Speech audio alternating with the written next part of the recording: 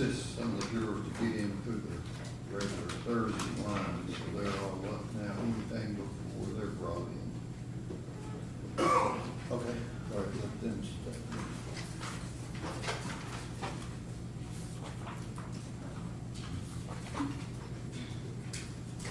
And who's the next witness?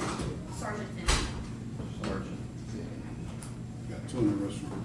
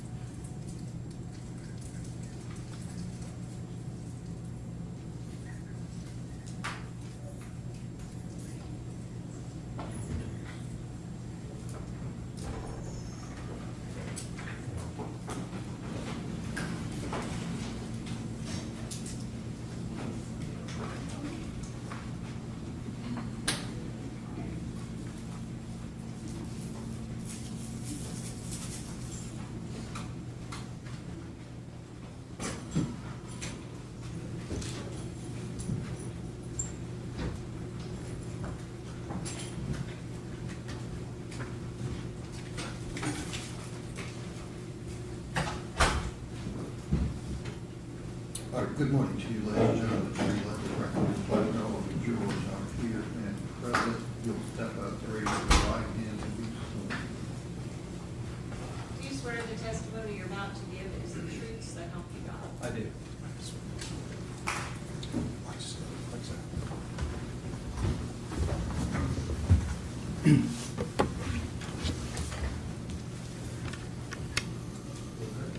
Good morning, Sergeant Benning. Can you please state and spell your name for the court reporter? Certainly, it's Colin, C-O-L-I-N, Feeney, F-E-E-N-E-Y.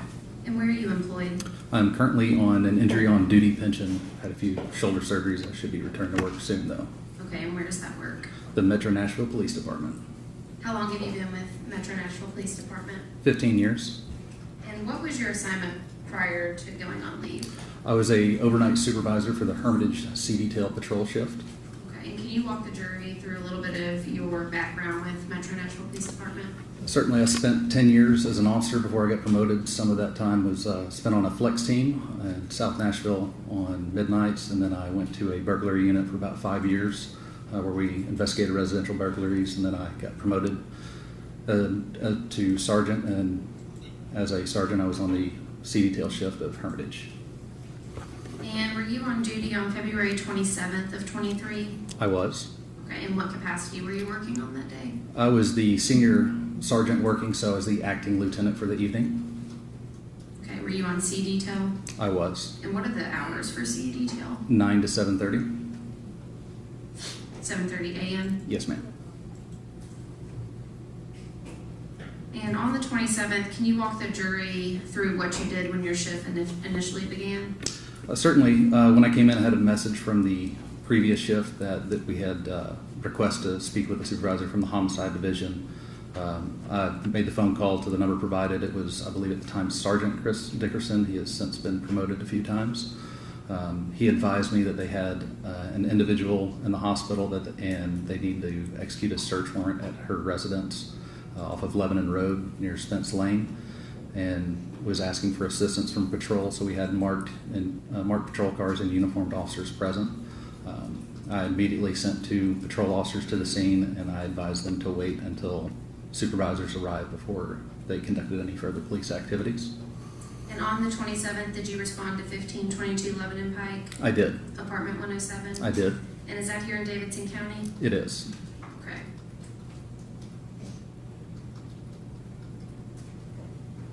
And would it have been customary for the domestic violence team to have already held that scene? Yes. Okay. And for whatever reason, that was not done, but once it was determined a homicide, were you called out and did you follow protocol? We did. Okay, can you walk the jury through what protocol you followed once you got to that apartment? Sent 2 uniformed officers to immediately secure the outside of the location, the residence in this instance. Then we waited for the homicide detectives to arrive with a signed search warrant from a judge. We require a search warrant at that point because there's no one there to give us permission to access the property, so we have to get a search warrant from a judge to legally and lawfully search it. Once we had the search warrant in hand and we had the investigators from the homicide division and our technical investigative services, or now CSI, on scene, we knocked on the door. We had after receiving no answer, we had a key to the residence. We made entry, cleared the residence, and allowed them to continue their investigation. Okay, and we're on the 27th, were you wearing body cam? I was. Okay.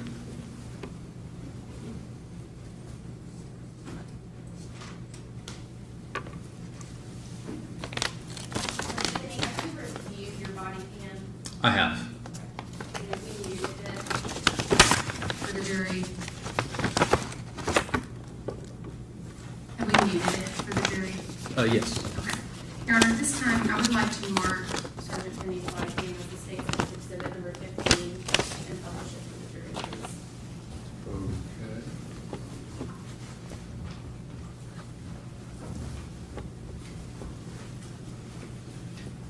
Sergeant Benning, does this look like your body cam? It does. Okay. As we play it, I want you to walk the jury through what you were doing, why you were doing it, who was there, things like that. Certainly.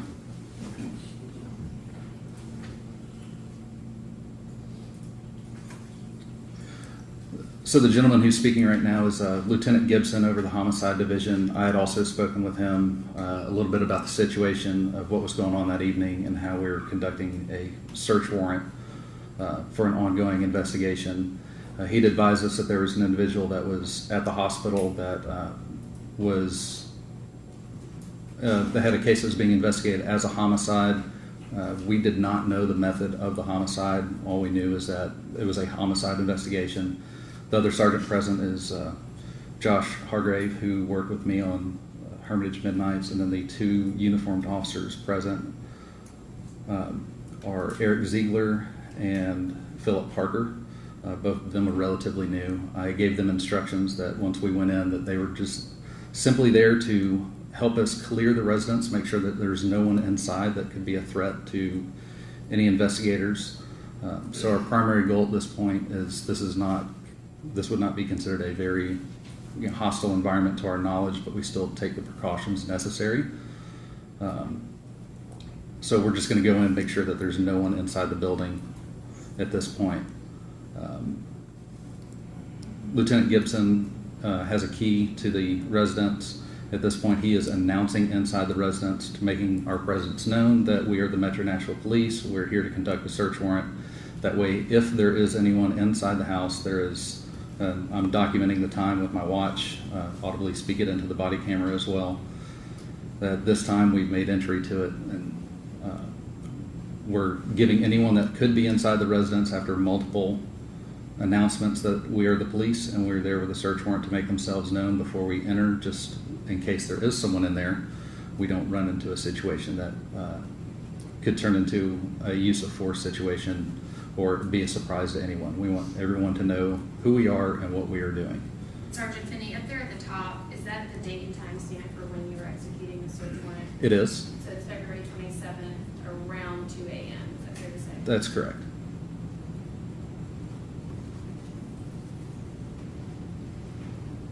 So we're giving an ample amount of time to anyone inside the residence because of the time of night that it is. If there were someone, say they're in bed, give them an opportunity to get dressed and let them know that we're coming in, and if they want to come speak with us, they can.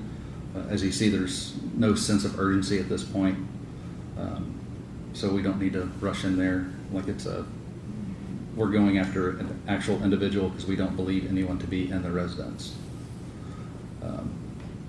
Once an ample amount of time is given, we'll go into the residence. We're looking around just for any sort of weapons that could be present. We'll document that. We'll audibly tell the other officers that are going in there.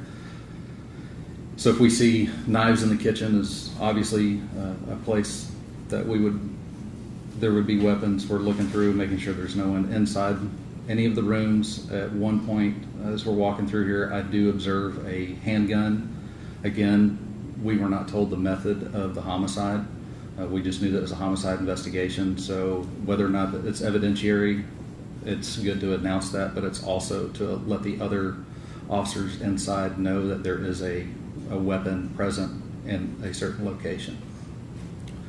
So we're just doing a very precursory search of the residence to make sure that there's not an individual in there. Our role in this is to do just that, and to have uniformed officers present, so it's obvious that the police are inside. So we're going to take the precautions that we can to make sure that everyone remains safe. Once we've completed our search, that's when the homicide detectives, who are in plain clothes, and our CSI unit comes in and does their investigation. So once we've completed the search, I instructed the 2 officers present to stay on the outside of the perimeter and just limit who has access to and from the apartment. Make sure that it's someone that has business being in there with law enforcement or law enforcement adjacent with our crime scene detectives, because not all of them are sworn personnel. So you can see we searched the residence. We didn't find anyone inside. So we're turning the scene over to Lieutenant Gibson of the homicide unit at this point.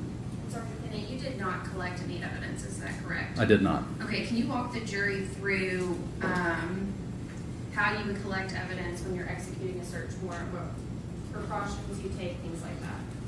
So anything that we're going to touch, we're going to want to have gloves on, first of all, to rule out any DNA that could be left by the officers that are responding. In this situation, we're not collecting any evidence because there's no one inside. It's a secure scene, and we can hand that over to our CSI unit to do all the evidence collection. But depending on what kind of evidence depends on how it's packaged, and we'll leave that to those guys since they process it in the lab as well. Okay, and do you photograph anything and document it if you were to collect evidence? We would. Okay, if you'll give me 1 minute.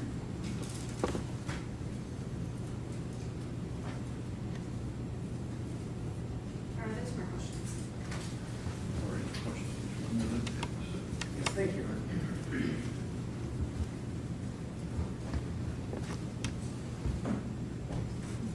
Sergeant Feeney, did I understand you say you did see a gun in the apartment? Yes. And where was that? I believe it was in the bedroom, Do you know where in the bedroom? maybe next to the nightstand. I don't recall.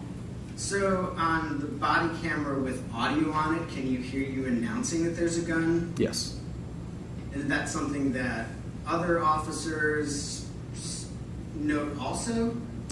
I would imagine they took a mental note of it, but I can't tell you what exactly they did. So you're the only officer on the audio of that body cam that says something about the gun? Yes, because I was the only officer that went into the room when I was clearing it that saw it. Okay, so you're the only officer that goes in the room and notes the gun. At that point in the search warrant, yes. And that's actually on the audio of the body cam? Correct. Which we can't hear on this one. Correct. Were you present for the rest of the search of the apartment? I was not inside, no. Where were you positioned for the rest of the search? Out in the parking lot. What was your role during the rest of the search? I still had to supervise a patrol shift, so the rest of the search, I was outside. I had nothing to do with the interior of the residence. Did you leave before it was completed? I did. So you were essentially assigned to the entry team, and then once that was done, your duties were completed. Yes, I left the 2 uniformed patrol officers on the scene, so if the plainclothes officers and the investigators needed any assistance from a marked uniformed patrol, that they would be present. But I also instructed them that if they had to do anything else, to notify me. So you were available if they needed help, Yes, but your recollection is there was no help needed for the rest of the search. correct. We had 94 square miles of coverage that we're responsible for, so I can't sit on one scene all night. And this seems like an obvious question, but of Mhm. course your body cam doesn't show the rest of the search. Correct. Are you aware if there is any body cam that shows the rest of the search? I am not. Are you aware if there is policy related to body cam footage during the search of an apartment? At that time, there was none. There was no policy, or there is no body cam? At that time, there was no policy that required you to keep a body camera on while you're conducting a search for residents. Typically, your crime scene investigators do all of that with a digital camera. Okay. That might record the actual Yes, but search. as to whether or not that exists, that's not in my scope of the investigation. That's not my role. Are you aware if there's currently a policy related to body cams during searches? I'm not up to date on our current policy. I've been on IOD for 2 years, Oh, wow. so You're probably ready to get back, huh? should be starting back soon. So, Well, congratulations. thank you. Were you provided any information and related to sort of what the nature of this entry was or this search was related to before starting the search? I was given information by the homicide unit that this was something that should have been done the previous day by the domestic violence division, and they failed to do so. So now they were having to come in later than they would have liked to conduct the search warrant, which is why I instructed my 2 officers who are relatively new to not touch anything and not get overly involved, because this would be going to trial in a few years, and it was less than ideal circumstances for them. What part of it was less than ideal? Well, when you're a new officer and you don't know what you don't know, so you don't know what you need to be looking for, you don't know what you need to announce, you don't know what you need to pay attention for, because whether or not you can recall something, 3, 4, 5 years later, is when you're brand new, those are things that you don't understand what to look for and what to do. So that's why I made sure that myself and another sergeant came out and were present at the execution of the search warrant. You're a very experienced officer. Mhm. Why was it that it was your understanding that this search should have been done the day before? I can't speak to why the domestic violence division failed to follow policy and protocol, but I just know that they did, but I can't speak for the actions of another person. You had indicated, I think on direct, that something about that scene not being secured. Did you have some understanding related to that? It was locked when we got there. We were there to secure the scene with our 2 officers present. That as far as the outside of the perimeter being secured, it's an apartment complex. as soon as we were made aware of it, we sent 2 officers there to make sure that no one entered or exited the residence. So, but from the time that we sent 2 officers there to whenever the incident originally occurred, I can't speak.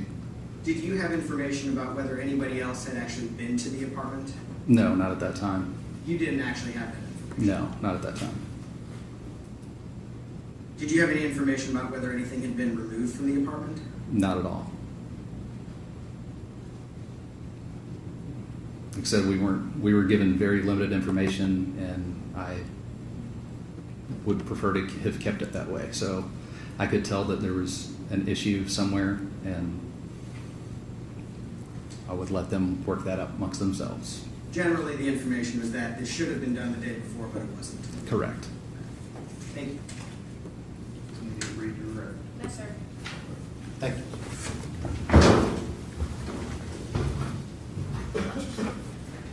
Who's the next witness? Jason Terry.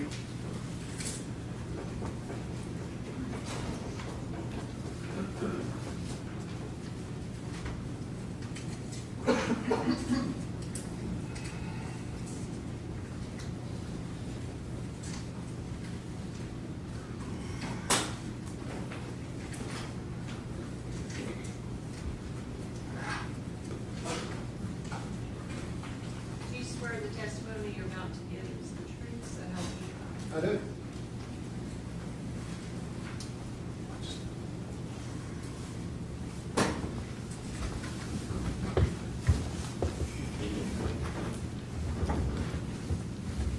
Sir, would you please state and spell your name?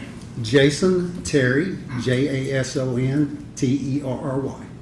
And Mr. Terry, what is the current state of your employment? I'm a retired Metro Nashville police officer.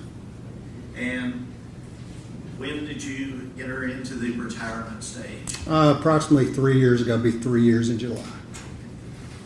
How long were you with the Metropolitan Nashville Police Department? 23 years. And about me doing the math, when did you start? I started in 2000. When you started in 2000, what were your duties, responsibilities with the police department? I initially started out as we all do. I worked patrol for approximately 5 years before becoming a detective in the sex crimes unit. I was there 4.5 years before transferring to the U.S. Marshals Fugitive Task Force. From there, I was a detective in the auto theft unit for almost 5 years before completing my last almost 6 years in the crime scene unit. And in February of 2023, what branch of the police department or what unit were you assigned to? I was assigned to the crime scene unit. And how long would that have been that you had been with the crime scene unit at that time? At that time, about 5.5 years. During those 5.5 years, had you responded to few or many crime scenes? Quite a few. Now, what does the crime scene unit do? What we do is when we get called to a scene, and here in Nashville, most everything we can, if we're requested, will come out unless we find a reason not to. But generally what we do, we'll come out, we'll assist detectives or patrolmen, help identify possible evidence. That we'll then document the evidence. We'll collect it and then help preserve it by the way we package it and by the way we take it down to our property room for storage. And to work in the crime scene unit or CSI unit of the police department, do you undergo any specialized training? Yes, initially the training is for the ones like me that were sworn officers. We have both sworn and civilian crime scene technicians. With the sworn officers, it's pretty much initially on the job training because we have to have a minimum 3 years of service before we can even apply. But once we're in there, we get sent to the National Forensics Academy, which is a 10-week intensive course in Oak Ridge, Tennessee. It's held by the University of Tennessee. There's 10 weeks of crime scene investigation training, everything from different ways of fingerprinting to evidence collection to photography. We also are required, I believe it's within 2 years of being assigned to the crime scene unit, we have to become certified by the International Association of Identification. We are tested, we have to apply, and we have to pass in order to be certified as crime scene technicians. And did you accomplish all that? I did, yes. Now, as part of that, are there certain protocols, rules, for lack of a better term, that you would follow in entering and processing a crime scene? There are. It's dependent on the scene, but there are some protocols. We have certain standard operating procedures depending on what kind of scene it is, things we do. Now, do you as a crime scene investigator always know the facts of what caused it to be a crime scene? We do not. Generally, we depend a lot on the information the detectives give us. Unlike what you might see on television shows, we're not the ones sitting down interviewing witnesses and victims and suspects. And we get our information from the detective. We go through the scene. Now, as we do that, we're still open-minded if we see something can be helpful. But at the end, that scene belongs to that detective. We're there to assist, and we're more supplemental.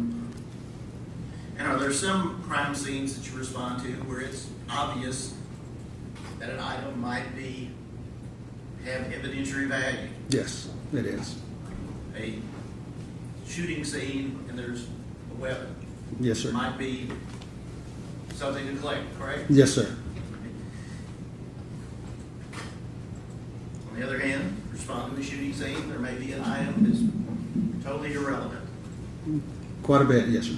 And would you collect something that you've already realized is totally irrelevant to that crime scene? No.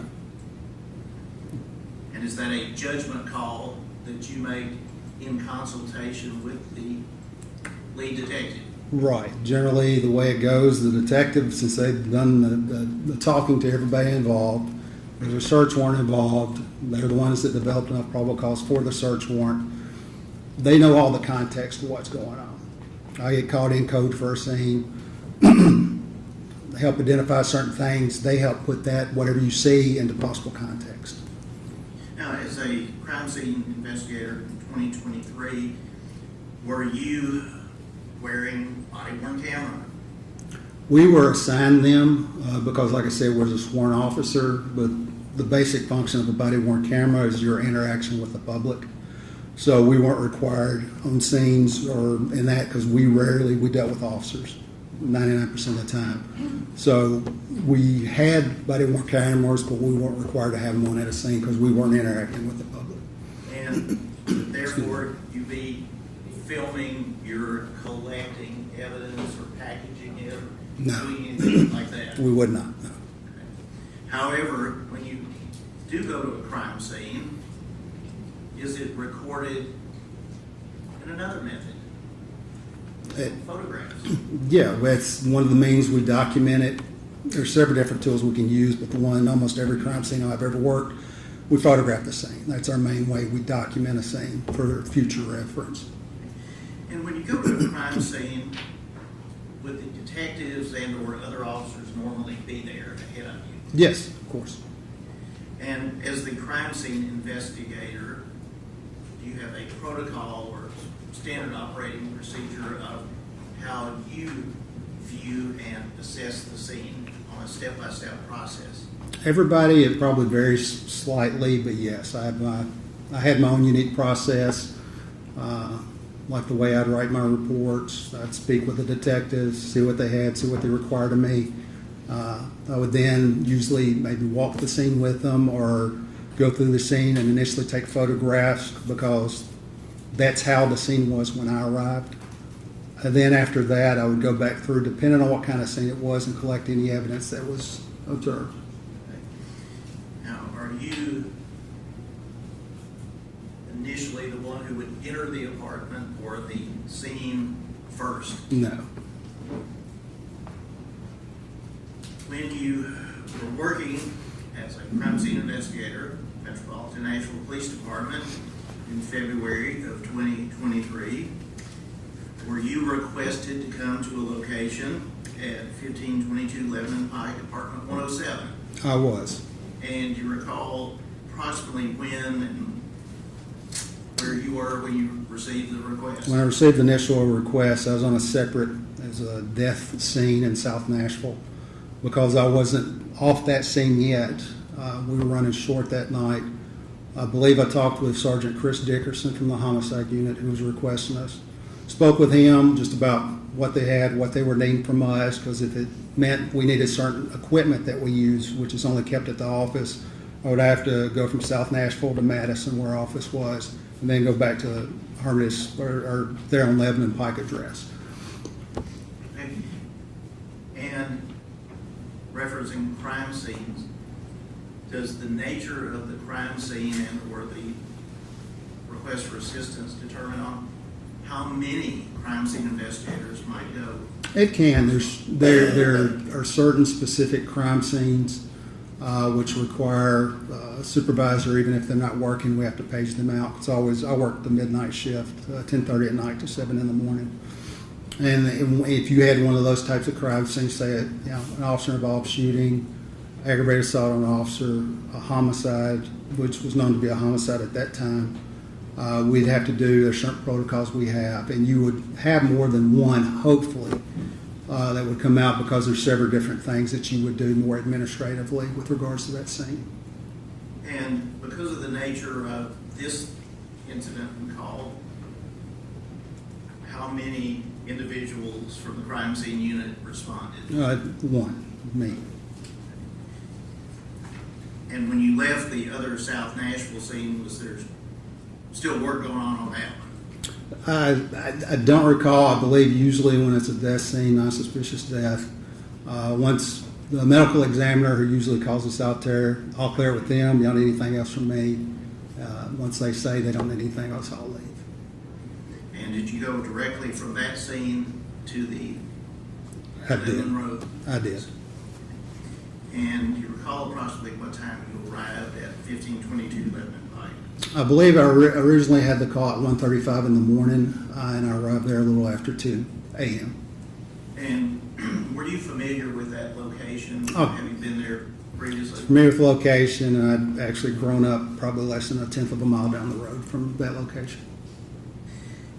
So when you arrived, describe what you observed with respect to law enforcement presence. Right, there was multiple law enforcement there, police, different bosses within the homicide unit were there. I said the main point of contact I had was with Chris Dickerson. I arrived on the scene, they identified, Detective Reese has been the lead detective. Initial thing I'll do, I'll get out immediately, write down on what we call an ID work form. It just denotes the date, time. It's usually the initial photograph you were taking, the series of photographs for that scene. I fill that out, and before I even get in, I meet with Detective Reese meets me, take possession of a comforter and a washcloth that were in a double bag trash bag. Note the date and time that I accepted that property, placed it in my van and secured it. Then I've gone into the scene. Once I go into the scene, there's several detectives in the scene. I talk to them, find out again, confirm what exactly they need from me, what exact steps are they looking for. In this case, it was to collect certain items that they identified and to photograph the apartment, which is what I did.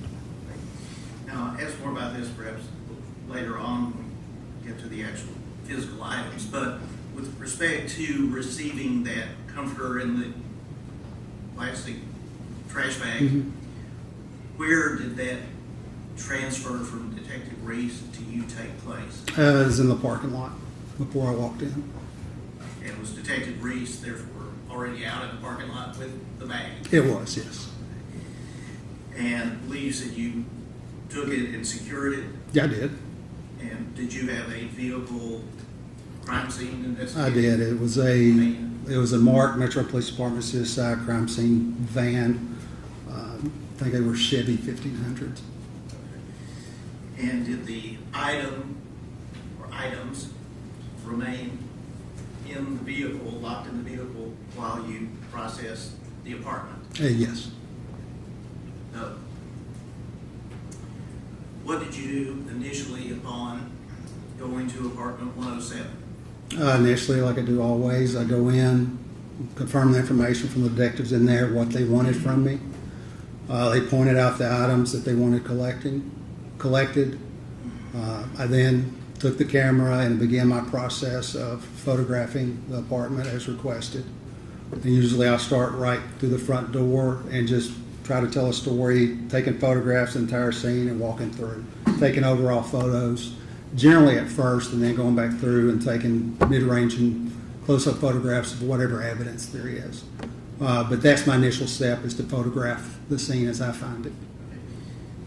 Had you ever been inside apartment 107 prior to that early morning hour? No, sir. And upon stepping across the threshold or looking in,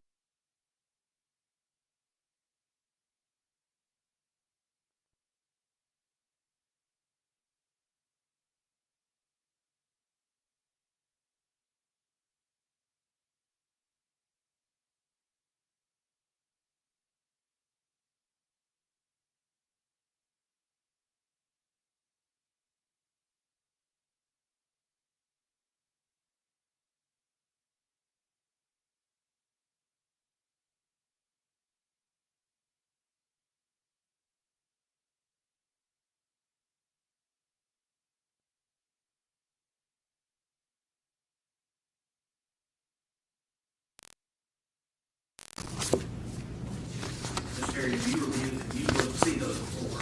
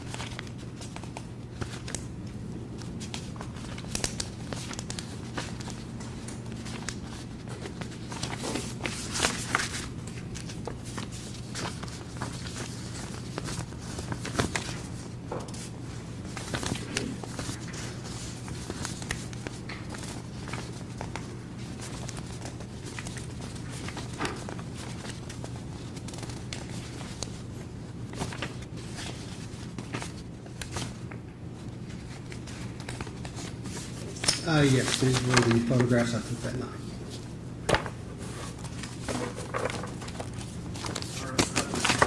Respectfully request they be introduced as next number exhibit and request to be published on to the jury. Okay. 16.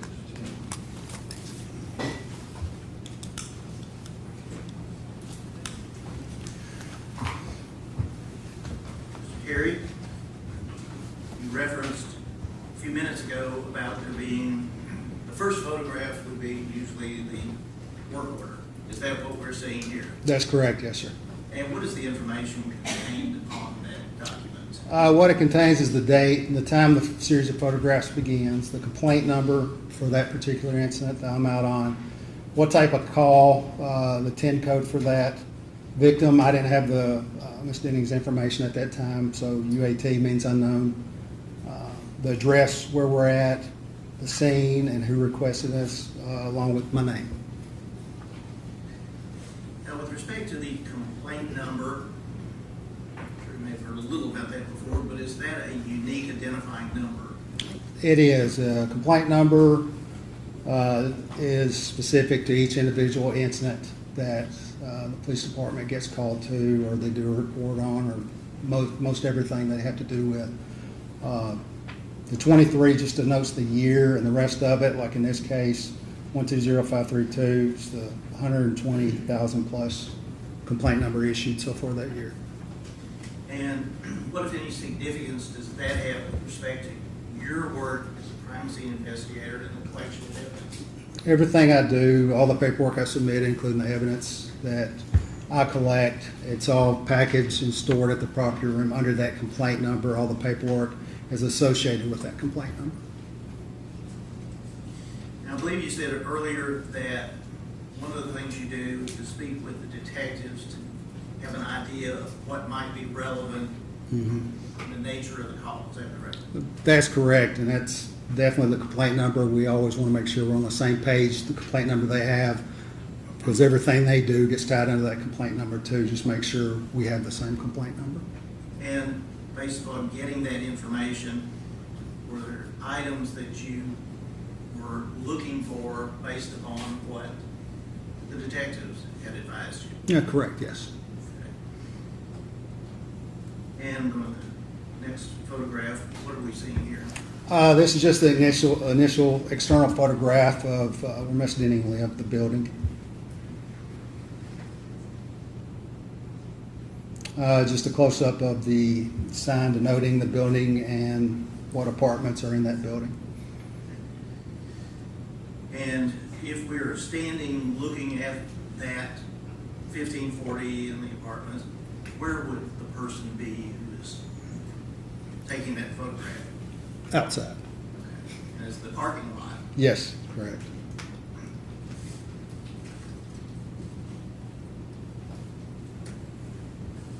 It's just a close-up, still outside of the apartment number. Now, do you recall, was 107 on the first or second? It'd be on the first level, Okay. first floor. Just a photograph of the external door going into the apartment 107.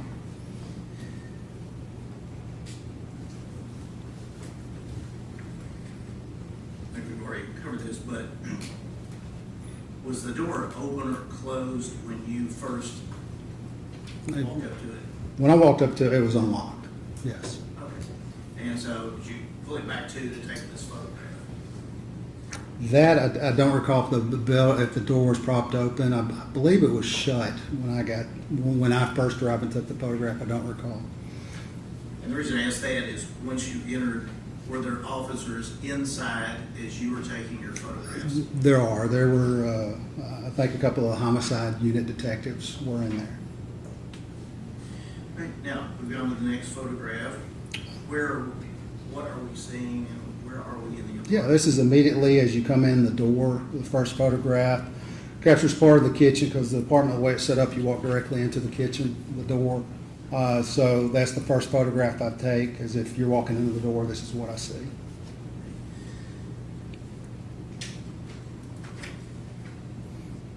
Again, it's a little better flash.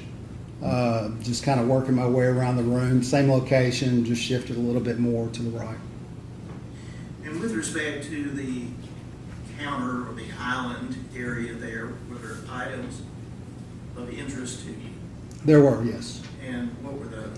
The items of interest that had been identified to me by the homicide unit were the two bottles, the Minute Maid and the V8 splash bottle there in the middle. This glass, which was half filled with clear liquid, and this glass, which was empty.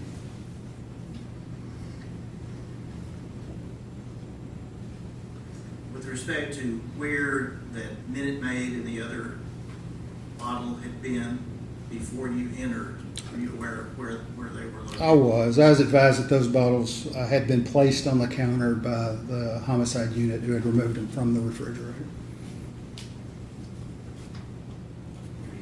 Clear. Not good. Oh. And we'll go to the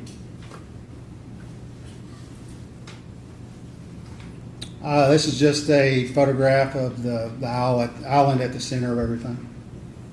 And when I asked a few minutes ago if there were homicide detectives inside Yes. while you were working, There's one of them there to the right.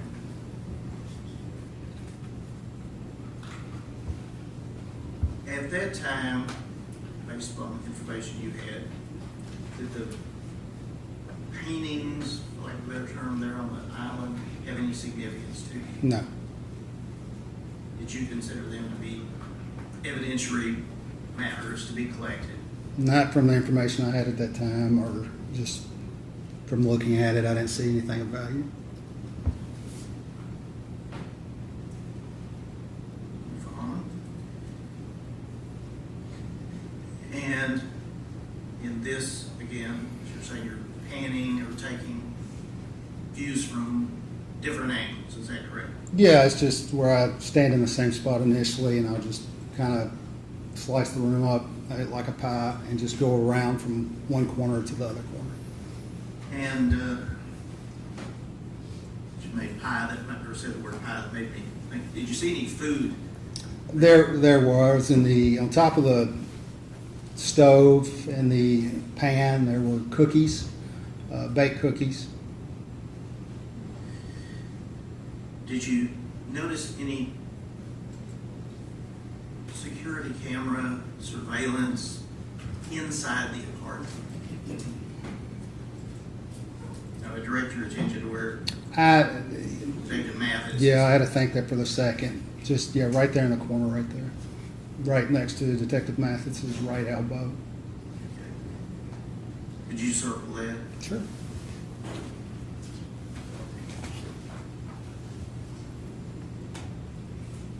Did that appear to be activated or? No, from what I recall, no.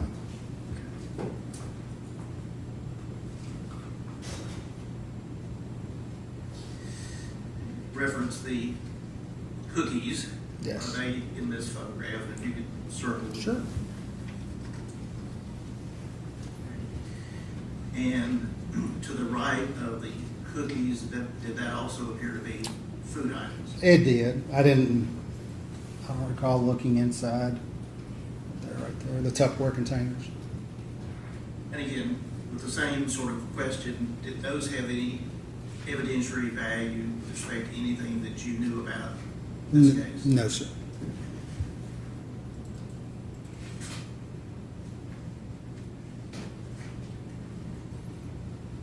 And close-up view of what previously looked at, is that correct? That's correct. Do you recall whether there were any dirty dishes in the sink or? I don't recall any, no. And again, more of a close-up of what we've already discussed, is that correct? Correct, yes, sir. Now, in looking at the cookies, does there appear to be one missing? Appears to be two missing. Two. Okay.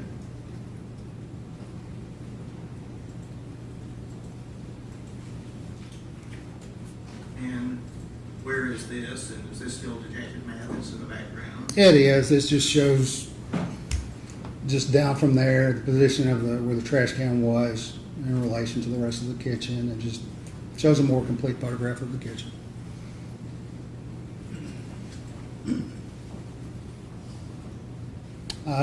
Photograph of the kitchen island just from the opposite side.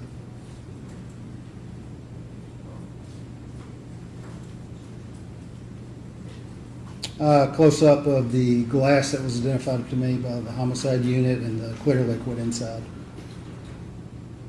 And was that one of the items that were later collected? It was, yes.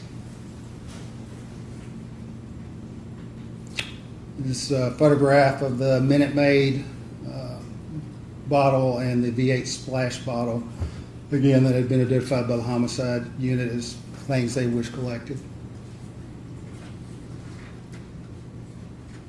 Close-up of those same two bottles.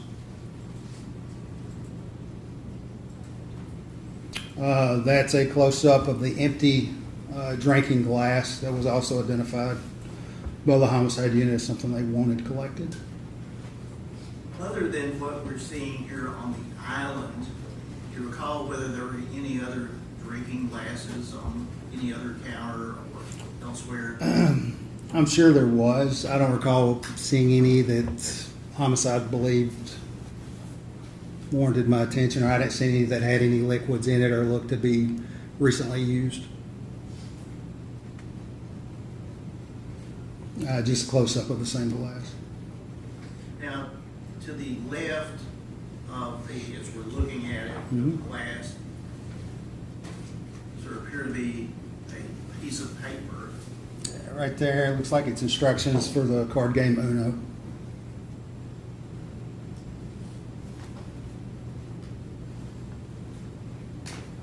It's just an overall shot of the living room area.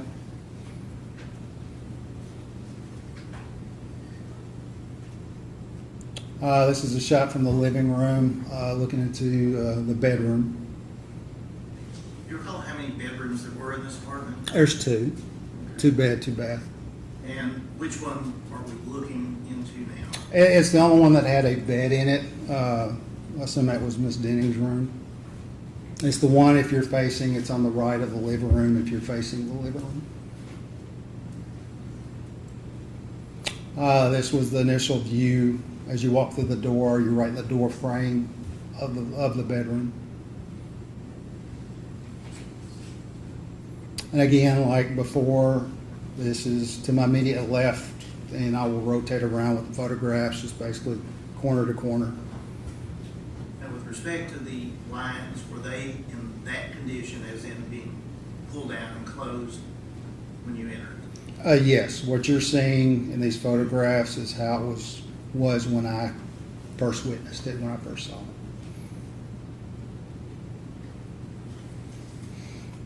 it. Again, just the opposite corner, showing part of the bed and the window.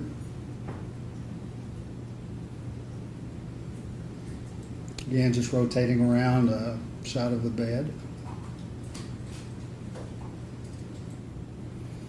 Again, rotating around to the opposite corner and showing the door to the walk-in closet. With respect to the glass, the drinking utensil there on the end table, did that have any significance? No. And in fact, did you collect anything from the bedroom? No, the only thing I collected was there on the island, per what homicide instructed and what they wanted.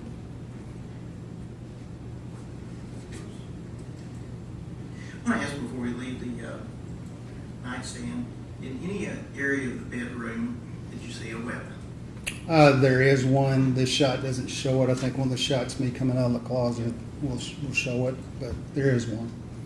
And where was it?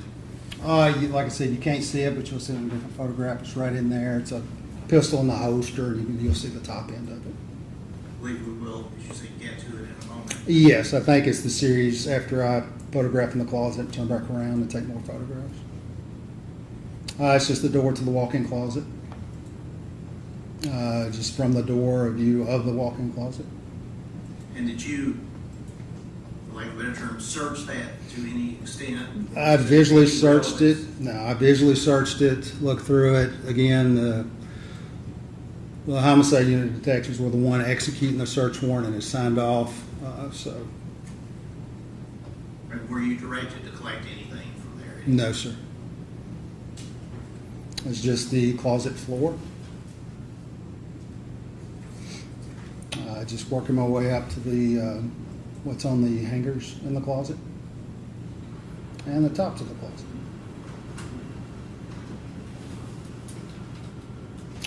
This is just me coming back out of the closet facing the bedroom. And again, just a photograph of the nightstand. And, Should be the next one. yes. And there, it's just an overall of the nightstand and what's around, and just what we was talking about earlier. Did you, excuse me, circle that? Right there. Did that have any evidentiary value as far as you were concerned? No, it wasn't a shooting scene. There was no allegation that anyone had been shot or any gun had been used. Someone's private weapon.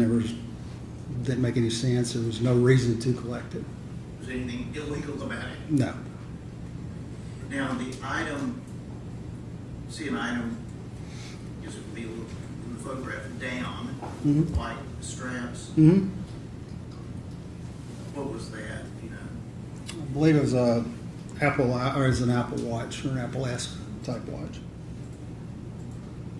And again, at that time, based upon information, did it have any evidentiary value as far as being collected? No, nothing was said to me, no.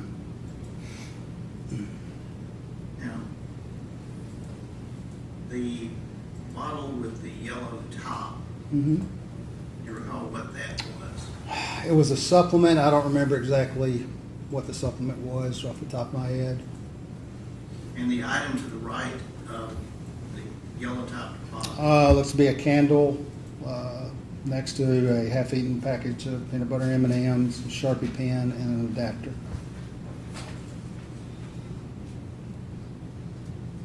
And now you was walking out of the closet, correct? Correct. Again, just a different series of photographs there, just from a different angle.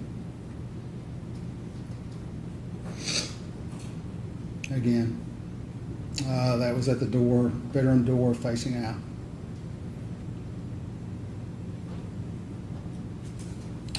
Just to the left, before you walk out, there's a door on the left. That was the bathroom in the bedroom. That's what this is. Recall how many bathrooms there were? 2. So this is the one off the, One off the, what they would call the master bedroom, yes.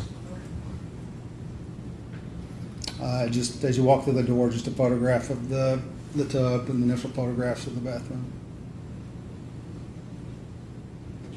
and appeared to be anything out of the ordinary in the bathroom. No, not at all.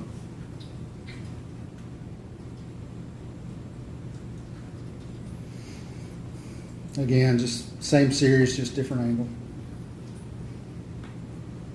Same bathroom, different angle. Let me ask, Mr. Terry, when Detective Reese gave you the plastic bag comforter, did you open it up and look at it? I did. Right then? Yes. Okay. And what, if anything, was within the white bags, trash bags? It was a blue comforter and a yellow washcloth. I'll say, did you, in looking through the apartment, see anything similar to the washcloth that was in the bag? Yeah, it looked similar to those up there.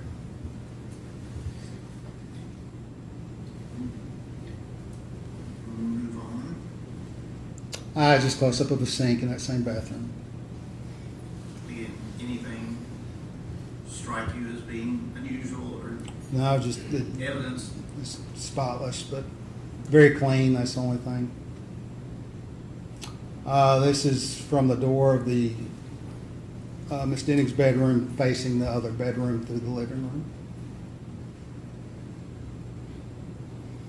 room. Just the other bedroom from the door looking in. Again, just rotating around the room. This is a corner of that same room.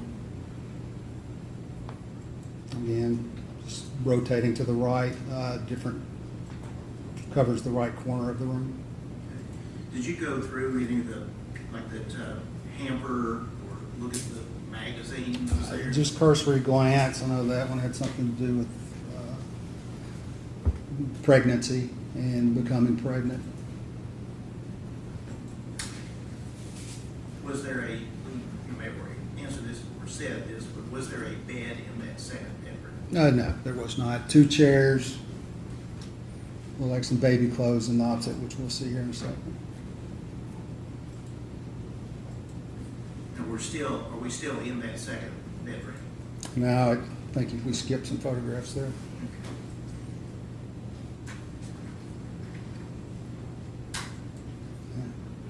Because this is facing the bedroom from inside the walk-in closet attached to the second bedroom. So did you spend any great significant amount of time in that second? Yeah, photographed it from a couple of different angles, yes.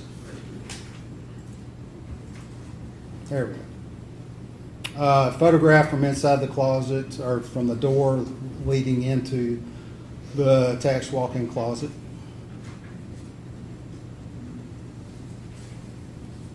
Let's go back there for a second. Did you see in any items that would be associated with a baby? Oh, yes. You have a couple of baby holders. I think that was a walker. When you'll see on additional photographs over here on the side, you're going to show some boxes with, I think, with diapers and some formula. It's just the, The bathroom attached to the second bedroom and the second walk-in closet. Same, just a toilet, counter. The walk-in closet, again, just showing what's on the top shelf. okay, I believe you referenced Pampers or those. Yeah, there's some Pampers over here.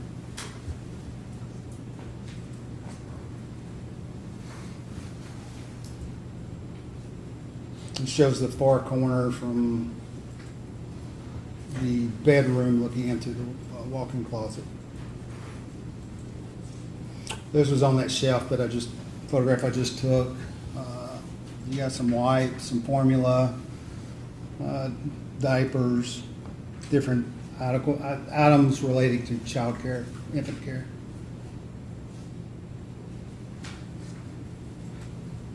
Again, just some items on the floor. Looks like something else from Pampers down in the box below. This was the walk-in closet from the bathroom facing back into the bedroom. That same corner just shows what's on the shelf. And what shows below. Looks like that was a walker / car seat for an infant.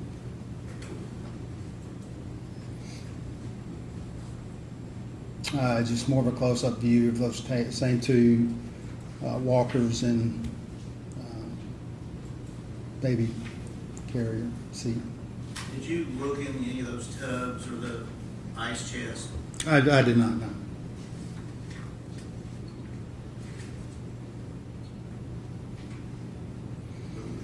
That's all.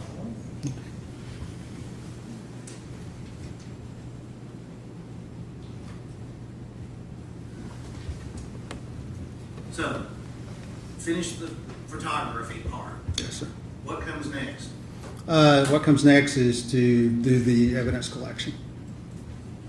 And are there any procedures or protocols that you adhere to in collecting items of evidence? Yeah, you always want to take whatever precautions you can, such as wearing protective gloves,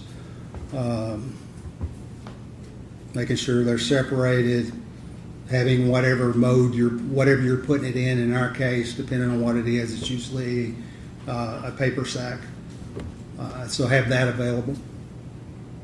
And did you follow that process and procedure in this case? I did. This was a little unique in that you had fluids. Normally, when it comes to any kind of fluids, we'll just do a swab of it. In this case, I thought it was more important to get a larger sample of it. So the clear liquid in the drinking glass, I put like in a little plastic vial that we have. That's specific for liquid collections. I did that, then I collected everything else as a whole, but I mean, it was in separate bags. You denote the time and the date that you actually take possession of it, that you take custody of it. You make sure that's marked down also. And is that actually placed on the bag or whatever the evidence is placed in? It is, along with the complaint number, where it was obtained from, what exactly is in that individual sack, and date, time. Council has seen these items before, but I can bring the box over if I want to look again. Okay, thank you. I apologize if this may take a minute, but if I could have the items passed up to Mr. Terry one at a time. And actually, let me pull it over here this way. I can't show you which one. That's fine. Particular order.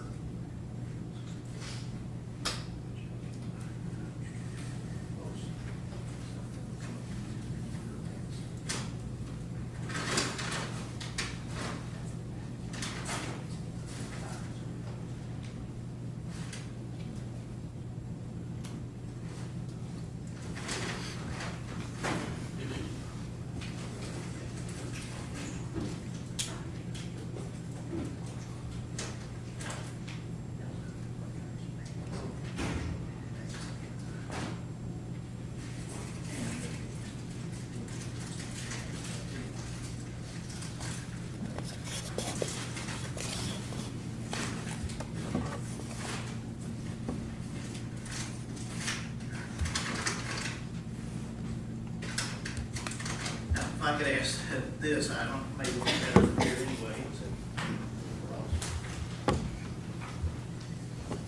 Mr. Terry, you're being handed Thank you. an item package in a paper bag. Can you look at that and tell us by the markings and identification whether or not you recognize that? Yes, this was the packaging for clear drinking glass, and I have it denoted on the bottom inside the box. That wasn't recovered at the scene. That was just a means of safely packaging it within here to make sure it didn't break. So it was a glass. Yes, yes, sir. Your Honor, I would ask that be introduced as the next number exhibit. So,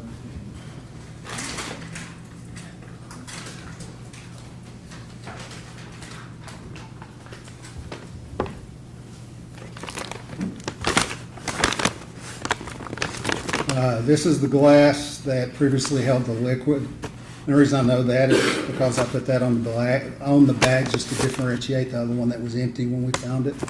One thing I didn't talk about earlier is the way we know is, again, complaint number, type of call I'm out on, the address where it's recovered, date and time it's recovered, and exactly what's inside the box.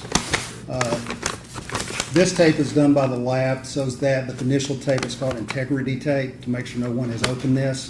After I sealed it, the way you know that is from the integrity tape, plus I put my initials and the date that I sealed this. Your Honor, would that be exhibit 18? okay.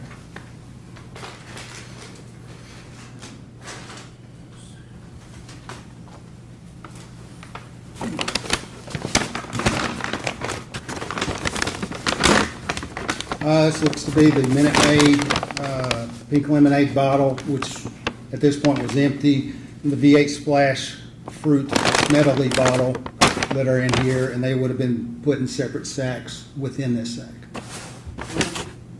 You recover something that has liquids in it. Mhm. What is done with? The liquid, once it's packaged like everything else, packaged and put in the proper room, because the detective decide what testing is needed, what they want to be looked for. Because this is, at the time, we didn't know exactly, or I wasn't aware what drug or if a drug had been involved. It's packaged in the way that we would normally package any type of drug, which is in a clear bag, and it's double bagged for safety. I believe that would be exhibit.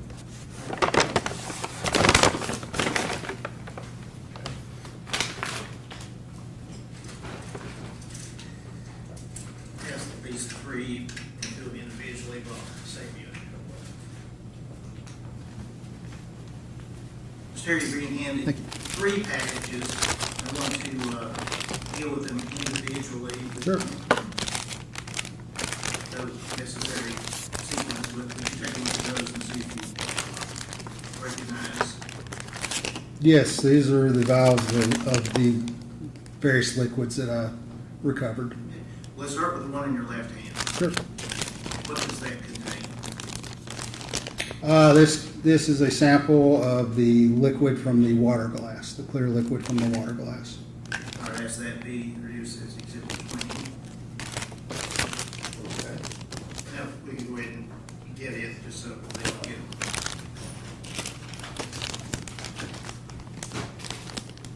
And the next one. This is the sample I collected from the V8 Splash bottle. Does it contain the appropriate markings and identification?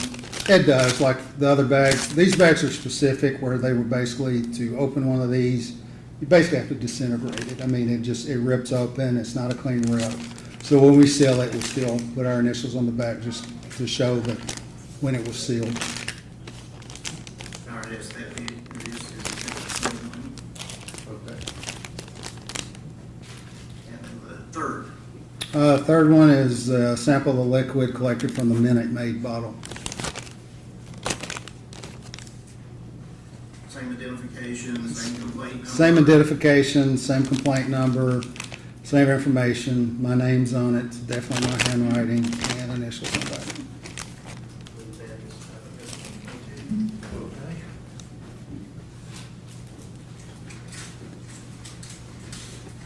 Now, talk about the item you received from Detective Reese. Yes. Did you process that, or you said you looked at it, saw it had a comforter and a washcloth? Did you process it with respect to packaging, repackaging there at the scene? At the scene, no. It was transported as is to our office, CSI office on Mott Drive in Madison. And what, if anything, did you do with those items there? With those items, we call them drying cabinets. They're just the big cabinets that you put things in that has air that circulates around that helps dry wet items. Because, from my understanding, there had been substance on the comforter. Placed it inside the drying cabinet to ensure it was dry, because if you turn in articles of cloth or most anything and you package it wet, it can mildew and mold over time, which can compromise and contaminate evidence. And with respect to the trash bags? Those are packaged separately. They came with the comforter and are packaged separately. If I could ask this item, the next witness.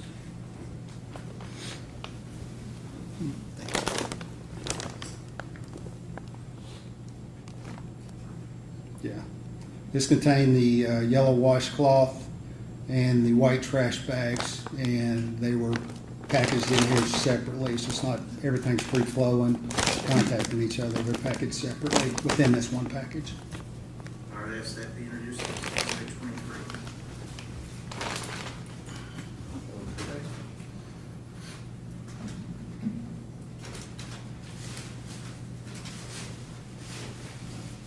And work my way around with this item. I'm not approach one. Okay.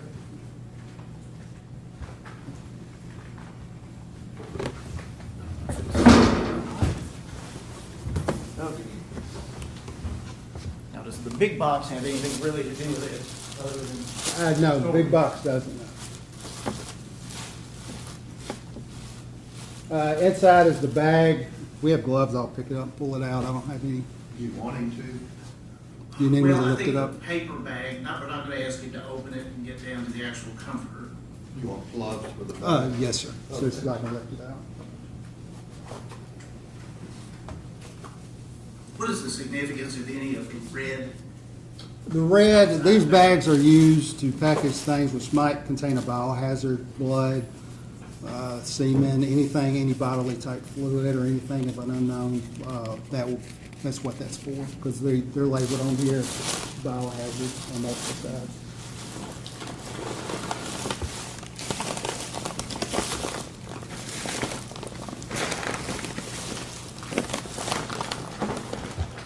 This is the bag and where we place the comforter for packaging, just due to its size. On here is the same information as the other bags: complaint number, type of call, location, date, time collected, and what's exactly in here. Also have the complaint number written on there. No, you can't see it on here. My name is on the integrity tape and initialed also.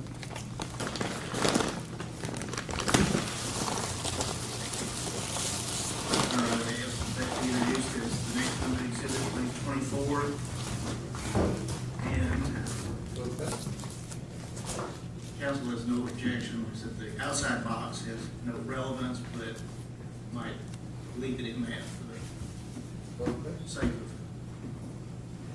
Thank you.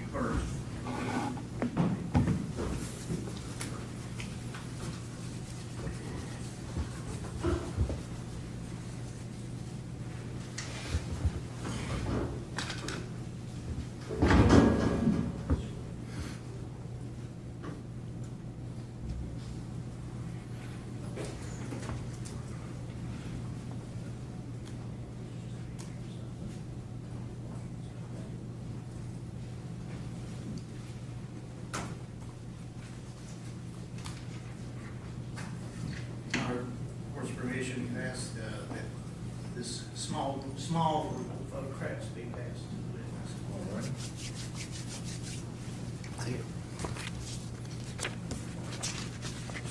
just take a look at those and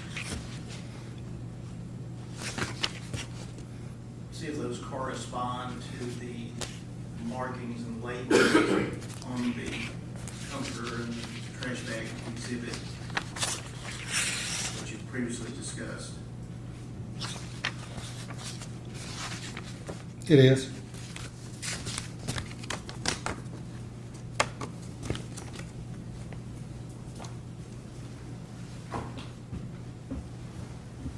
Or if I could just, You need a hard copy? just, yes, just to put these on, Okay. if I could publish these briefly.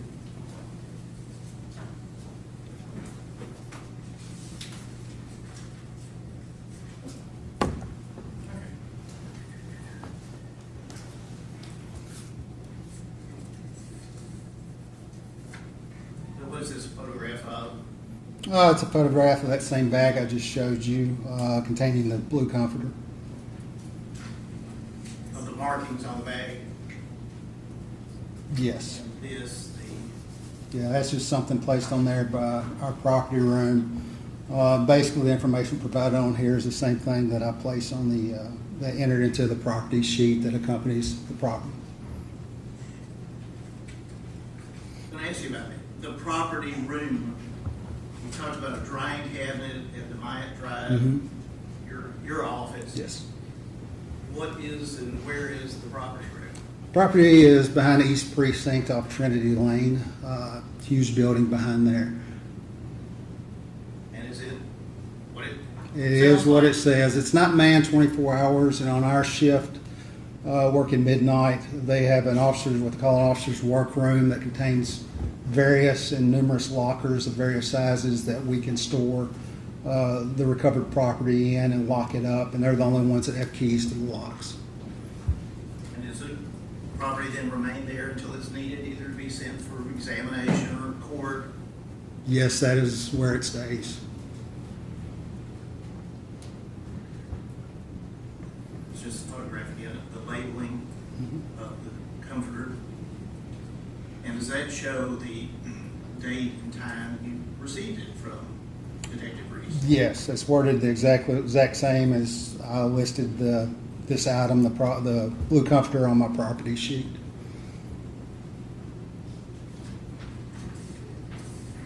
And then photograph of the outside of the trash bag that's previously been introduced, is that correct? That is correct, yes, sir.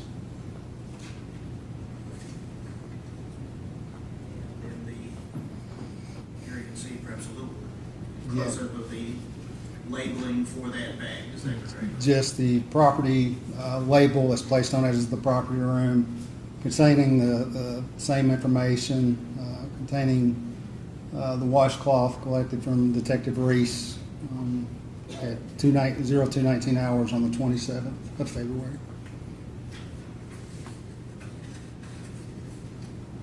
I don't know if I could return these to the clerk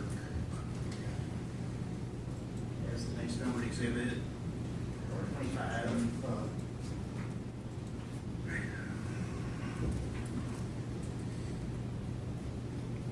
Collection, packaging, processing, is that your responsibilities in this case? Collecting and packaging, yes, I do not. The only, if you want to use terms such as photographing, the actual processing, I do not do. So after your job is done, it goes to someone else. That's correct. Whatever requests are made from the homicide detectives, it'll follow the property to the lab, and that's where the testing is completed. At this point, once I have everything turned in, packaged, paperwork complete, my involvement in the case ends until usually I don't hear anything about it. I don't get notified of results. Usually the only time I know that a case has come through fruition is when I get notified 3 or 4 years later for court. And that's where I learn the result of the testing and anything like that. But as soon as this part of it is done for me, that's my involvement is over. You're on to the next call. Yes, sir. One thing I wanted to ask about, we went through a lot of photographs of that apartment. Mm-hmm. 2 bedroom, 2 bath. throughout looking and photographing that apartment, did you see any alcoholic beverage I did not, no. or any alcoholic beverage containers? No, sir. Did you see anything of drugs, any? I don't recall. There, I can't remember if there was a, no, I don't believe so. No, I was fixing to say I can't remember if there was a pill bottle on the nightstand or not. You said it was a supplement? Yes. Okay. But with respect to, have you worked scenes where there have been drugs? I have, yes. And have you worked scenes that really didn't involve drugs, but there were drugs there? Yes. Is that something you would notice and document? Yes. And as far as any drug paraphernalia, crack pipe, blunts, whatever, did you see anything like that there? I did not.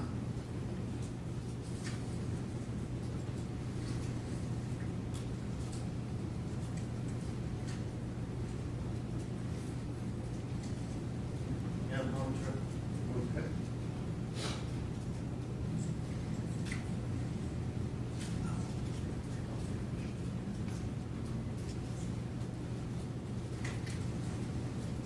I don't know if this comes under the medication or not, but did you see an EpiPen or anything No, I did like not. that No, sir. there at all?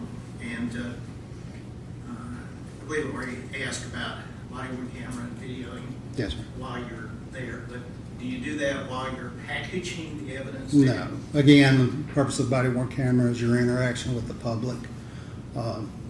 It would only be on if I'm actually out performing police duties, a traffic stop, or I decide because I'm a sworn officer, I would answer a call, back up another officer, then it would go on like normal, but not there, no. Those are my questions. All right, questions? Have Mr. Taylor. Thank you, Your Honor. May I please see Exhibit 16 and Exhibit 25? 25.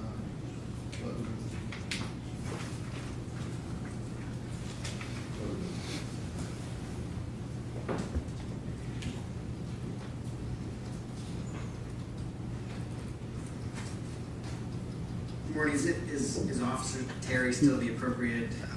Mr. Terry, Jason, either or is fine.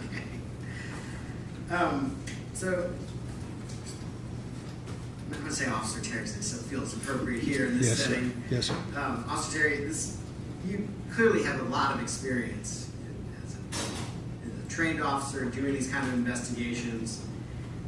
And part of your training and experience, you're trained for thoroughness in these kind of investigations. Is that fair? Yeah, based upon the information that's provided to me, yes. Sure, you're provided information and then you're trained to execute on that information in as thorough a manner as possible, right? We try, yes.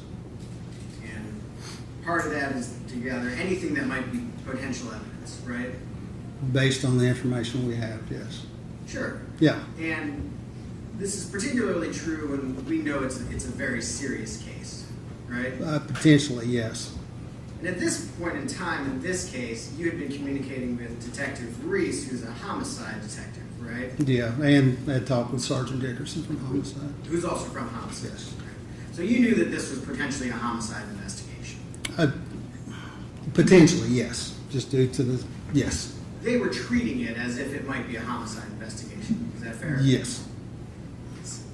Usually homicide doesn't get involved if this is something that might not be treated as a homicide investigation. Is that fair?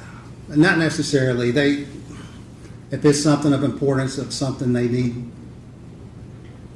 the homicide guys are generally considered the best detectives around. They will, something an unknown such as this, initially, it can go to them, yes. But the information you have is that they were concerned about it being a poisoning. Is that? Possible ingestion of poison, or in this case, a drug. That might have been something like a homicide, right? It could have been, yes.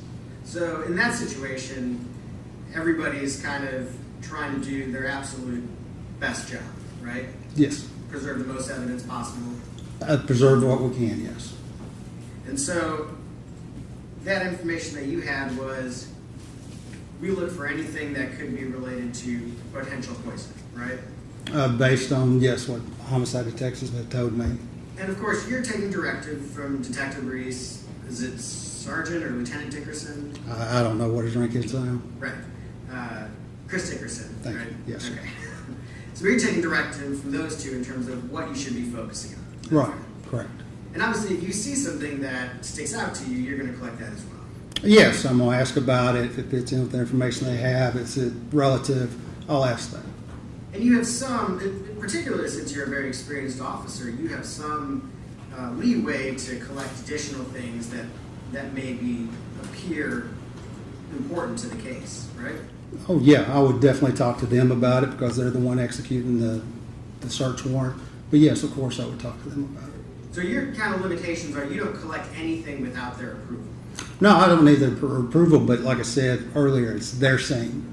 It's their responsibility regarding because they're in charge of the investigation. And I would talk to them about it. Let them know we have this might be something we need to collect or we don't.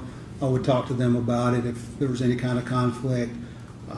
That's a really good team over there on the homicide unit. I've worked with them several times. So that wouldn't be an issue in communicating. But I would definitely want them to know I'm just not going to arbitrarily start grabbing stuff. So yeah, it would be discussed with them. But ultimately, they give the yay or nay on what you're collecting. They can. I mean, I can collect it anyway, but yeah, they can give the yay or nay because, like I said, they're the ones that have all the available knowledge that you can at that time because they've talked to everyone involved.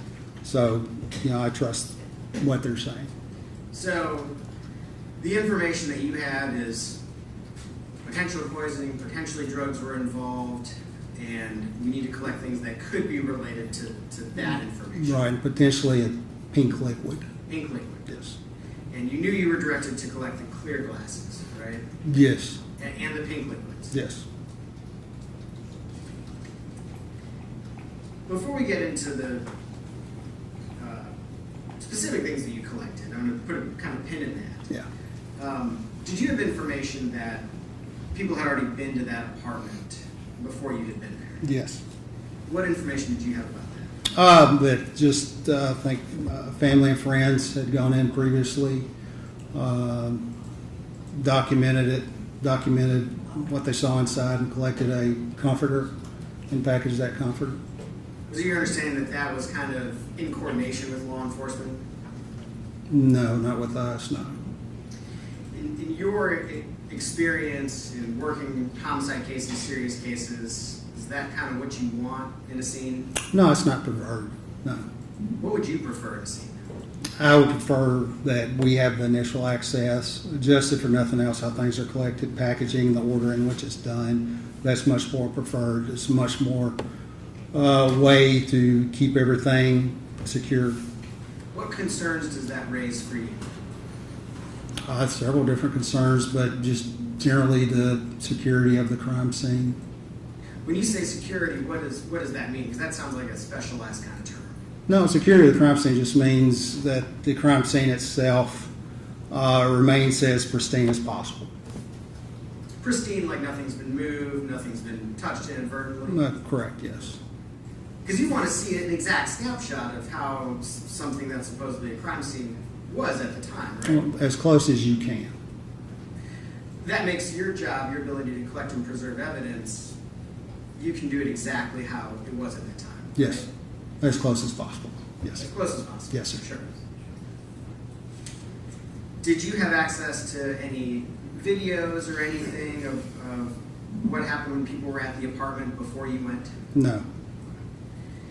Were you given a description of what occurred when the people went to the apartment? Just a brief description regarding, what exactly they did, yes. Were you told how many times people went to the apartment? No, I was just told that once, but I don't know if there was other times.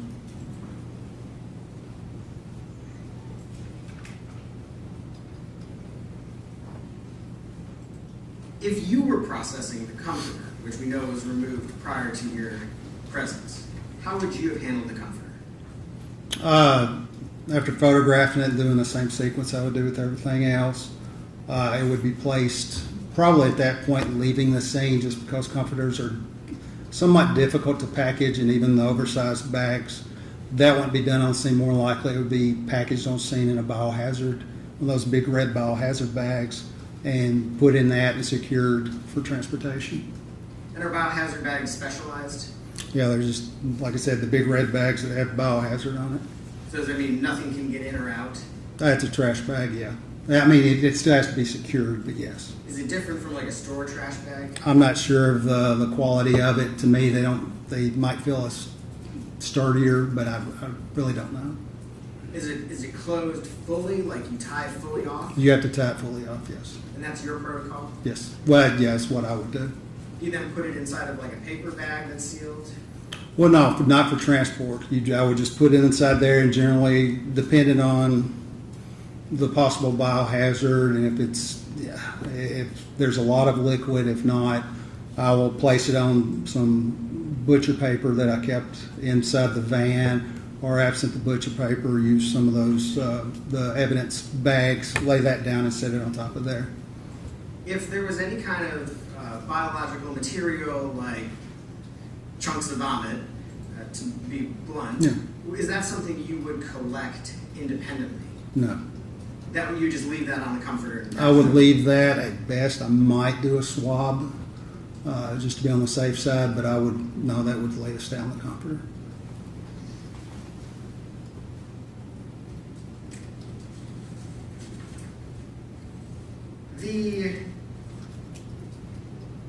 I want to talk about Your Honor, permission to publish photographs from Exhibit 16 to the witness.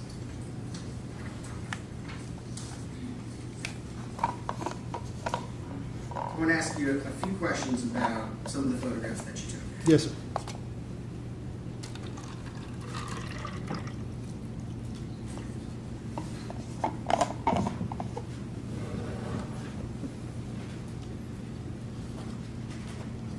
Okay, I don't know which letter this is, but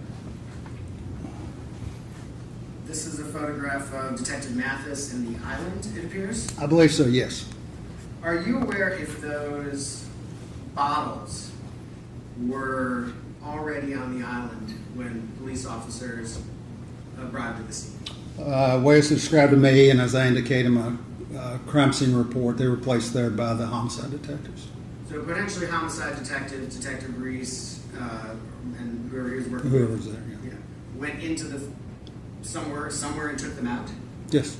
You know where they took them out from? I believe it was the refrigerator, from what I was told. You didn't actually witness that. No. You don't know where in the fridge they took them out from? No. You don't know. Do you know when they took them out? No, not exactly, no.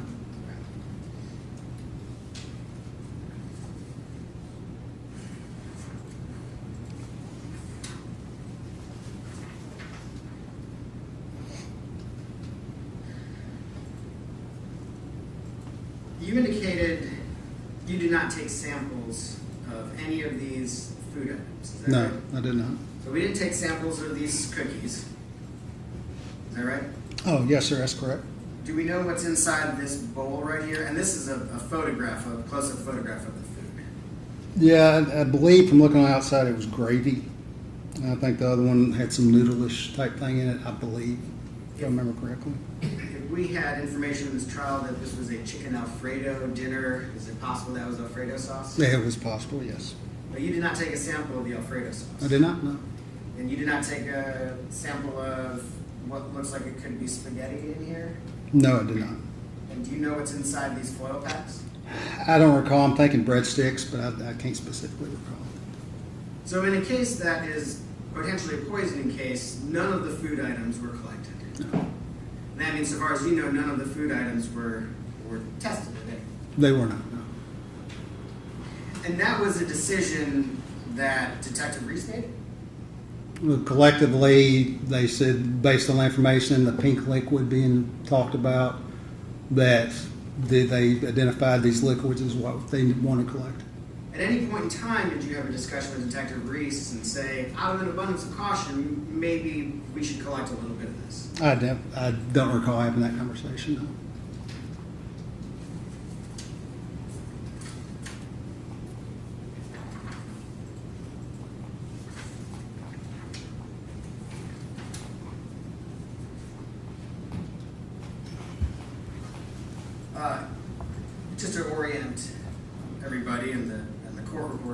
this is a picture of the island facing the sink.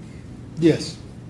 And next to the sink, do you see a sort of a pink cup with a top on it? Yeah. Yes, circled right there. Thank you. Do you recall ever looking inside that pink cup? I don't recall. That would be something I would have done, but I don't recall that. No. And my understanding is you did not collect that pink cup. I did not know. Do you recall ever having a conversation with Detective Reese about collecting that pink cup? No.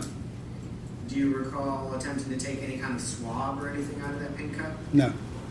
And just because we're talking about swabs a little bit, it is potentially possible at crime scenes to get very, very trace amounts of evidence from surfaces, from cups, from other places. Is that right? Yes. Sometimes, especially in drug cases, I mean, drugs can leave like very, very small amounts can be found places, right? Correct. And so that was not something that was ever collected or tested, so far as you know. No.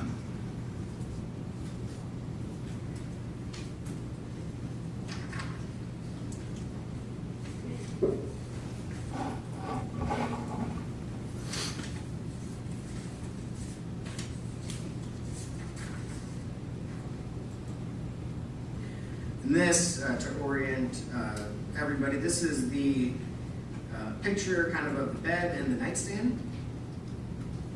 Is that right? Oh, yes, sir. And on the nightstand, I think it was mentioned earlier, there is another cup, right? That's correct. Do you remember ever looking or investigating the cup specifically? Yeah, I don't believe there was anything inside. Do you remember if you took a swab of the I cup? did not. Do you remember having a discussion with Detective Reese at any point in time about whether that cup should be collected? No. And so that was never an item that was collected or preserved or tested so far as you're aware? No. Similarly, this is we noted some kind of supplement or something on the bedstand. Mm-hmm. Do you remember looking inside the supplement bottle? I did. I do remember looking inside. I don't remember it seeming anything out of the ordinary. Okay, and there's no pictures in there, right? No, there's not. Do you know, down in this nightstand, there is a green item. Mm-hmm. Do you know what that green item is? I don't recall, no. Next to the bed, there's a backpack. Yes, At any point in time, did you look inside the backpack? I did. Okay, and there's no pictures inside the backpack. No. Right.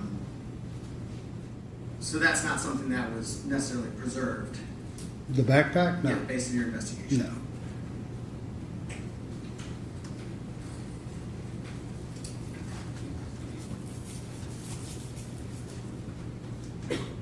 This window, and this is in the bedroom picture of the window, you indicated that the shades were down. That's exactly how it was when you got there. Yes.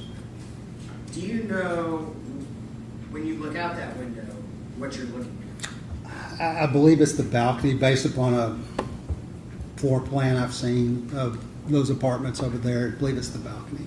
Do you know what is behind the apartment complex? That I do not. I'm trying to remember which side that was on. It could be, depending on which way it's facing. I don't Is know. it a business? If it could be, if it's on, if you're looking at the front of the building from the parking lot, if it's to the left, there are businesses through there.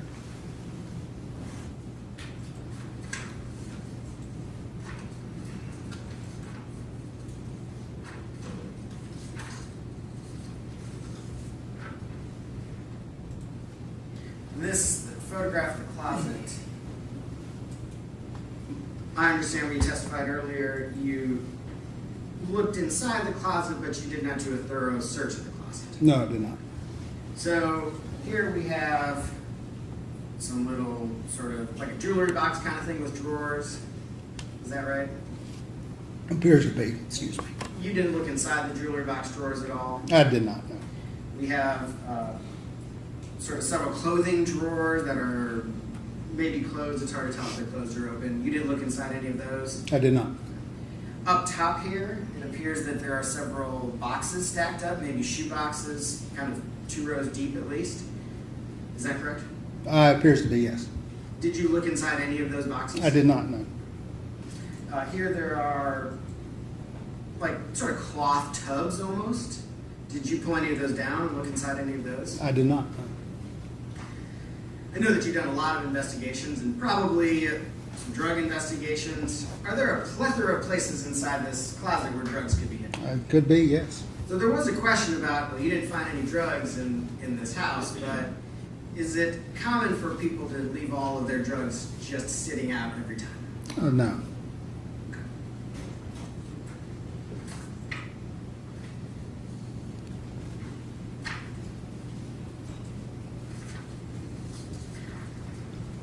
And this is a better picture of all the boxes that are up there, shoe boxes and stuff. Yes, sir. Just to confirm, you didn't pull down and look at any of those, right? I did not.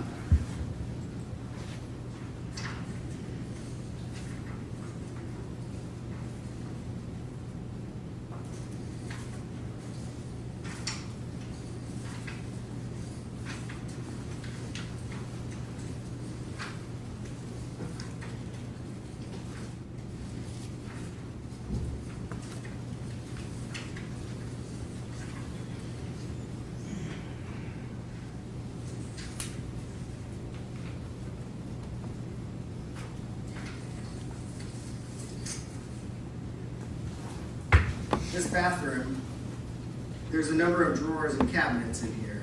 Is that right? Yes. I didn't notice any pictures inside any of the drawers or cabinets. Did you look inside there? Yes, that would be normal. Open the drawer or open the bottom. Yes. Was there anything like a medicine cabinet or anywhere inside there? No.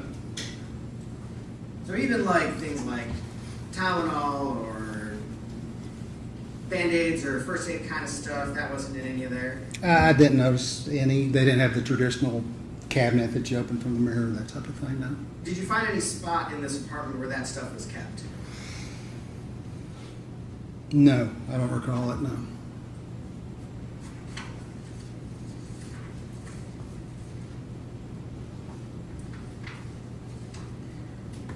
And here, and I think this is just a different angle, here we have like a cooler and some tubs, right? Mm-hmm. Yes, sir.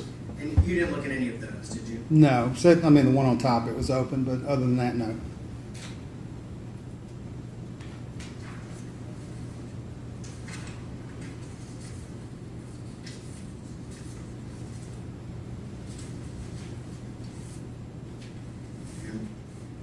And there was one thing at the beginning.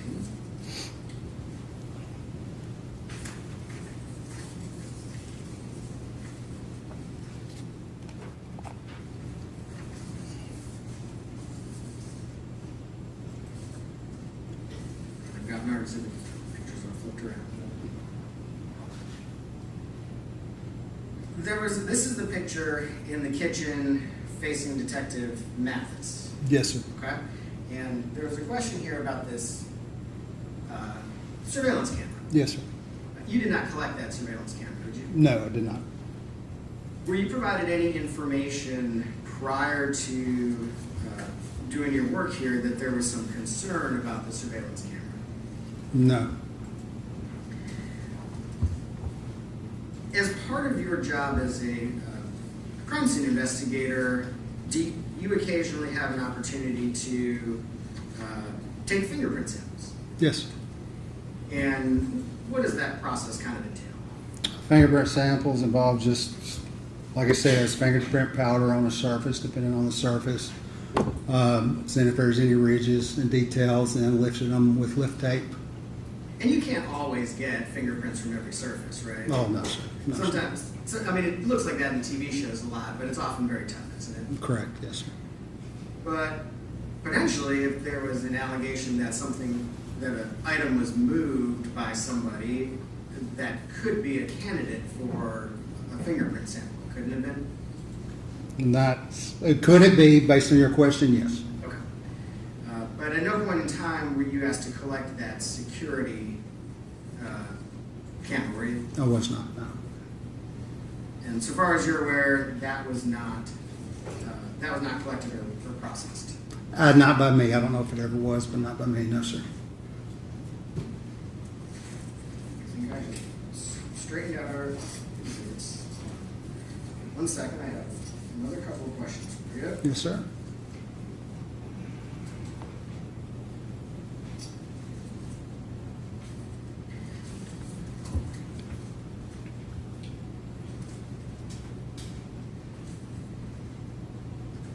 I'm going to show you what's been previously marked as Exhibit 25C.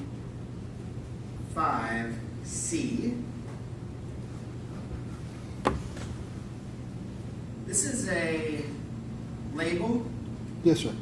from the property room.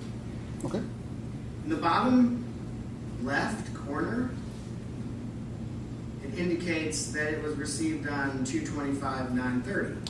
That's the date of incident as listed on the 110 form is the property sheet. Because you have to list the date collected and the date of the incident. And that initial complaint number was for that date and time. I don't know why it's listed that way in the system. Right. Yeah, that's not what it says, though, right? It says received on, Yes, correct. and you don't know why it says that? No, no, sir, I do not.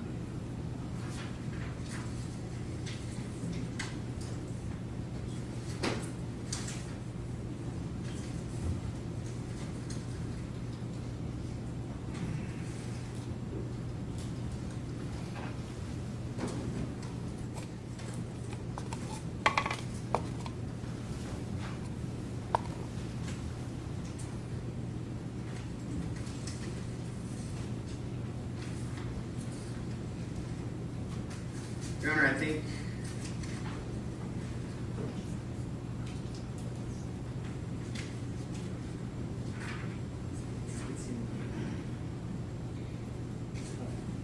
when you received the comforter, was the washcloth in the same bag as the comforter? I believe it was, yes. Okay. Thank you. Those are my questions. Yes, sir. Thank you. Can you read the record? Yes, Your Honor.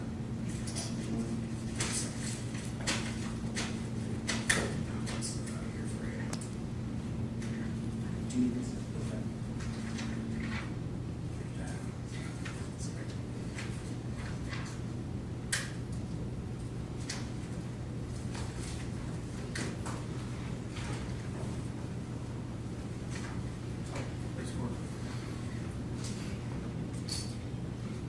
Like the same Officer Terry then, but. Yes, sir. or Mr. Terry, with respect to was the washcloth then tucked in with the comforter? I believe so. I mean, I could see it in there, so I knew it was in there. Counsel asked about the collection of evidence and you're trying to do your best job, correct? Yes, sir. And wearing gloves is one of the main things, correct? Yes, sir. In collecting evidence. Yes, sir.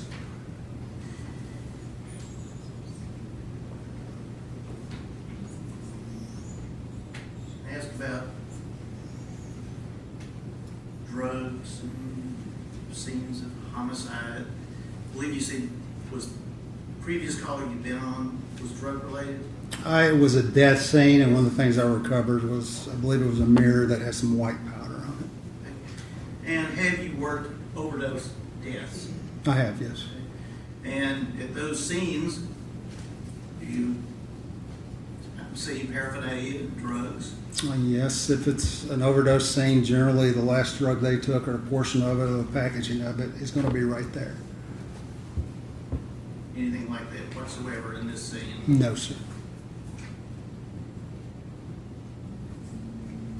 The counsel asked about the backpack that you looked in it. Mhm. Do you remember what was in it? Was anything? I don't recall. It was nothing that stood out of being of value, so I don't recall what was in there. Okay. Now, one thing as well, it goes back to kind of doing the best job with gloves.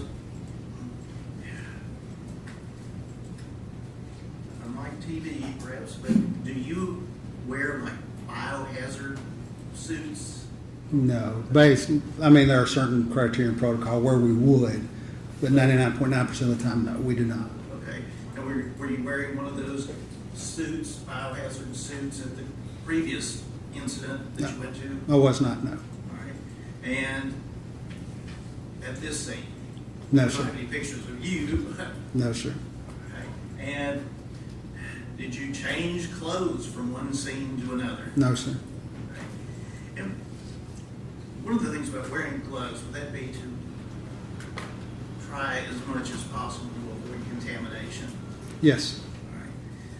can that possibility be 100% humanly eliminated from any scene? No, we can try our best to make it as unlikely as possible, but I cannot make it where it's impossible. I believe you said that folding the comforter into a bag is one of those difficult things. Very difficult, yes. And as you're doing that, do you have to? You try your best not to make any direct contact with the comforter for a lot of different reasons. One, you don't want to contaminate it, anything on it. So it's one reason the more things are handled, I think, I don't want to mess anything up. And two, in a situation like that, I believe when I folded that up and put it in, I needed assistance from one of the other crime scene investigators to fold it up. Generally, you're holding it outside your body, trying to fold it up, roll it up in a correct way, in a tight enough way to make sure you can get it in the mouth of that sack. If not, there are tools there we have to actually build our own bags for these comforters. Going back to do the best you can. Yes, sir.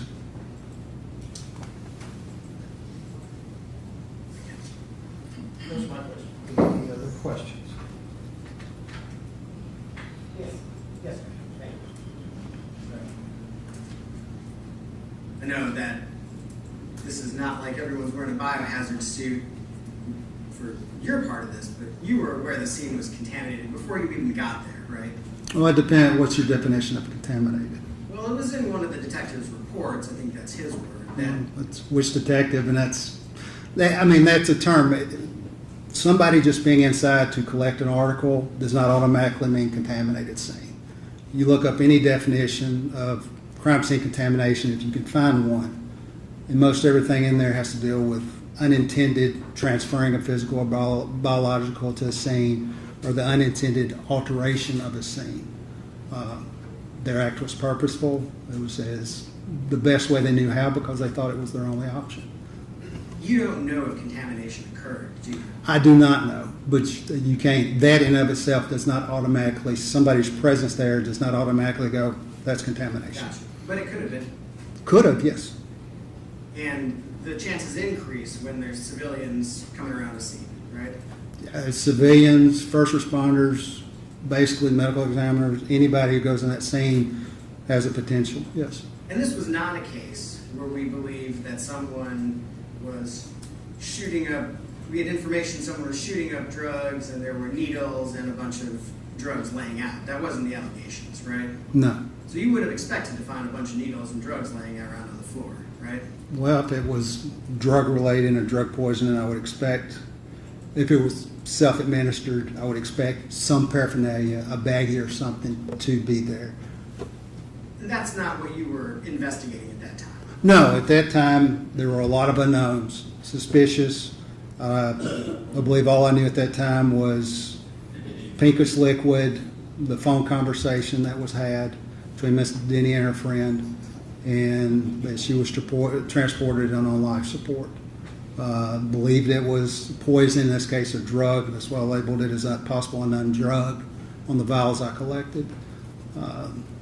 That was the extent. And despite all those unknowns, there were still at least 2 cups you didn't collect, right? Yes. And several items of food that you didn't collect, right?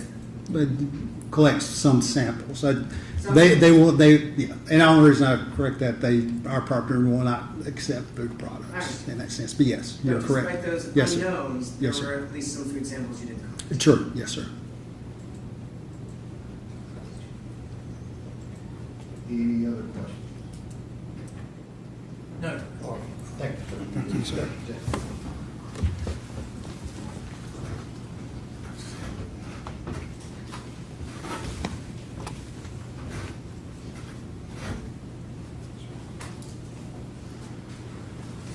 All right, ladies and gentlemen, the jury, if you'll step down the hallway, we'll take a short break.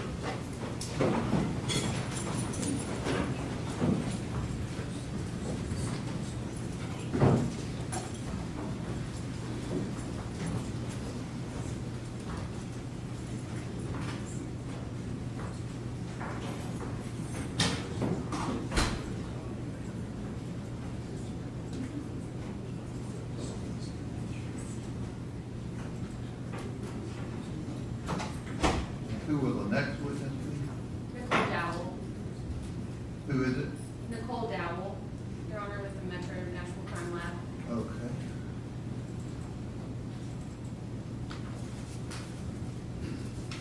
And you're requesting her introduce what? I'm sorry. You're requesting that she introduce what? She's gonna look at states exhibits 17 through 24. Okay. All right, we'll be in a 15 minutes. Of course, in the 15-minute recess.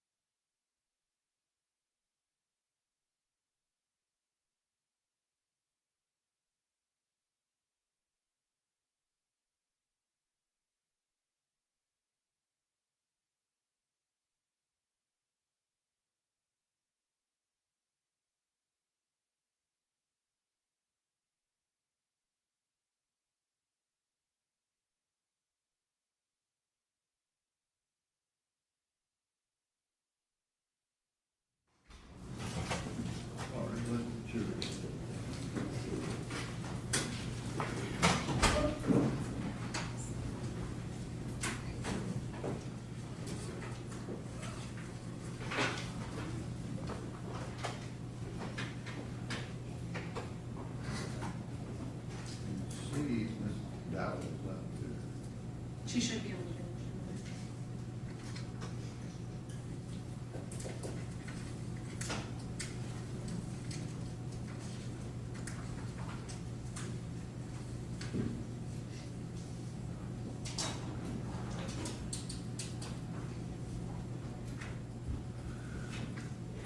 And I told the jury this, that we may go closer to one before we break or even after, depending on what witnesses, just since there's a ceremony, we may need to extend the lunch hour for down the hall.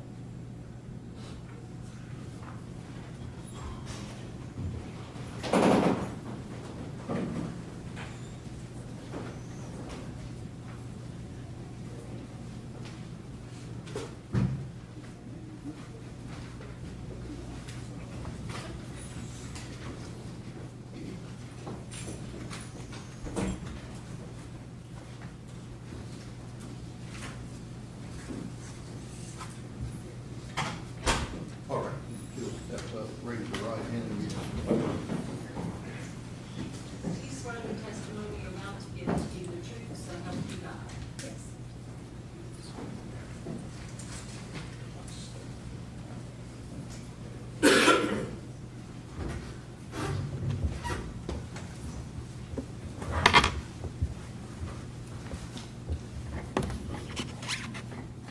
Okay. Good morning, Ms. Dowell. Can you please state and spell your name for the record? Good morning. Yes, my name is Nicole Dowell, Nicoledowell. And Ms. Dowell, where are you employed? I'm currently employed with the Metro Nashville Police Department Crime Laboratory Okay, how long have you been with the crime lab? for 12 years. What is your current assignment at the crime lab? I'm a forensic scientist in the Drug Identification Unit. Okay. Can you walk the jury through your history at the crime lab and what kind of positions you've held? Sure. I was hired in 2014 as a forensic technician, and then in 2015 I was promoted to a forensic scientist. Okay. Can you describe your job at the crime lab? Yes. My job is to analyze submitted evidence for the absence or presence of controlled substances. And what kind of training have you had for your job? I had to complete an internal training program that consisted of assigned readings, lectures, observation of senior scientists, practical exams, and a competency exam. Okay, what's your education background? I earned a Bachelor's of Science in Forensic Science from Eastern Kentucky University. And are you required to have ongoing training? We're not required, but we do. I participate in continuing education by attending seminars and workshops in my specific discipline. Your Honor, this time I would like to pass the Okay. witness up.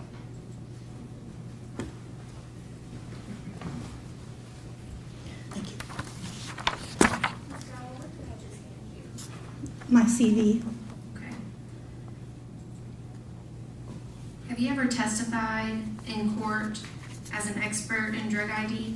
Yes, About how many times? approximately 8 times. Your Honor, at this time I would like to tender Ms. Dowell as an expert in drug ID. No, Any questions? Okay.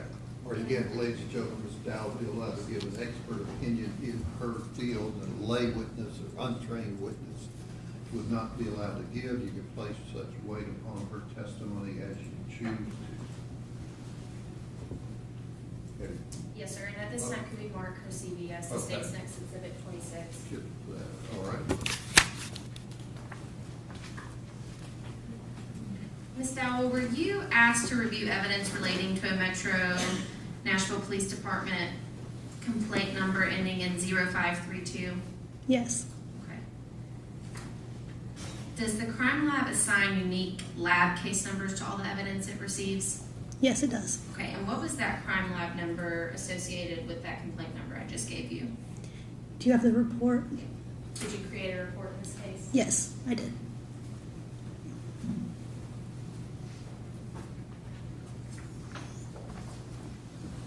Thank you. The crime lab number is CL-23-001060. And what type of evidence did you receive from the police department for this case? I received drinking glasses, empty bottles, and liquid residues and liquid. And what do you do when you receive evidence from the police department? When I receive the evidence from my evidence receiving unit, I take it back to the unit. I photograph the evidence, then I open, inventory the contents, collect weights, sample, and then start performing my testing. Ms. Dowell, where's the crime lab located? It's located in Madison Precinct on the second floor. And at this time, I would like to show her state's exhibits 17 through 24. Okay. All right, we got all of them. Yes, sir. Ms. Dowell, if you could just look at all of the pieces of evidence Mr. Evans is gonna hand you and say whether or not you reviewed this evidence. Okay.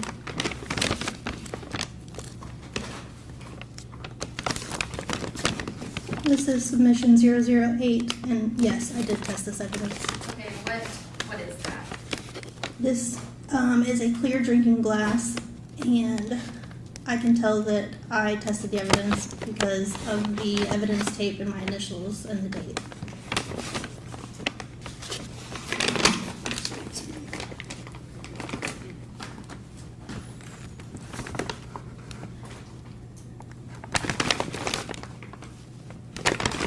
This is submission 007, also a clear drinking glass. And again, I have to see the crime lab tape with my initials and the date on it, so I did test this out.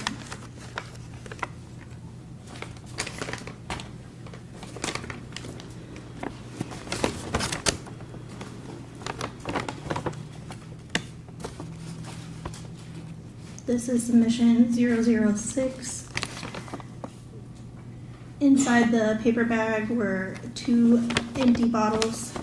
I also can see the yellow crime lab tape and my initials and date, indicating I tested this item.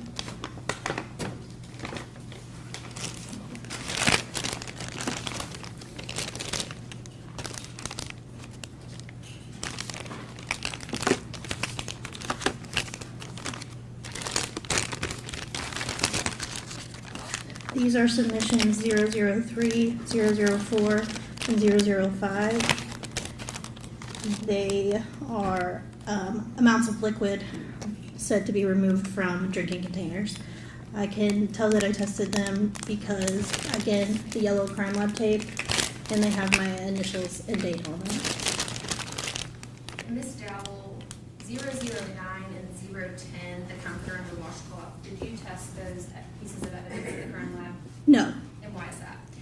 because it was suspected to contain biological material, and we do not test biological material in the drug identification unit. Okay, what do you do with that type of evidence? It is outsourced to a third-party laboratory. And is NMS Labs something the crime lab routinely sends evidence to? Yes. And was that done in this case? Yes, it was. For that blue comforter and the yellow washcloth? Yes. And Ms. Dowell, were these pieces of evidence given to you in a sealed condition? Yes, they were. Okay, would you accept them if they were not sealed? I would make it, if they were not sealed, a note would be made in my case file and it would be included on the report. How is property stored at the crime lab? When it's received into the crime lab, it's stored in the evidence receiving unit in one of their vaults until an analyst has been assigned.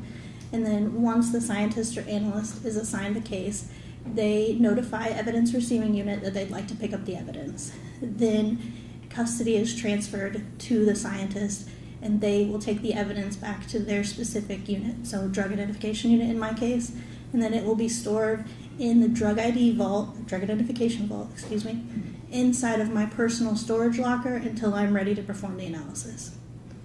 And Ms. Dowell, you are not an expert in toxicology, is that correct? That's correct. As part of generating your report in this case, does the report contain weight and the results of your testing? Yes, it does.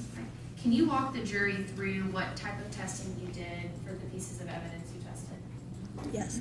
So 2 tests are required in the drug identification unit.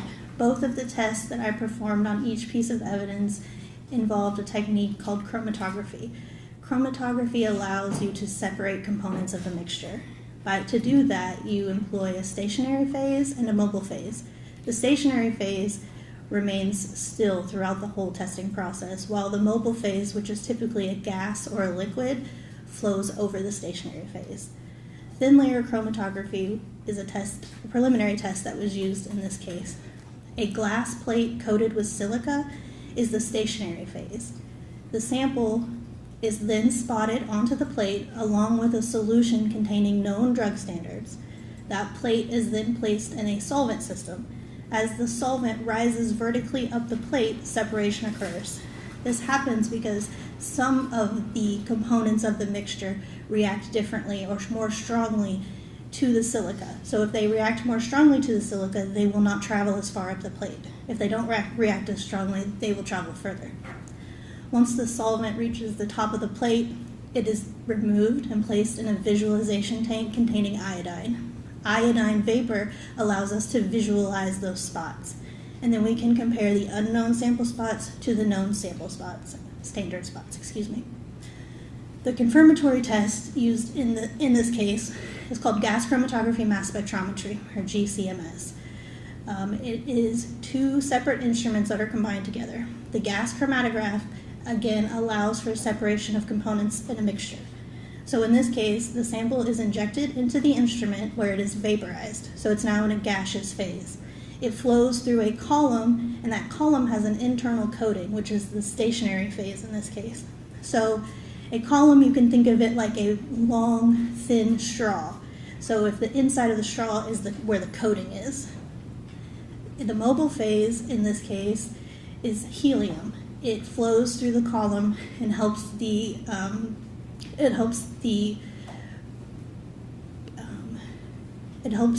components of the mixture travel through the column. Again, it depends on how strongly each component reacts to that column coating, how long it will take to travel through the column. Once it travels through the column, it enters into the mass spectrometer, where it is then bombarded with electrons, and it fragments. That fragmentation pattern is unique, and we can compare that to known drug standards. And can you tell the jury what the screening is? Yes, so the screening method is what we use on the gas chromatograph mass spectrometer. It allows for us to screen for a wide variety of controlled substances. Okay, and is cocaine one of those substances that it would screen for? Yes. Okay. And that was done in all the pieces of evidence other than the comforter and the washcloth? Yes. Okay. And Ms. Dowell, were you able to detect any sort of substance in all of the pieces of evidence you examined? I didn't detect any controlled substances in any of the items I tested.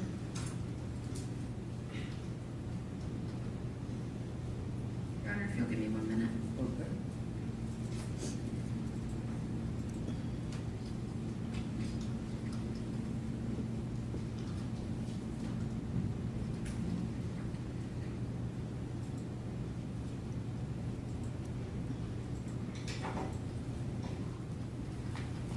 Ms. Dowell, can you walk the jury through if any type of evidence would have been rinsed out or anything like that, if substances would have been picked up?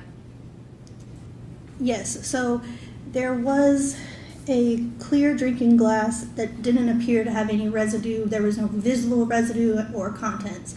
Those glasses were rinsed with methanol, so if there was some type of residue that I couldn't see visibly, I would extract it with the methanol. Okay, and if these pieces of evidence had been rinsed out prior to the crime lab, is it likely substances would have popped up? If they had been rinsed prior to coming into my possession? Yes, ma'am. I can't really speak to what happens to it before it comes into my possession.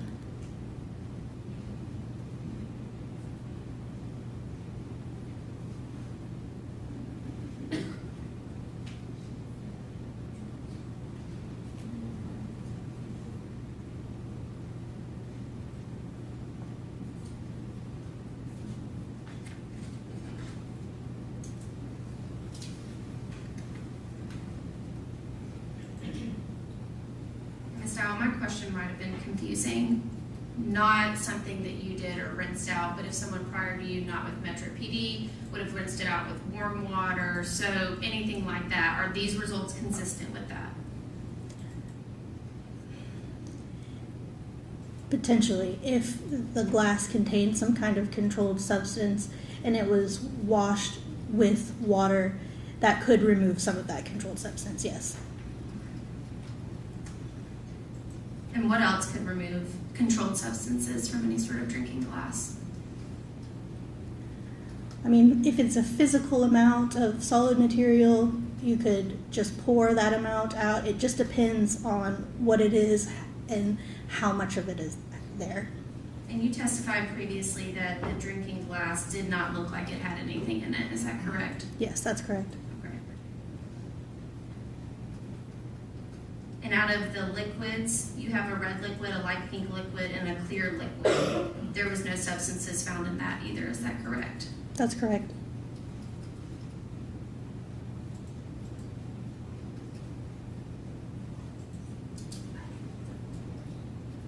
And those were from the actual bottles, correct? You tested the bottles? Yes, I tested both, the bottles and the liquid. And nothing was Correct. in either bottle, the drinking glasses, or the liquid? Correct. Your Honor, if I could admit Ms. Dowell's report as the state next exhibit 27. Okay. Oh, so,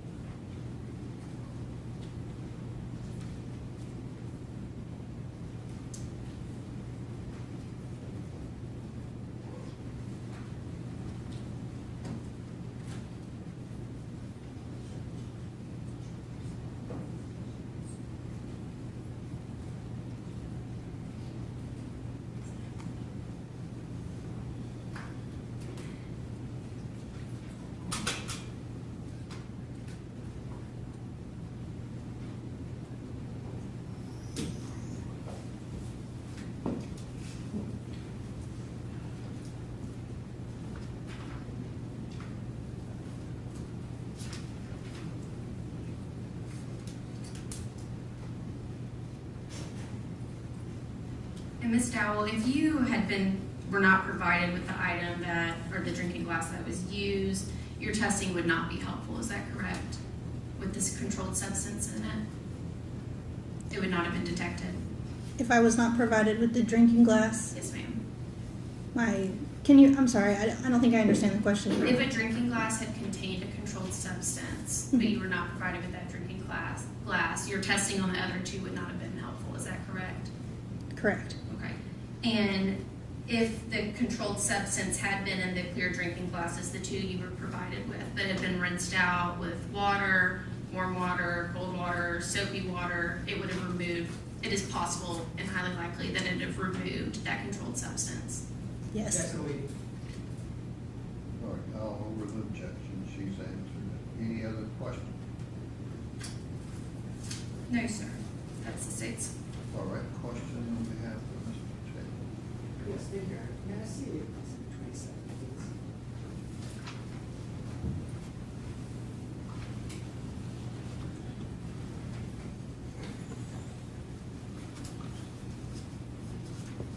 Good morning, Ms. Dowell. Good morning. So you're only testing stuff that you're given, right? Correct. You don't really make any sort of investigative decisions about what's tested and what isn't tested, right? I don't make any investigative decisions as far as what is submitted to the laboratory. Sure. So things are submitted to you and you test what's submitted, right? Correct.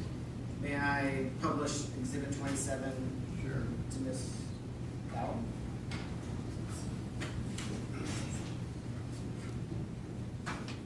And this is your report that has been admitted as Exhibit 27.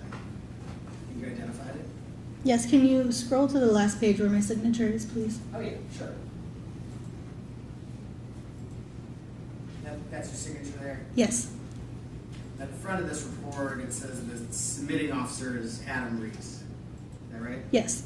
So he's the one who submitted the items to you? No, he's the one that submitted the Form 282 or the Forensic Services request to our evidence receiving unit. Oh, so he makes the request as to what gets tested.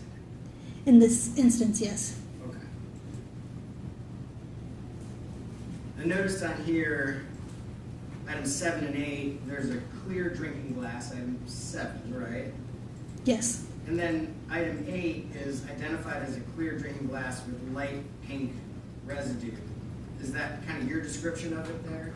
Yes, that's my description. Is that something where you described a process where you kind of do a rinse? Correct. Is that a process where you would do the rinse in that glass? Yes. And then you would test whatever comes out of the rinse to determine if there's controlled substances? Yes. And in this situation, there were no controlled substances found in any of this, right? That's correct. And there were some questions asked by the state.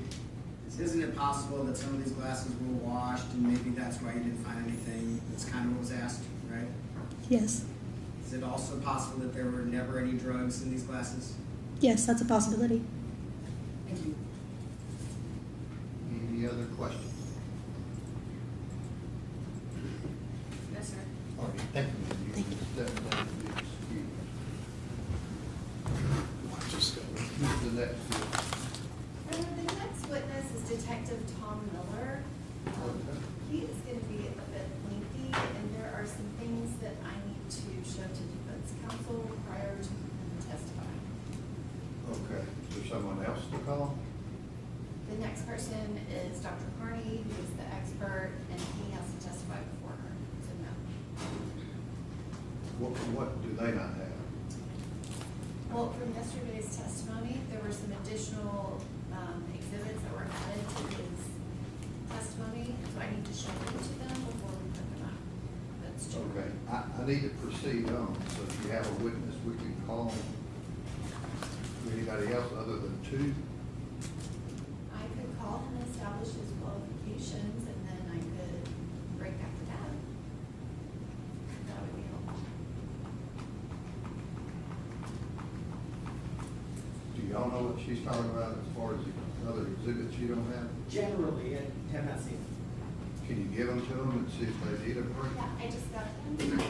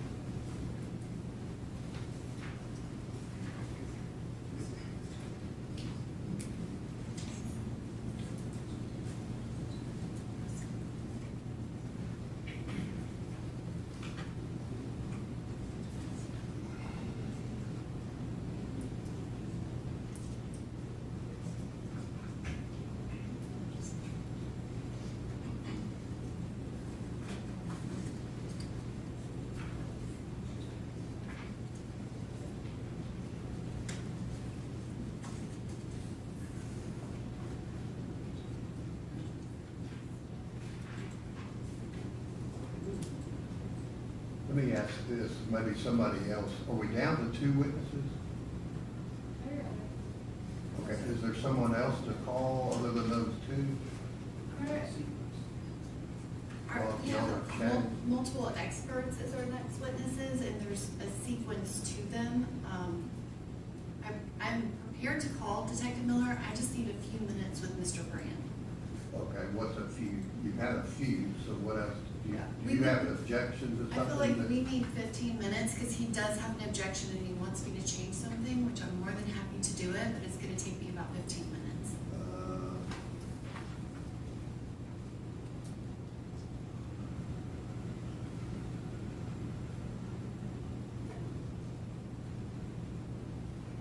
no other civilian witnesses that you plan on calling? I do, but again, I need the other two people to testify first.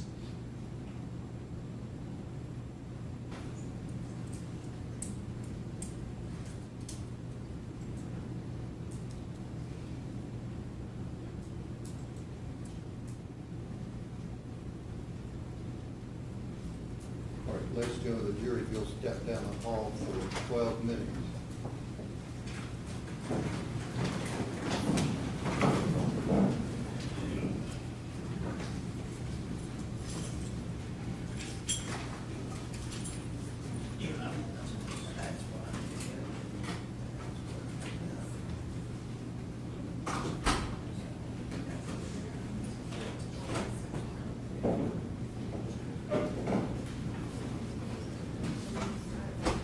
What is it that the state's wanting to introduce that the feds hasn't had access to? There were a couple of messages and artifacts from Jade Benning's phone that were added based off of witness testimony yesterday that had been buried late last night. I have had people working on it last night and this morning to get everything updated. I just. How about checks like from October, November 2022? There are messages from multiple different time periods. He has So had. they didn't have the download. He has had it. I am showing him what I am planning to publish, and he has a couple objections that I can easily change. It's just commentary on the exhibits, that's all we're talking about. You're right. Commentary. Okay, we'll be back in 10 minutes.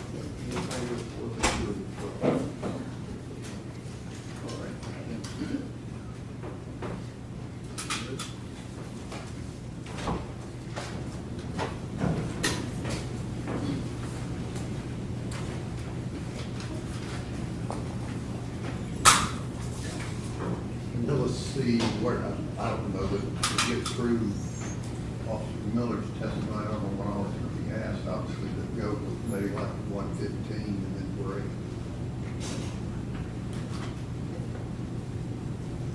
I'm sure the clerk will stop you when we get to that. But I will try to. Yeah, I keep mean, an eye you on have to time try to slot. pick a time that makes sense before you get into something else. Thank you.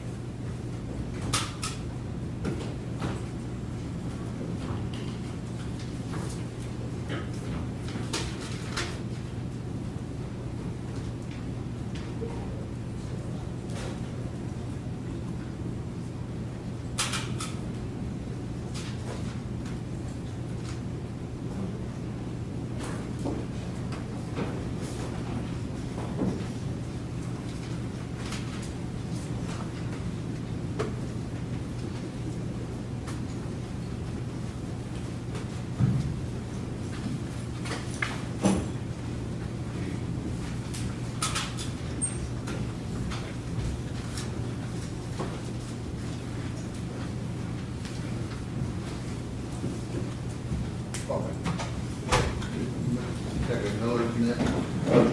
Mr. Allen. Okay. Raise your right hand. Do you swear the testimony you're about to give to be the truth, so help you God?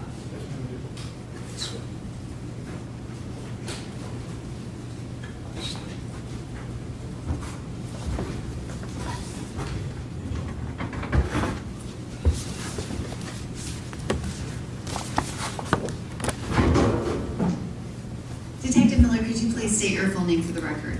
Thomas Miller And Detective Miller, where are you currently employed? with the Metro Nashville Police Department. And what is your current position with the Metro Nashville Police Department? I am assigned to the Surveillance and Investigative Support Unit. And what does the Surveillance and Investigative Support Unit do with the Metro Nashville Police Department? Our primary role, or my primary role within that unit, is digital forensics. So I'm tasked with extracting or imaging data that resides within digital evidence, then processing that, analyzing that, and providing that information to the investigator of that crime. And does that include analyzing cell phones? Yes. Is that kind of a primary focus of your day-to-day That is activities? yes. That's a majority of the type of evidence that we receive in our computer lab, our digital forensic lab. And how long have you been in that position with the police department? 3.5 years. And prior to being at SISU, what did you do before that? I started in patrol, as all police officers do. After a few years, I became an adjunct firearms instructor for our academy, where I taught firearms and tactics on a temporary basis, just while we had trainees in the academy and actually learning there in the academy. I would be assigned out there temporarily during their firearms portion and help instruct that. Then in 2019, I was assigned out there full-time, where I was our department's lead firearms instructor for a period, and then I was assigned to our armory, where I was in charge of issuing, maintaining, and repairing all the different types of firearms that we have and issue to our officers. So you have a varied background. Can you describe specifically your training in digital forensics? Yes, so it's a constantly evolving world, digital forensics. You guys all have cell phones, so we know that new cell phones come out on the market all the time, and then on top of that, it seems like we're getting a new update for our phones every week, a couple times a month. With every new make and model, with every new operating system, there's new bits and pieces for us to learn as investigators. So you're really a constant student is the best way I can describe it, is that things evolve so much and so quickly that we're constantly having to learn. I've had over 300 hours of coursework material and instruction. I've also had 3 years of working with tenured experts in this same field that oftentimes I would argue is better than in-classroom instruction because you have just one-on-one education, people that have been doing it for years and decades. So that's kind of a bird's eye view of my education in this field. Do you have actual certifications in digital forensics? Yes, I have a number of them. And I guess, can you estimate how many, did you train with other experts in digital forensics kind of at the beginning of you getting involved? I did, yes. And approximately how many devices have you analyzed? Hundreds. It's hard to put an exact number. Approximately 1,000 devices come through our lab every year. And me being there for about 3.5 years, you're looking at roughly 3,000 to 3,500 devices. By no means have I put my hands on every one of those, but on a vast majority of those, I have assisted in some way in their processing. And are there other people in the SISU lab that also analyze digital devices? Yes. Have you previously testified as an expert in digital forensics? Yes, I have. And how many times have you testified? 11. Your Honor, at this time, I would proffer Detective Tom Miller as an expert in digital forensics. Okay. Okay. Again, ladies and gentlemen, jury, Detective Miller will be allowed to give his expert opinion in digital forensics that a lay witness would not be allowed to give. You can place such testimony, such weight upon his testimony as you choose. All right. Detective Miller, I'm going to ask that you be handed an item.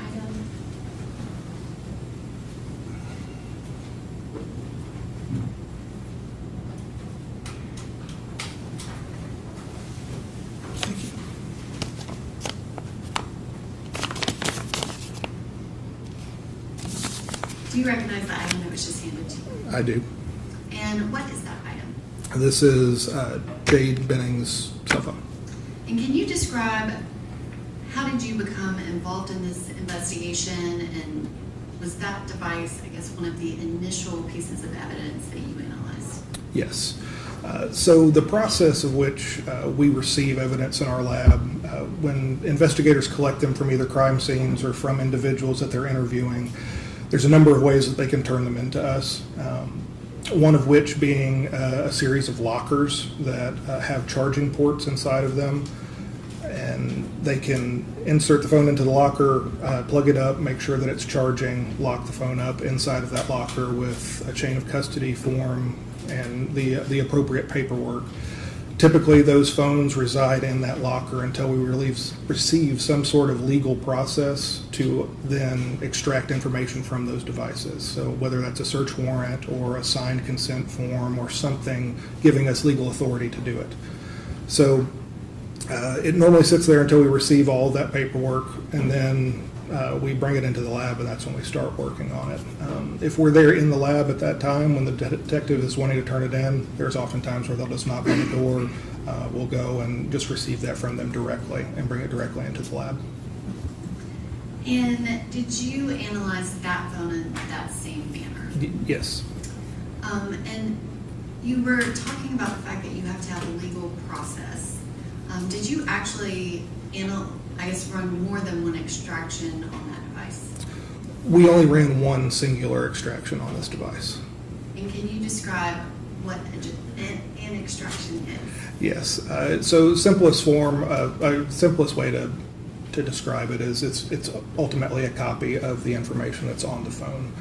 We have a number of pieces of hardware and software that have exploits that can break into phones, but also when you have the password, it makes things a lot easier, a little bit faster.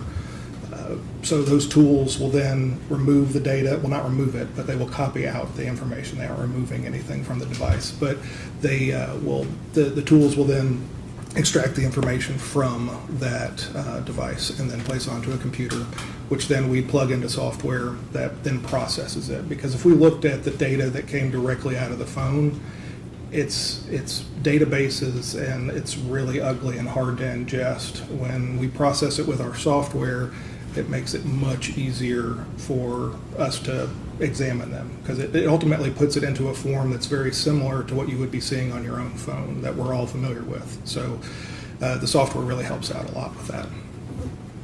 The first time you did the extraction, once you have the extraction, what do you do with it? That extraction then moves to our server from the tools that extract the data from the phone.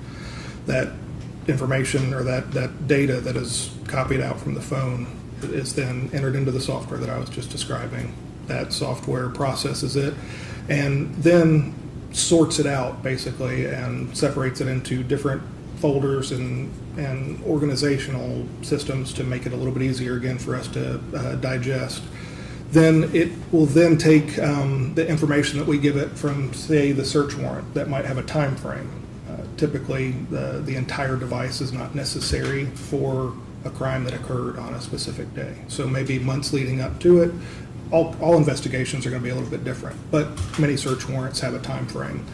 So when we input that into our software, it cuts out all the extra noise. So everything before and after that time frame is then just kind of set aside, and only that information within the time frame is then placed into the software for us to give to detectives.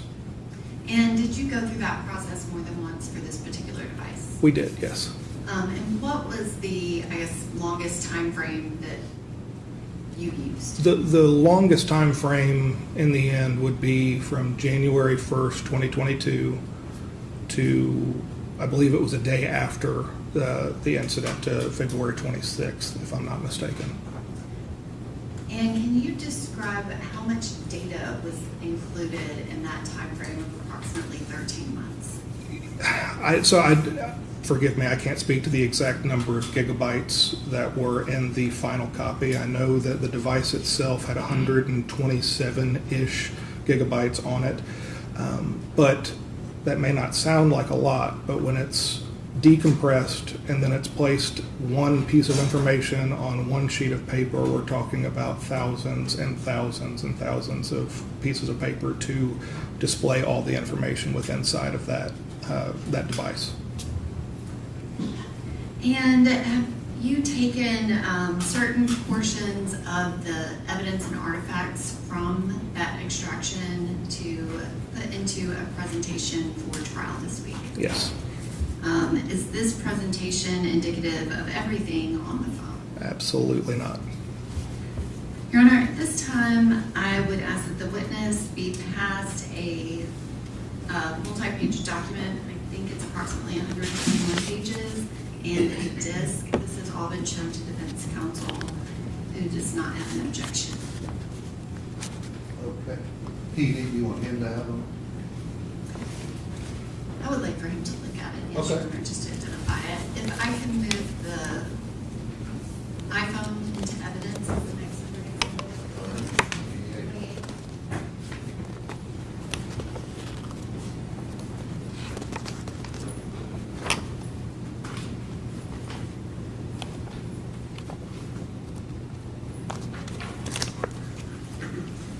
Detective Miller, do you recognize kind of the content of that document? Yes.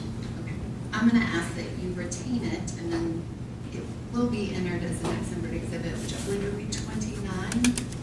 And the disc, I guess, can you describe, are there 3 video files within this presentation? Yes, 3 slides have a video that are going to play for us. Your Honor, I have his report in a digital format, if I may publish that to the jury. Okay.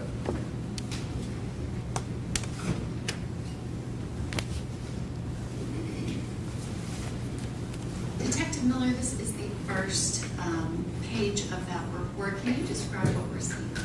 Yes, so this is a consolidated page where I've taken information obtained from numerous different locations, but it's all pertaining to Ms. Benning's device. And does it have kind of information about her user accounts as well as her phone number? Yes, so there's a number of pieces of information that would be assigned by the cell phone or cell service provider, such as the cell phone number that would be down there towards the bottom. But a number of these pieces of information are actually provided by the user or the owner of the device, such as the name, the device's name, email addresses, things like that that are associated with different accounts that are or applications that are set up on the phone. And this is the second page. Can you describe what is shown here? This is a progress report from one of the tools that extracts data from the devices. This is just pointing out, referencing the portions of information that would have been added by the owner or user of the device, and again, the phone number for the device. Again, you can also see the suggested or the estimated partition size of the device, which is 129 gigs. It ended up being 127, but it's suggested or an estimated size of the device. And it goes on to explain a number of other things as it pertains to the phone that the user would have had zero input from, the serial number, other numbers that are associated with the phone as well. And page 3, can you describe what's shown here? Yes, so again, this is user or owner input information. So the owner or user would have placed their photograph inside of their contact information, their name. They would have placed their address inside there as well. The interesting thing to note here is that significant locations, Apple has an algorithm that actually decides what your significant locations are. So she didn't even have to put that in, but the iPhone suggested that that was most likely her phone because of a number of different reasons. But just an interesting note there. And is that one of the things that you're looking for is kind of user activity on a particular device? Absolutely, yeah. These are some of the first things I look at on any device to try to identify the user and or owner of any device. So these are definitely very, very first steps. And this next page, which is number 4, can you describe what's shown here? Yes, this is a consolidated list of text messages that occurred between Ms. Benning and Mr. Taylor for the final day of her life. And are these a consolidation of messages from the evening of 2/24/23 through 2/25/23 at 6:55 p.m.? Yes, and I know I did just say that it was from the final day of her life on the 22nd, on the 25th of February. The reason the two at the very top are listing as the 24th is because they were either read or reacted to on the 25th. So that's why those are there, because there are still portions of that conversation still existing on the 25th. That's why you'll still see that date up there at the top. And this is page 5. Can you describe what is shown here? This is a series of texts. I believe this is just a different portrayal of what we just looked at. So just like you would look at on your own phone, all the conversation that you would be submitting, all the text that you would be submitting in the conversation, they'll be residing on the right side of the screen, or at least extending from the right side of the screen, and those responding to you or who you're talking with is going to be extending from the left side of the screen. So very similar to what we're all used to, and this is one of the reasons the tools that we use are so helpful, just for everybody to understand a little bit better. And for the record, can you read out the first message, who it's from, the content, and the date and time? Yes. So anything submitted from Ms. Benning's device is actually going to be referred to as local user, and then it's going to have in kind of parentheses there the type and make and model of her device that she had, which was an iPhone 13 Pro Max. It was sent on, this first message was sent on 2/25/23 at 12:26 p.m. And it states also, will you be free around 7? And this next page, which is 6, can you describe what's shown here? Yes, this is a piece of location information that we located inside the device. It was where her phone actually stored her parking location when she parked at a Walmart as she was on her way home from work. And that was at 4:05:48 p.m., is that correct? Correct, yes. And I am going to go back to slide 5. Is that kind of that time frame of the last text message that she received from Mr. Blaise Taylor? Correct, yes. And this next page, which is number 7, can you describe what's shown here? Again, it's a series of texts between Ms. Benning and Mr. Taylor, spanning from 4:27 p.m. to 6 p.m., or around 6 p.m., I'm sorry, 6:03. And the next image, which is page 8. Again, it's another piece of location information that we located on the phone, showing that she had arrived home and parked her car there at her residence at 4:38 p.m. on 2/25/23.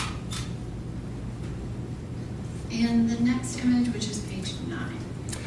This is where we start going into a timeline, and it's not necessarily a step-by-step-by-step timeline. So we're not showing every single thing that occurred in her phone, because if we really showed that, we'd be here all day. Because a lot of things happen under the hood, and when we're looking at it, we're looking at more of what she was doing on the phone, what she was using, or what application she was using, who she was conversing with, and things of that nature. So this is kind of a bird's eye view of what she was doing at her apartment with her device for that evening, starting at around 6 p.m. And she receives a text message at 6:02 p.m. from Jerry's Porter, and then she sends a text message at 6:03. Can you read out the content and the date and time of that message? Of the 6:03 message? Yes. Okay. It says, "Let me know whenever you are headed this way." And the next image, which is page 10. Can you describe what's shown here? Again, we're continuing on, and it's not going to be a minute by minute, just because we aren't necessarily doing something on our phone all the time, or at least most of us aren't. At 6:08, she received an email from one of her subscribed email groups that is subject is titled "Your Pregnancy, Week 23, Day 5." Then she receives a text from Mr. Taylor at 6:26 p.m. That states "okay," and then receives another text from Darius Porter at 6:43.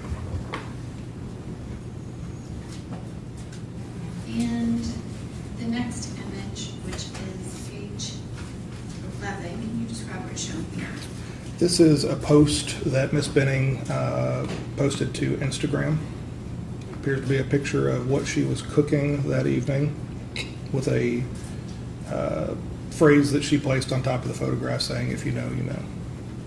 And can you describe the artifact information and what the created date and time, as well as last access, last modified date and time, kind of what that means? Yes. So depending on the application that was utilized to take a photograph, because we know that we can take a photograph with the typical camera application on our device, but many social media applications access the same camera tool, but you're actually taking that photograph with another application, if that makes sense. So when that's done, there's a number of things that certain applications will hold on to with that picture, and it will say it was taken on this date. Sometimes it'll say the location the picture was taken. Sometimes it'll say if the photograph was edited, so on and so forth. Number of different things that different applications hold on to. Typically, social media applications scrub a lot of your personal information to protect you as the user. So it doesn't have location information typically. So you're not posting that kind of stuff to the world to where somebody viewing it can say, "Oh, she's at home," or "He's at home right now," or "He's at work." So it's a security feature that the social media applications have. Ultimately, photograph was taken at 6:10 p.m. When it's last modified, that could be when she posted it, that could be when she edited it, if I could speak, I'm sorry. And those also could have been done at the exact same time, that as she was looking at the photograph that she just took with the application, she edited it and then posted it right after. So difficult to say exactly, but it's something along those lines. And the next image, which is page, sorry, I need to go back. we were just on 11, and so this next one is page 12. Can you describe what's shown here? Yes, this is a series of messages from Instagram. And can you kind of read out the content of them as well as the time? Yes, so from Jade Tristan, which is Jade Benning's handle on on Instagram. That's her username, or what other people would see her as if they're looking at her page. She states chicken spaghetti at 6:17 p.m. on February 25th. States looks good just moments later. And then at 6:19, Bridget Burks liked the message and then said, "Are you making Alfredo at work, or are you off?" at 6:19:34. And then Jade responds, "I'm off tonight." And this next image, which is page 13, can you describe what this is? This is another post from Instagram that is posted with someone has written on there, "Guess what I'm making?" And it's in reference to the messages we just saw there. And the time of this created, can you describe that? Yeah, so created is going to be 6:16:44 p.m. And again, last accessed or modified is at 6:16:49. And can you describe, is there data within this artifact where you are able to tell if this was something created by Jade Benning or created by Bridget Burks? So it's difficult when some applications require internet connection and communication with that application's servers wherever they reside. When we have a device in our lab, we are disconnecting them from the outside world to preserve the data, ultimately. So whether that's putting them in airplane mode or taking the SIM card out or a number of different ways, we are disconnecting them from the internet. So there's a number of things that are stored only on the servers for social media applications. There are some things that are stored on the device. They don't always coincide with each other. So when we disconnect them from the internet, there's a lot of things that we lose the ability to see, I guess, is the best way to explain it. So without serving Instagram or Facebook or Snapchat or whoever the social media service is, without serving them with some sort of search warrant and them providing us information that's on their server, we're limited to what's only on the device.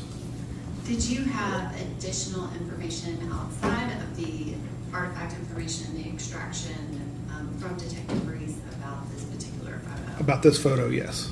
And what was that information? That it was submitted, that it was posted by Jade's mother. And the next image, which is page 14. So this is a series of Snapchat messages that were sent by Jade to a series of individuals starting at 6:44 p.m. Well, I'm sorry, they were all logged at 6:44 p.m. She sent 3 messages via Snapchat to the listed individuals there. And can you explain Snapchat messages as it relates to finding artifacts on a mobile device? Is that something that is consistent, or how does that work? It's very haphazard. It depends on user settings. It depends on how quickly we get a device after the conversation occurred. It depends on how many people were involved in the conversation. And again, this is another one of those applications like I was just referring to. It requires internet information or internet access for it to function to its fullest capability. So again, we're limited to what we see on the device itself. And so, depending on settings, there can be additional Snapchat messages that you wouldn't find on the device. Is that correct? Correct. Snapchat inherently is kind of designed as a security-based messaging system that if one-on-one you're having a conversation with somebody, those messages evaporate fairly quickly. When you start adding people to the conversation, those numbers change slightly, but ultimately they're designed to evaporate.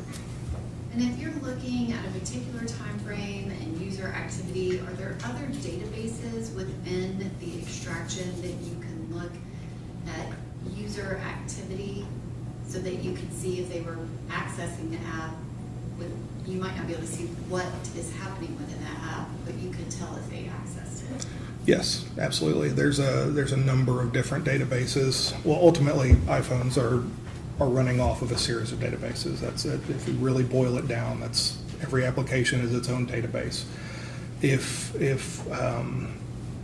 you look at an iPhone and their extractions, there are certain databases that Apple has created to monitor the use of the devices that are out there in the world. Apple does this for selfish reasons. They like to learn what we're doing as users, but they also are using that information to make better software, to make better hardware, and things of that nature.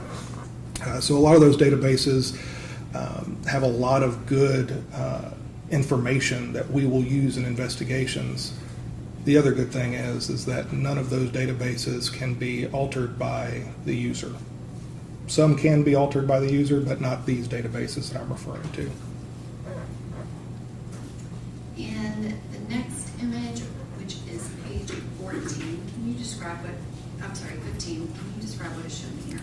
Yes, so this is referring to a series of photographs that was taken with Jade's device over about a 1 minute period, and it's of the table that she set with the crafts and things that she was also planning on utilizing for the evening. So it's just kind of a pre-event photograph, I guess is a good way to explain it. And does this photograph include what appears to be some type of Alfredo? Yes. As well as rolls? Yes. And can you just give the first image what the created date and time is, as well as the last one in that set? Yes, the created date and time on the very first photograph was on February 25th, 23 at 6:47:26. And the last one is same date at 6:48:07. And the first image is labeled file name img_3406.jpg. Is that correct? Yes.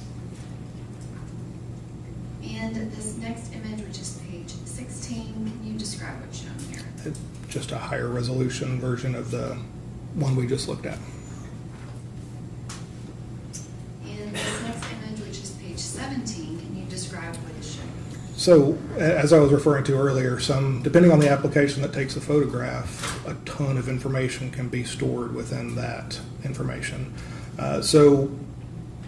We have a created date, we have the size of the actual image itself, original width and height, so if it's ever modified or cropped out, we can see if it is smaller. In fact, we can see that it was larger and there might be something more that we need to look for. This one has location information as well, which indicates that the photograph was taken at Jade's apartment, along with the make and model of the device that it was taken. Just lots and lots of information that's stored just for that one photograph. And this next image, which is page 18, can you describe what's shown here?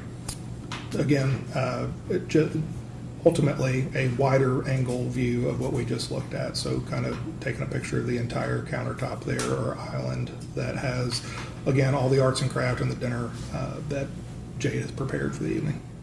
And is this the image that ends in 3407? Correct, yes. And the next image, which is page 19, can you describe what's shown here? Moments later, another photograph labeled IMG_3408 is, again, just from a slightly different angle, but ultimately a very, very similar photograph to the last. And the next image, which is page 20. Again, moments later, this one ending in 3409 from the opposite end of the countertop, but ultimately the same photograph. And the next image, which is page 21. Ending in 3410.jpg, basically the same picture again, just a whole series of them. And this next image, which is page 22. So this is one of those photographs being shared with an individual saved in her contact list as B. This was sent at 6:48:26 p.m. And can you explain what the, I guess, kind of object is under the message column for that communication with B? Oh, under the additional detail, yes. So the software is only as good as it understands what Apple operating system is, how it's reading it. So as any software exists in the world, there's constantly updates, things are altered slightly, databases are altered slightly. At this time, so that being said, there's constant cat and mouse games of our software and our hardware being able to catch up and do and understand everything that iPhone is currently running at that time. So it's always a cat and mouse game. At this point in time, our software was not able to provide an exact sample image or a preview of that image that was sent in the message. So it shows that an object was sent with just a very basic icon saying an object was sent in this message. Looking at the artifact information for the message itself, again, it says an object just there to the right of the word message. But if we go down a little bit lower and look at the attachment path, and if we follow that all the way to the very end, you'll see that there's a title of the image that was actually sent. If you search for that title, then you can reference back to what was actually sent, which is how we identified the photograph that was sent in that message. And the next image, which is page 23. Between 651 and 655, a few text messages are shared between Blaise and Jade. Mr. Taylor, Sorry, can you describe the content of the messages? yes, on 2/25/23 at 6:51, a message was sent to Jade from Blaise that states "on my way," and roughly 4 minutes later, Jade loved that image or hearted that image, or that message. And what else is included on this page 23? At 6:55 p.m., Jarius Porter received a message from Jade. And is it received or sent? Oh, she sent Yeah. I'm sorry. I said that in a confusing way, but she submitted a text to him. She sent it to him. And the next page, which is 24. I'm sorry. So this is a phone call that was an incoming call to Jade's phone from Mr. Taylor's device. And can you give the date and time? It was at February 25th, 23 at 6:59:49 p.m. And what was the call duration? It was 10 seconds. Connor, I'm at somewhat of a stopping point if it is Okay. time for the board. All right, ladies and gentlemen, I appreciate you going a little further. I think the court staff told you about an event that the court needs to go to just briefly down the hallway, and that will be also during the time you break for lunch. So remember what I said about not discussing the case, forming any opinion about it, or other admonitions. We'll get back here, just say around 2:20, 25, something like that. You'll step down the hallway.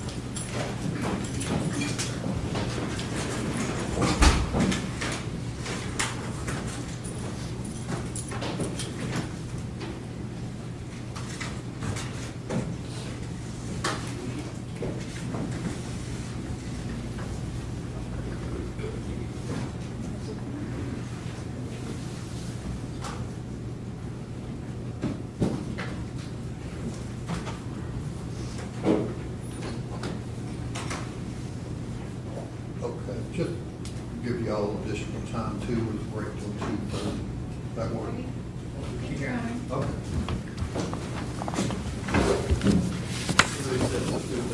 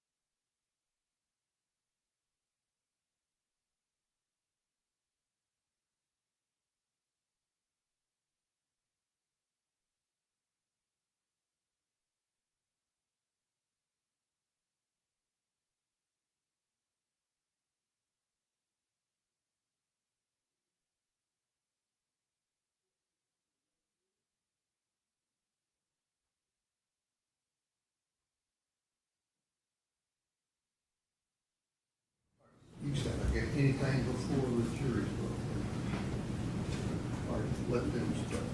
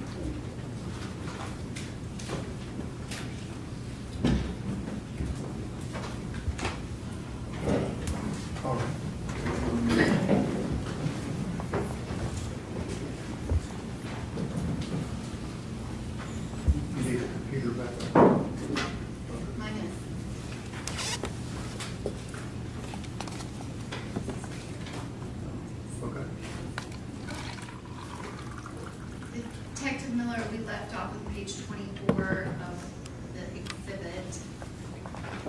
This is now page 25. Can you describe what is shown? It's referencing a Snapchat that Jade received on her device from an individual named Lauren.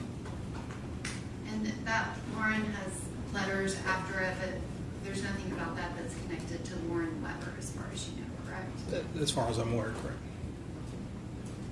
And the next page of your report, which is page 26, can you describe what is shown here? Two text messages are identified, one from Najaya to Jade's phone at 7:02 on 2/25/23, stating Key said he wants some pasta, and then laughing. And then at 7:07, Jade receives a text from Jarius Porter on the same date. I'm sorry. Just stating on the same date as well. And the next page.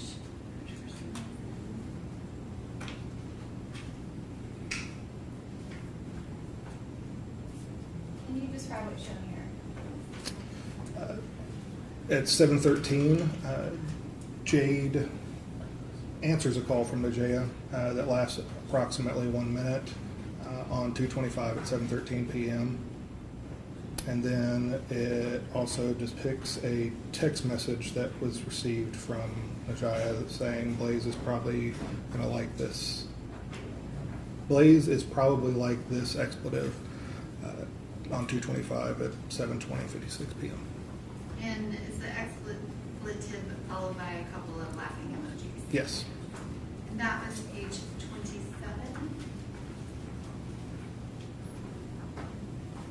Can you describe what's on the next page? Jade receives a Snapchat message from an individual named Braylon, and that was at 2:25 at 7:23:01 p.m. And there's an image with that. Is that, I guess, can you kind of describe, that's just a message, correct? Correct. The picture in and of itself is the message. That was page 28. This is page 29. Can you describe what's shown here? A series of texts that were sent within a minute of each other, starting with one from Jade to Najea saying, LOL, I'm about to make the plate at 7:24:32. Najea responds, okay, we're close at 7:24:48. And then Najea sending again, I just had to have it, followed by 2 emojis at 7:24:55. And this next page, which is page 30, is that, can you describe what that is? It's just a different way to display the exact same information, just a little bit more digestible is all. And the next page, which is 31, can you describe what's shown here? Depicts a phone call that was incoming to Jay's device from Najea that was answered, and it lasted about 9 seconds at 7:33:58 p.m. on the 25th. And the next page, which is 32, can you describe what's shown here? Between the hours of 8:03 and 8:29 p.m., texts are traded between Najea and Jade shortly after Najea leaves the residence. And so there was no communication directly between Jade and Najea from that 7:30, what our last page was, 7:33 until that 8:03. Is that correct? That's correct. And then the next page, which is 33, can you describe what's shown here? This is the series of texts again, just in a different format. And can you describe, there's kind of a gray box and a blue box. Who is the person whose messages are in blue? So, like I was referring to earlier, the messages that are extending from the left side of the screen, those are going to be the individual that Jade was communicating with. Those in blue that are extending from the right side of the screen, those are going to be Jade's statements or Jade's texts. And for the record, can you read out the content of the text from Najea on 2/25/23 and 8:03:06 p.m.? Yes. It says, that was a cute interaction we all had. I hope you all had a great date night. Love you, with a handful of heart emojis afterwards. And the next page is page 34. Can you describe what's shown here? Another series of texts shortly after the previous slide that we were just looking at, a continuation of the conversation. And specifically, can you read out the content of the message on 2/25/23 at 8:12:22 p.m.? Yes. It states, oh, that was sweet of him, with 2 emojis following it. I didn't want to intrude. We can definitely plan something soon, and he can teach us how to play spades. And the next page, which is 35, can you describe the content of this page? Yeah, so this is one of those databases I was referring to earlier that Apple collects from all iPhones that they use to improve our user experience, to improve software, so on and so forth. This one specifically is from a database that they refer to as Knowledge C. And this portion of the database focuses on the lock states of the device. So when it was unlocked or when it was locked. So it has a period of time of when it started a locked state, when it stopped that locked state. And then there's a recorded line, another column that says recorded. That varies from time to time. That's just when it was entered into the database. The start and the stop is what you need to focus on, is what we focus on, I should say. And can you read into the record the start and end date and time for the unlocked entry that is highlighted on page 35? Yes, the unlocked state started at 2:25 on 2/25/23 at 8:29:36, and it ended on 2/25/23 at 8:29:52 p.m. The next page, which is page 36, can you describe what's shown here? Yes, this is a photograph that was taken at 8:29 p.m. This one held on to some XF data that actually has the location where the photograph was taken. Again, it was Jade's apartment. And this is of that same area that she had planned, or that had laid out dinner and some of these arts and crafts. And this is kind of a mid, in the middle of their crafting or painting that they were doing. And is there anything specific about the type of picture file? Yes, so this is a live image. Apple, along with other devices, they have live images now to where you have an option of kind of sliding through the image to focus on a singular frame in that video. A very short video that you can slide through, so if somebody was blinking or not smiling in a photograph, you can kind of pause on a different frame. That being said, there will be, with this one specifically, there will be an image and a very short 2 to 3 second video that's also titled the same as the photograph itself. They're just combined into one package. So when you take that picture, you're really just taking a short video, and it chooses a portion of that as its photograph. And this picture is file name IMG_3411. Is that correct? That's correct. And this next page, which is 37, can you describe what that is? That is the video in relation to that photograph we just saw. And that kind of moving file is downloaded to the disk that goes with this report. Yes, that's one of the 3 that was downloaded to that disk, yes. And so that will be 3411. And the next page, which is IMG_3412. Yes, so this is an actual video that was taken, a video that was taken shortly after that photograph was just taken, again, of their project, or of the progress of their project that they were completing. Which I'm going to go back just a couple of screens. So you read out the unlock time is 8:29:36, and then the lock time is 8:29:52. This photo was taken at 8:29, but can you put into the record the seconds? Yeah, it's 8:29:50 p.m. And that's for 3411, and that coincides within that unlock time. Is that correct? Correct. It's within that window. And that was page 38. We are now on page 39. Can you describe what is shown here? This is, again, from that Knowledge C database. So again, this is some information that Apple, that they store on the device. This is a portion that is focusing on the Pinterest application. You can see over on the far left, the activity type column. You can see com.pinterest.viewsearch. All of these artifacts or these line items are processes that are occurring within the application of the Pinterest application. The one that's highlighted shows that it's accessing a URL very specific to a search. And if you follow the website, the URL, which looks like a traditional website, as we can all agree on, the www.pinterest, and continue on, after the search, you'll see a question mark and a Q and then an equal sign. The word motivational and then the words are actually her search terms that she searched within Pinterest. So she searched for the term motivational words and then received the results from that search and was able to scroll through them. And the next page, which is 40, can you describe what is shown here? This is just further detail of, ultimately I was explaining what was, this is again just another reference of that exact line item that we were just talking about. And the next screen, which is page 41, can you describe what's shown here?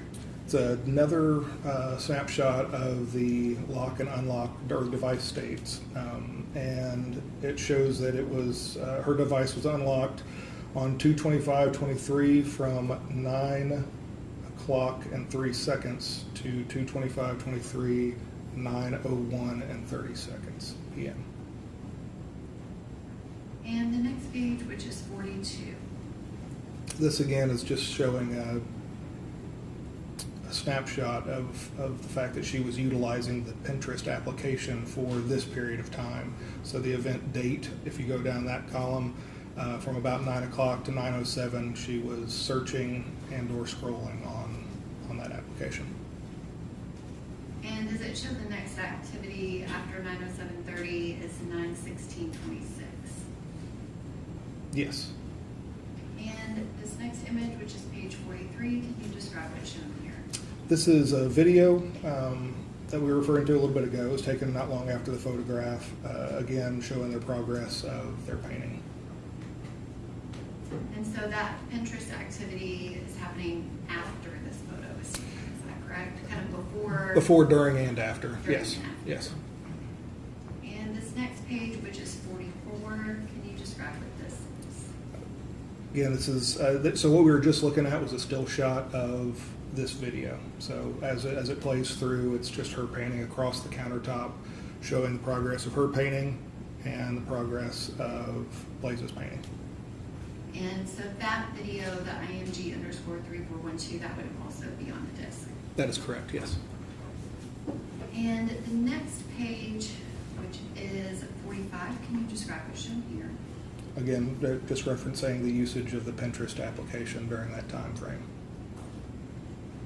And that kind of part that's highlighted is 9:07:30 p.m. to 9:32:08 p.m. Is that correct? To 9:19:58 is the recorded time is not necessarily going to be the event time. That was just when it was recorded in the database. And that's what I was getting to. I guess I was looking at the recorded time, but that last line, can you describe it? Doesn't actually go to 9:32:08. Is that correct? That is correct. That's just when that line item was recorded in that database. And so that activity is at 9:19:58. Correct. And that is page 46. We are now at page 47. Can you describe what's shown here? We are looking at a still image of what Apple refers to as a snapshot. So ultimately, when we are closing down applications and we swipe up and we see kind of still states of all the applications that we had open, those freeze frames or those still shots of our applications, those are what Apple refers to as snapshots. Those are saved as a very specific file type within the extraction of the device. It doesn't look like it's not saved as a typical picture. It's not saved as a movie or anything like that. It's a very unique file type. So we know that that's what this photograph came from. But this is also most likely the last thing she was looking at on Pinterest when she was conducting her painting. And the next page, which is 48, can you describe what is shown here? Yes, so if you notice on the file name at the very end of it, it's .ktx. It's a very unique file type. I don't know of any other photographs that utilize that file type, but it shows a created date at 9:19:59 p.m. and on the date of 2/25/2023. And if you were to swipe away kind of that open page on your phone, what would happen to that KTX file? If I was to, I'm sorry, say that If again. you were to close out that open app on your phone, Okay. what happens to the KTX file? It still is stored for a period of time on the device. Is it at some point deleted? Yes, it's in a temporary folder, so it's one of those things that we all know that we open and close applications at varying rates. So it's not something that the phone wants to hold on to indefinitely because it's not really going to benefit anybody or the device or anything. So it's one of those that's an evolving database, a constant kind of a rollover. And the next page, which is 49, can you describe what was shown here? We have highlighted a window of a locked state and an unlocked state. The locked state, well, I start with the unlocked state because we're going in a descending. So on 225 at 9:19:49, it was unlocked until 9:20:59 p.m. And then it was locked at 9:20:59 p.m. until 9:29:06 p.m. And you just said it was locked from 9:20:59 p.m. until 9:29:06 p.m. That's correct. And the next page is 50. Can you describe what is shown here? It's a snapshot of a series of photographs that were taken with Jade's device between the times of 9:24 and 9:28 p.m. Which you have just testified that her phone was in a locked state. Can you describe how is it possible that she is taking photographs? Yes. So from a locked state, Apple devices and other mobile devices have realized that people utilize their phone as a camera just as much as they do a phone. So they make it a little bit easier for you to swipe either to the left or hold down on a little camera icon in the bottom right-hand corner. You can do this without ever entering your PIN, using your fingerprint or your Face ID to access that application. And are there 12 photographs that are taken in a series? Yes. And is the first one listed at the bottom of this page 50? The first one, yes. Before one, Yeah, I'm sorry, yes. And this next page 51, can you describe what's shown here? Is that just more detail about Yeah, these exact yes. 12 photos? Yes, A it's- little bit bigger so you can see the Just exact time. zoomed in a little bit more, yes. And the next page, which is 52, can you describe what's shown here? I placed a copy of the photograph and then a copy of the detailed information just to the right of it, so it kind of flow a little bit easier. So as we're looking through these slides, the photograph on the left, and then the immediate right of it is the detailed information for that photograph. So the first one being 34313.jpg was taken at 9:24:33 p.m. and it also again has the location information stored inside that photograph or in the details of that photograph that it was taken at her apartment. The following picture was, again, these will be kind of in a consecutive order as well because they were taken fairly shortly after the first one. Next one being 3414.jpg at 9:24:41 p.m. And the next page, which is 54, can you describe what's shown here? Yes, same. I apologize, that's 53. Page 53? Oh, yeah. Very first photograph at the top, ending in 3415.jpg, was taken at 9:25:17 p.m. Then 3416 was taken at 9:25:32 p.m. and then 3417 was taken at 9:25:51 p.m. And the next page, which is 54, can you describe what's shown here? Same way we're looking at the extension of that same series. So ending in 3418.jpg was taken at 9:27:02 p.m. 3419.jpg was taken at 9:27:38 p.m. and then 3420.jpg was taken at 9:27:45 p.m. And the next page, which is 55, can you describe what's shown here? 3421.jpg was taken at 9:27:54. 3421.jpg was taken at 9:27:59.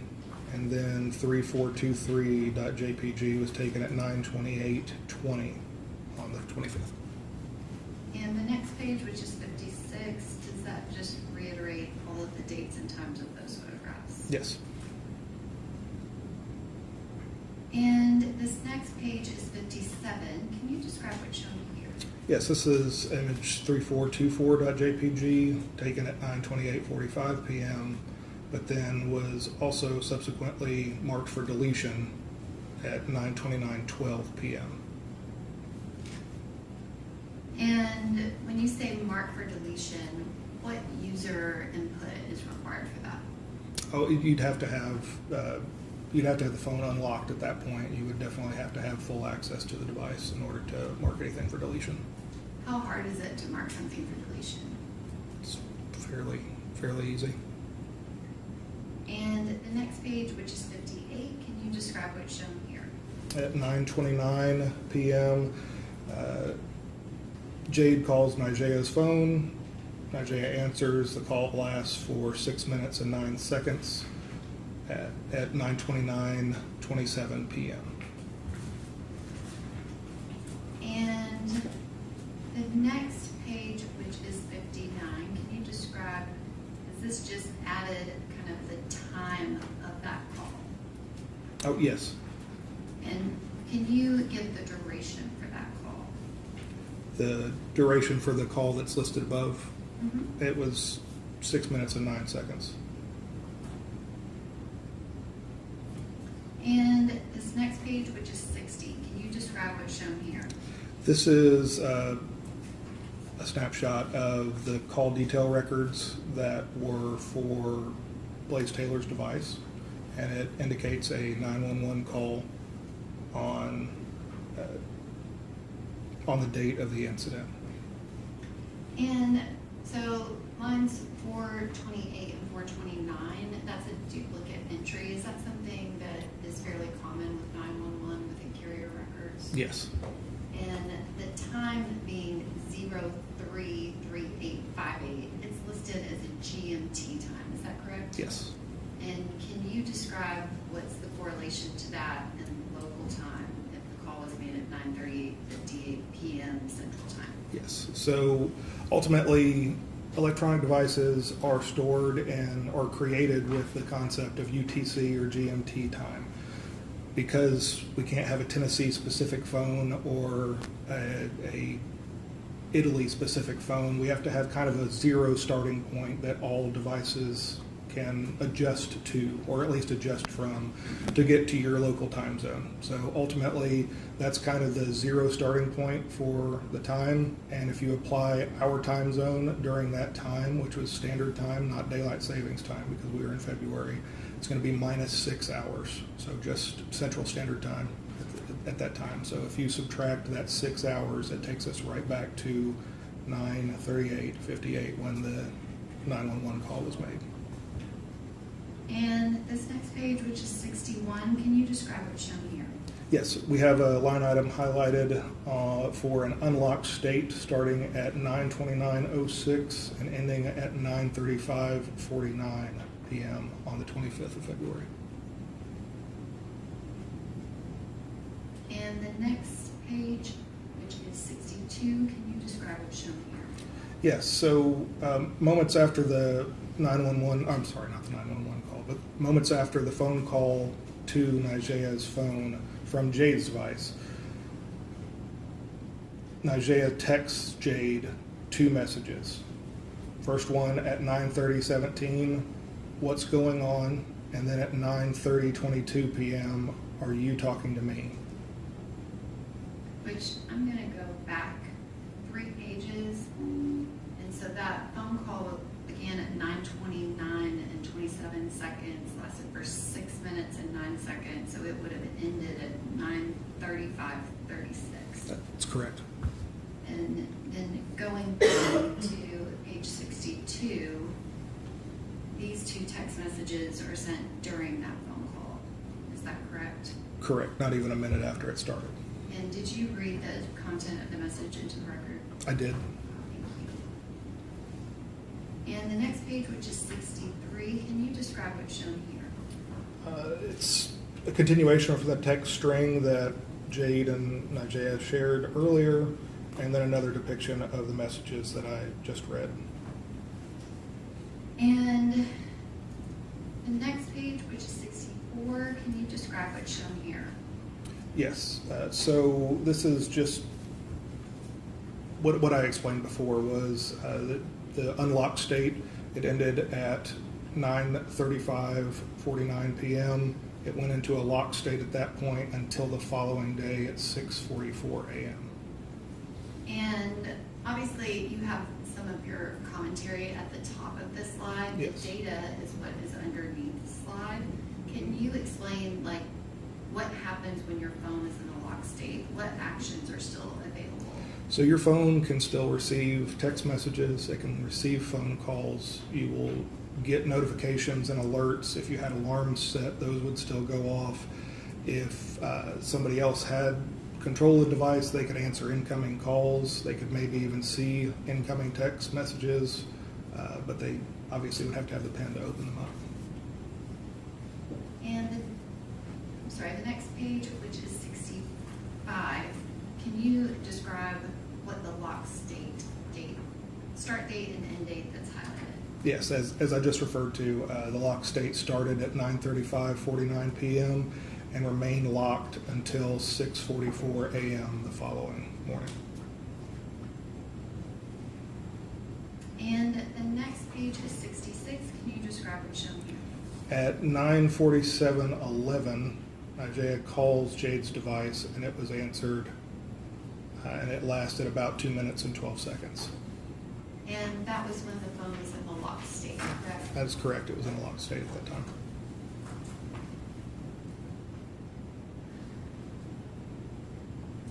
Detective Miller, we kind of went through the timeline of that 2/25 of 2023. Can you describe when you're analyzing a phone, are you the lead detective on the case and doing everything yourself? Not at all. And did you work with the lead detective assigned to this case? I did. And I guess, can you kind of describe how does that work with you locating information and y'all working together? Yes, so there's a constant line of communication ultimately. Starting out when we receive paperwork, we're going to have some initial information about when the incident occurred, what kind of incident it was, because we don't just work on homicide phones, we work on sex abuse phones, we work on robbery phones, like all different types of devices. So every investigation is going to be a little bit different. So, but we're constantly in communication with that lead detective. They had boots on the ground during the initial portion of the investigation. They know it inside and out, and I'm kind of a third party coming in, again, assisting in the investigation with the digital evidence. So I have to rely on those lead detectives anytime I'm working on a phone or on a report for a device, because I need to know a lot more information. So there's constant lines of communication. And did he ask you to look for certain pieces of information during certain time frames? Yes. And was November 6th one of those time frames? That was. And the next page, which is 68, can you describe what was shown here? So this is a snapshot of the notes application, or a portion of the notes application that was in Jade's device. And can you describe when the note was created? It was created on 11/6 of 22 and at 4:11:27 p.m. And a note is one of those that you can constantly keep modifying, adding to, taking away from. So it has a last modified date as of the 8th of that same month. And can you read the body of that note? Yes. I think that we might as well cut out the communication or whatever between us, because we can't keep opening and closing this door when I've made the decision. You said how you felt and what you do or don't want, and I respect it and will not involve you at any point. My appointment is the 16th, so if your mind changes or anything, feel free to reach out at any time. But other than that, I feel like we will just be running in circles, continuing to communicate. And can you explain, there's a summary section, do you know how that's created? It's created by the application and is actually just in the line item of all your notes. It'll actually give you just like kind of a little snapshot of what's in that note. And the next page, which is 69, can you describe what's shown here?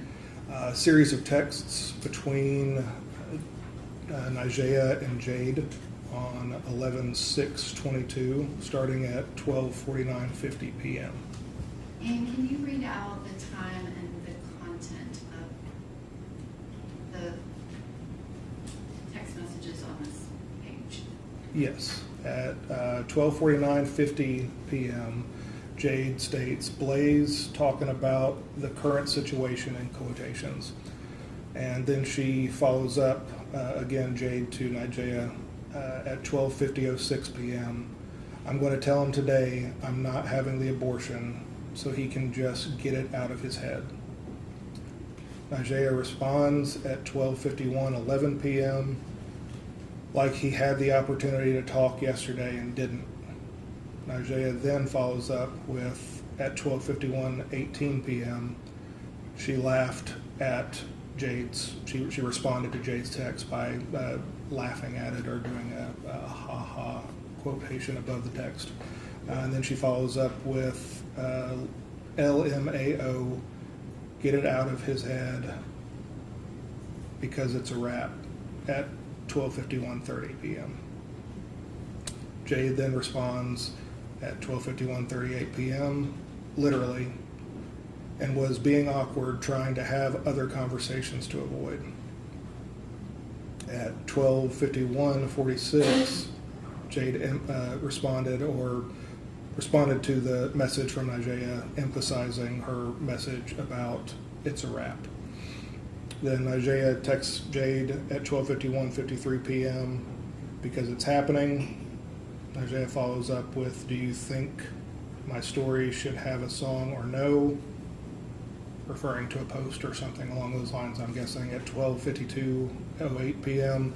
And then Jade responding, he's gonna be like, but why? It just makes no sense for us. Like, expletive, shut it down. At 12:52:12 p.m. And then she finishes with, yeah, give it a little song at 12:52:43 p.m. And the next page, which is 70. Same.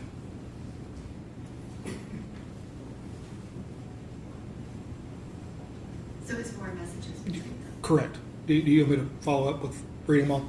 Yes. Okay. At 12:52:49 p.m., Nigea says he most def is going to be on that. Jade responds at 1:10:44 p.m. It's all good though. It is what it is. Jade then follows up with, I told my dad yesterday. That was at 1:10:48 p.m. Nigea says, oh, expletive, how'd that go? At 1:11:05. Nigea then sends a photograph with no context, and then Jade responds, it went really good, he cried. I've never seen him cry other than my grandma's sister's funeral at 1:12:14 p.m. Nigea responded, cried, question marks, and then a series of emojis at 1:12:24. And then Nigea then followed up with, stop it, Dennis, at 1:12:29 p.m. And then Jade finishes this page with, but he told me basically the same as my mom, that he would support me either way, at 1:12:43 p.m. And the next page, which is 71, can you describe what's shown here? At 1:45:12 p.m., Jade texts Nigea, I'm about to talk to this expletive. Nigea responds like, WTF? At 1:45:32 p.m., Nigea then says, let me know how it goes, at 1:45:36 p.m. Again, Nigea sends a photograph without any context. And then at the bottom, Jade finishes up with, I think that we might as well cut the ties, communication, or whatever between us. Is that a draft of basically that note that you've already testified to? Yes. And that's Jade sending that to Nigea, is that correct? Correct. And there's a photograph in the message that Nigea sends Jade at 2:29. This next page, which is 72, can you describe what this is? That's a photograph that she submitted in that message.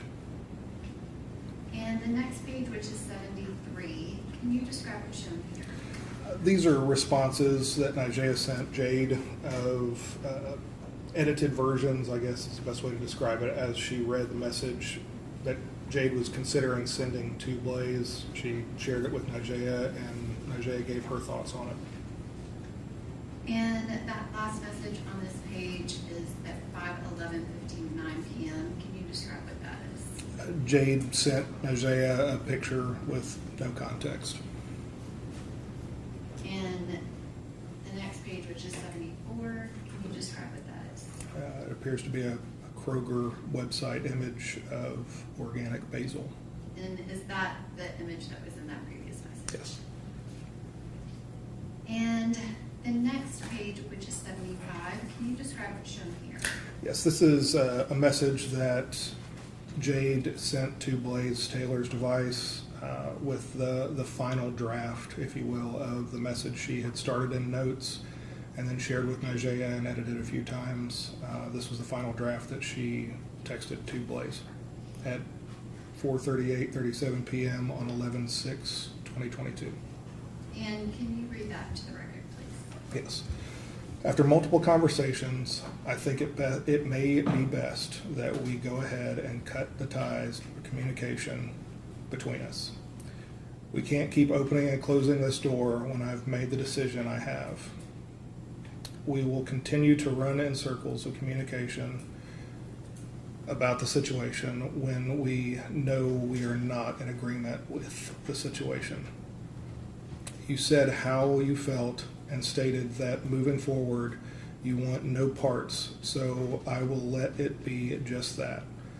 I will not involve you at any point. I will love this child unconditionally with or without you. I informed you that my appointment is on the 16th, so if your mind changes between now and then, the choice is yours to show up or not. So with that being said, there's nothing left for me to say. Have a great rest of your day, Blaise. And the next page, which is 76, can you describe what's shown here?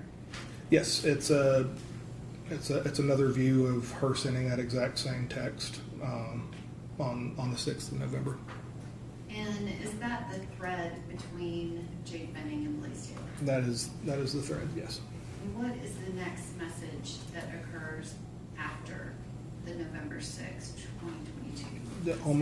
Almost 2 months later, on 12/31/22 at 4:26:02 p.m., Jade texts Blaise's device stating, "I'll be off in about 30 or 45 minutes. I will call you when I leave." And can you describe in Jade's iPhone, does it capture every single phone call that she makes? Not all of her phone calls. Well, it does capture all of them, yes. Inherently, phones do capture all phone calls, but not. Well, yes, I'm sorry. Yes, it does capture phone calls. Is it possible that that phone call occurred through a third-party app? It is possible. Because it appears she's responding to something, but nothing happened. That is correct. Did you look for evidence of what would have occurred between Jade Benning and Blaise Taylor prior to her sending this text message? Yes. And did you find anything related to that? I did. And what was that? I found a message or a text string between Jade and Nigella. Jade had texted Nigella a photograph of a missed call from Blaise. She had taken a screen capture of her locked phone that she had missed a call from Blaise, so it shows that on her screen, and she texts that to Nigella. Nigella responded as though you would think she would. She was surprised because it had been a serious period of time since they talked, and then Jade seemed excited about the fact that he was calling. And can you describe what's shown here? That is 77. Yeah, it's just further detail of the slide we were just looking at, the text.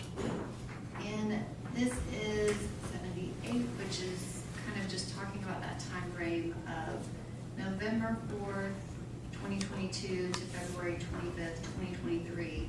Did you specifically kind of look at any contact that they would have had during that time frame? Yes. And specifically, did you look at Jade's activity during that specific time frame? Yes. And do the next few slides kind of focus in on things related to her and her actual pregnancy? Yes, it does. And this next page, which is 79, can you describe what is shown here? Yes, these are a series of calendar entries that were on her device, and then just below that, a series of text confirmation that you would typically receive from like a doctor's office or something along those lines, confirming the dates and times of those appointments that were listed above, of some of the appointments that were listed above, I should say. And the next page is 80, which is kind of a zoomed in image of a portion of the previous slide. Can you Correct. read into the record the dates of these appointments? Yes, the titled doctor appointment at Vanderbilt Women's start date and time was 11/16/22 at 1:40 p.m.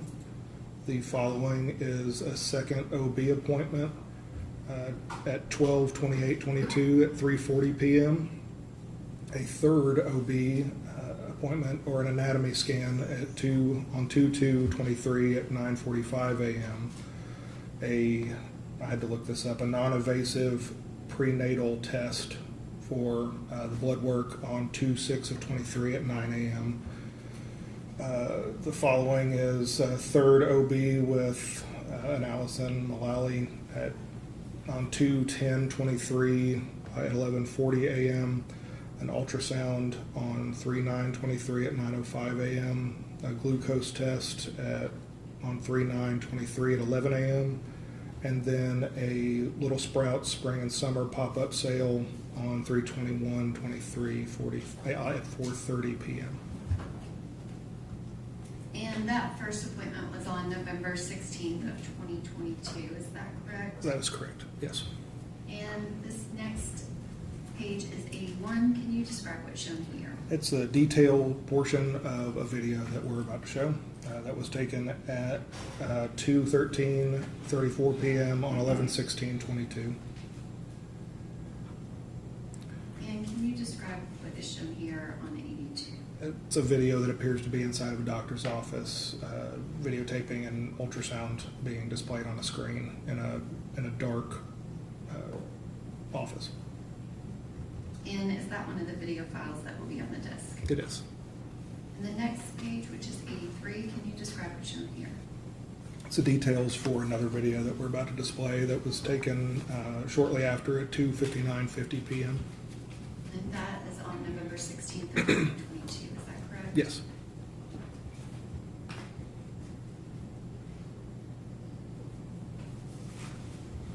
And that is a still image on page 84 of your report. Can you describe what that video is?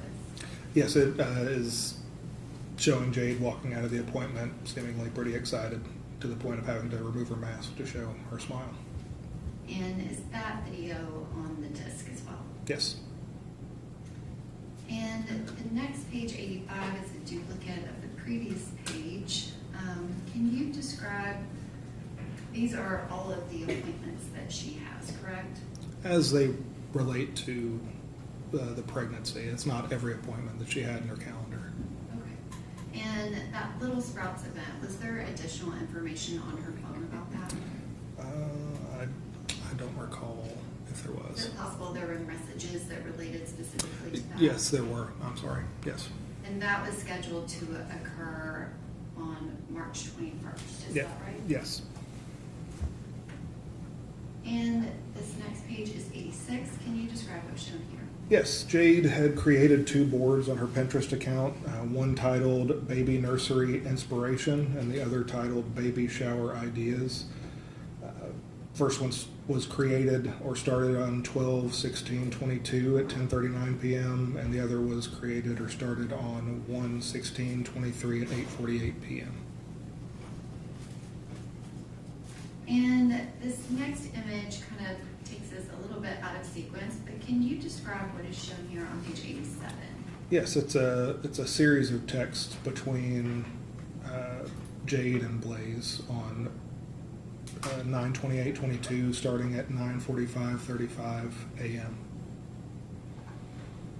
And this next page, 88, can you describe what's shown here? It's a detail. It's the details for the very first text, just kind of giving a little bit more in-depth look at the starting of the conversation.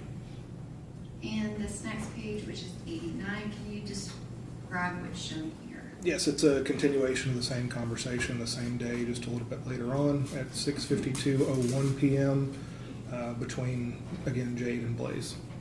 And can you read into the record the content of that message at 6:52:01? Yes, that very first message from Jade to Blaise. I want to come stay with you again tonight. Blaise responds at 10:59:38 p.m. Yes, that's fine. So sorry, I definitely thought I'd responded, just was getting ready for bed and was like, dang, she hasn't responded back. And it was me who didn't respond with an emoji. Jade then responds at 11:04:46. LOL, it's all good. I'm finishing up at the gym. I'll come there in a minute at 11:04:46. And then follows up about 6 minutes later with on my way.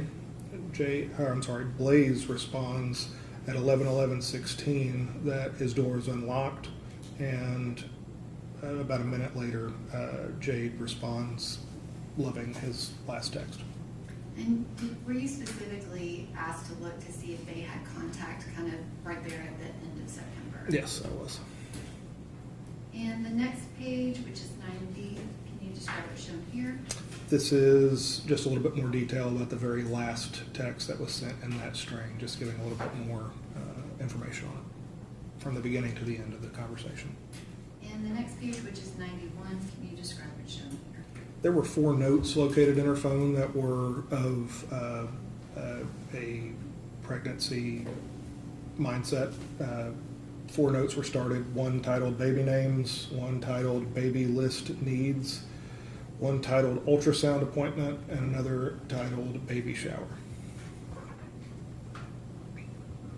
And the next page, which is 92, can you describe what's shown here? This is a series of line items from her inbox or her email. These are all email lists that she had signed up for that are all either parenting related, baby related, pregnancy related, of that nature. So she had 5 of them that she had actually subscribed to. And the next page, which is 93, can you describe what's shown here? It's a series of videos that I located inside of her device that were videos of an Amazon checkout, or like an in-cart before you check out, so in your basket for Amazon, 2 of those for Amazon, another one for Old Navy, and another for another child-related website, all indicating items that she had in her cart ready for purchase. And are all 4 of those videos between 2/20/2023 and 2/22/2023? That's correct, yes. The detail portion down there at the very bottom is in correlation with the still image directly above it. Again, these are all videos, so these are just a still shot of the video. And this is 4 separate things that you kind of consolidated? Correct. Did you Correct. pull every single pregnancy-related item from Ms. Benning's phone? No, not at all. This is just a sampling of what I located. Was it somewhat just constant? Yes. From the beginning of November until February 25th of 2023? Yeah, it was very, very constant. And the next page is 94. Can you describe what's shown here? An image that made me think she was treating herself right and working with the pregnancy by creating mocktails and posting that to some friends on Snapchat. And did you specifically look for any evidence of alcohol use, marijuana use, things of that nature? Correct, yes. And did you find this kind of looking for that type of thing? Amongst other things, yes. And this next image, which is 95, can you describe what's shown here? Yes, it's a photograph of Jade at a local gym, or her gym, and she I found it important to say that she noted that we made it to the gym today. So my inference is her referring to her and her unborn. And what type of artifact is This this? is a Snapchat artifact. And what's the date for the record? It was created on 1/11/23 at 1:03 p.m. And the next page, which is 96, can you describe what's shown here? It's a photograph that was taken on February 2nd, 2023 at 9:24 a.m. And again, it appears that she is in a doctor's office with a ultrasound image up on a screen in the room. And can you describe what is an HEIC file? It's a high efficiency image container, and it's just a really fancy term for that Apple uses for their images. It's just a very high quality image. So it's very normal to see that inside of an Apple extraction.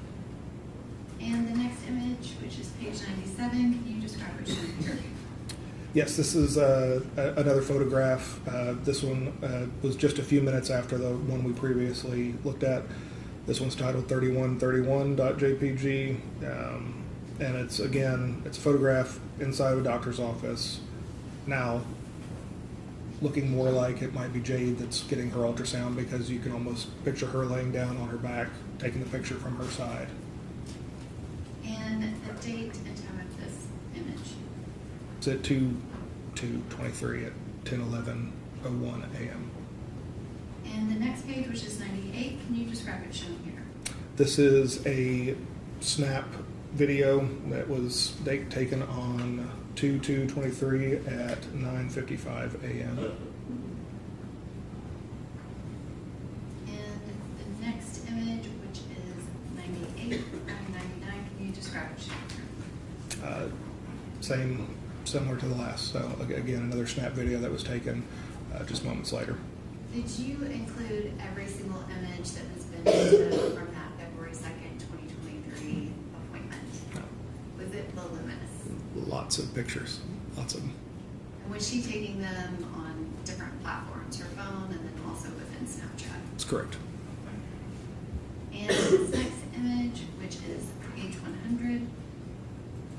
This is image titled 3163.jpg. It was taken on 2/2/23 at 10:12:28 a.m. And again, it's a picture of her holding up her recently received sonogram printout. And the next page is 101. Can you describe what's shown here? Yes, this is a series of text messages that Jade submitted to Blaise Taylor. First one on January 26, 23 at 11:29:08 a.m. She texted a photograph and then followed up with just reminding you that my appointment is next Thursday at 9:45. It shouldn't be longer than an hour. The photograph that she shared is pictured just below the portion that says OB, a third OB anatomy scan. She followed up with another text not long after that on January 26, 23 at 12:44 p.m. Okay, hopefully you can make it. I'd love for you to be there when I find out the gender. You coming to importance is very important, and that got cut off. Not so much the body of the text as the fact that she was texting him about the appointments is what I was trying to portray in these messages. On 2/5/23 at 11:48 p.m., she texts Blaise, "Sweet dreams, though, about to try and go to sleep since I have to be up early for the appointment," followed up with an emoji. And then on 2/10/23 at 12:51:16 p.m., an emoji, and then a doctor's appointment went good. She said everything was normal, just waiting for the test to come back, which will be next week probably. And that one, I think you read out the message red time. Was the message sent at 12:46:56? I'm sorry, yes. I apologize. Read from the wrong column. And the next image, which is is page 102 of the report. Can you describe what's shown here? Yes, it's a photograph from a series of photos that Jade took in her kitchen on February 6, 2023 at 4:39 p.m. And were you asked to look for specific information related to the camera that is portrayed in this photograph? Yes, when you're looking at the details for images, I mean that is one of the things that, depending on the application that you use, is identified in the details of that photograph. If you look down a little bit lower on the right side, a little bit lower than halfway, you can see that it was taken with an Apple iPhone 13 Pro Max, utilizing software version 16.1.1, which was the same as Jade's device. Which I apologize, Detective Miller. I think my question was confusing. I was referring to the surveillance camera that was on the left side of the stove. There's that too. Were you also asked to look for any information related to that camera? Yes. And the next image, which is 103 of your report, can you describe what's shown here? Another photograph taken in that same series. And the next image, which is 104, can you describe what's shown here? Another photograph taken not long after, titled 3236.jpg in the same series. And did you include all of the photographs that Ms. Benning took of her and her sonogram pictures on that February 6, 2023 date? No, there was quite a few of them. And the next image, which is 105 of your report, can you describe what's shown here? Yeah, it's a series of text messages between Jade and her mother. And can you describe the one at 6:17:03? What, I guess, does that image indicate to you? A series of photographs were sent in one singular message. And does that time frame kind of match up to when she was taking those photographs in her kitchen? It does. And the next page is 106. Can you describe what's shown here? Same. It's going to end up being a series of photographs sent in a handful of messages, all containing a series of photographs in each message. And page 107, is that another image of the 9 images that she sent her mom that day? Yes.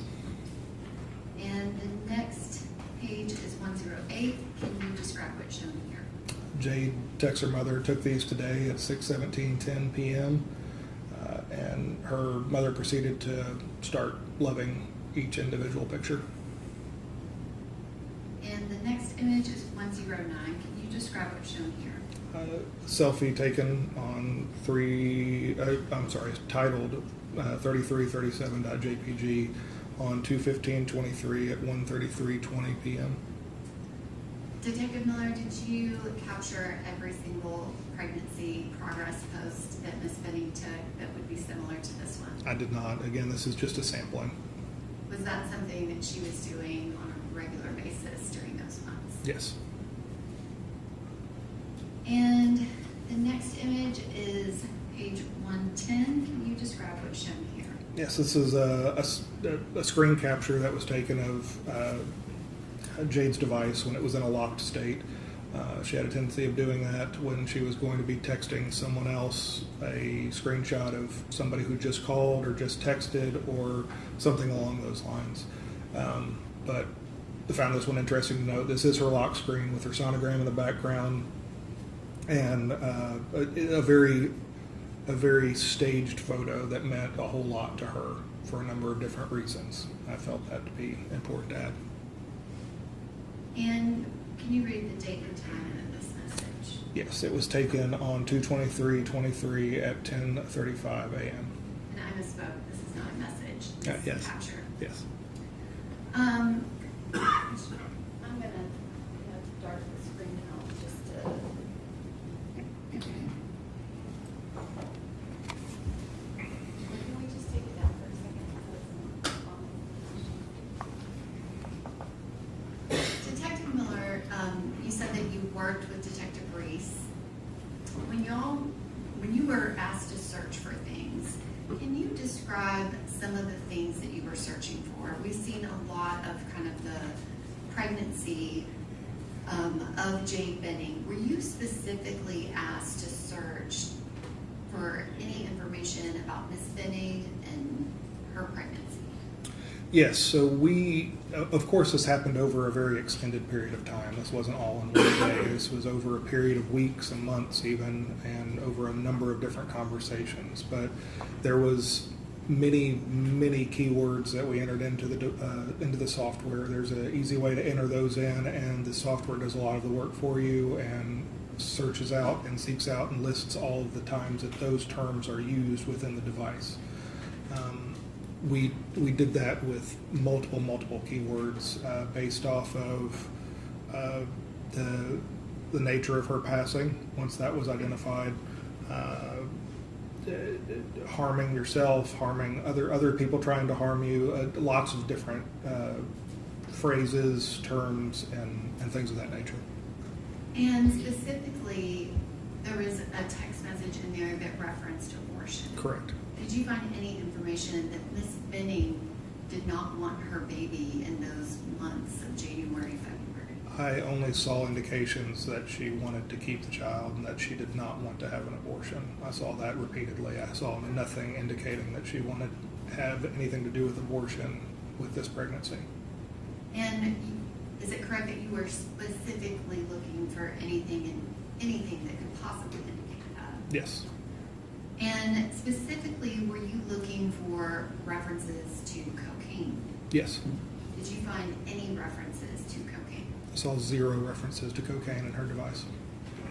And no references whatsoever? Which you're looking for references of her doing it, but did she have references to cocaine? I did not see references at all in her device for anything related to cocaine or any slang term for cocaine that we could conjure up. And did you look to see if there were other substances that she was using? Yes. And did you see activity of her using other substances prior to her learning that she was pregnant? Yes. Were there references to, and those substances, is that going to be marijuana? Yes.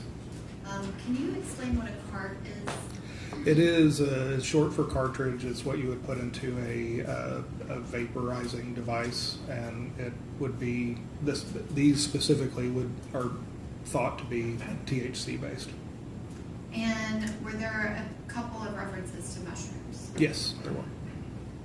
Was there any evidence in conversations that you reviewed that indicated that Ms. Benning used any drugs after she found out she was pregnant? Nothing indicating that she used them, no. Were there references of text messages where she asked someone for drugs for other people?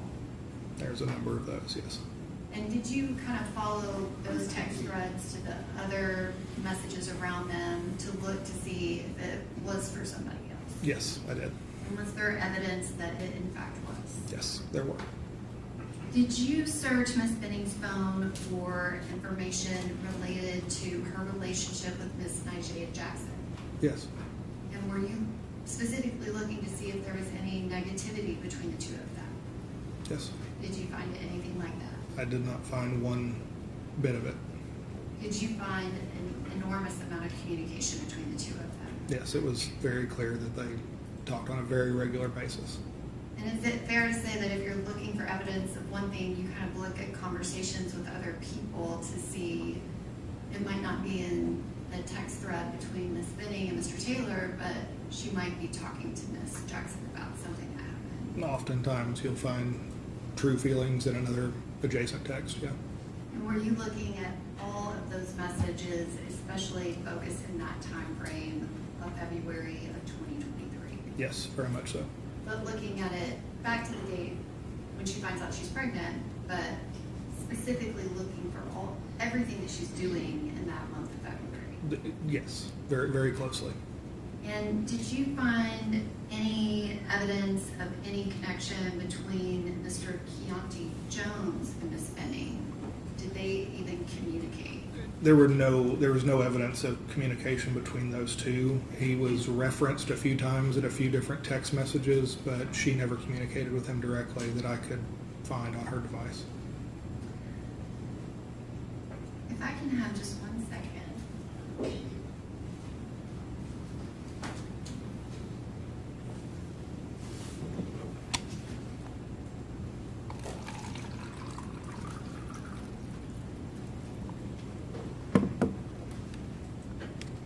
I want to switch gears a little bit, which if we can get the screen back, that would be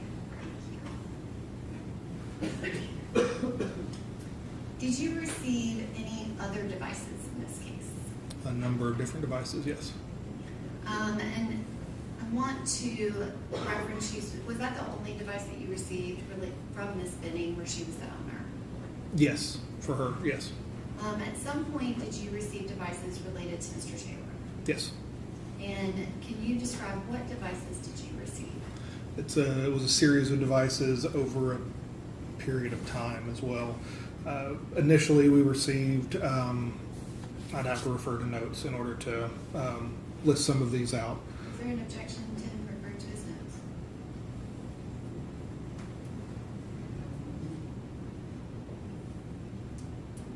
You're just wanting him to list the devices? I wanted him to generally explain the devices that he Okay. looked You at. asked about listing them. What is the list that you have there? So it's just a snapshot of some of the devices that were turned in, that were owned by him or used by him, by Detective Reese. Is there additional case material on the notes?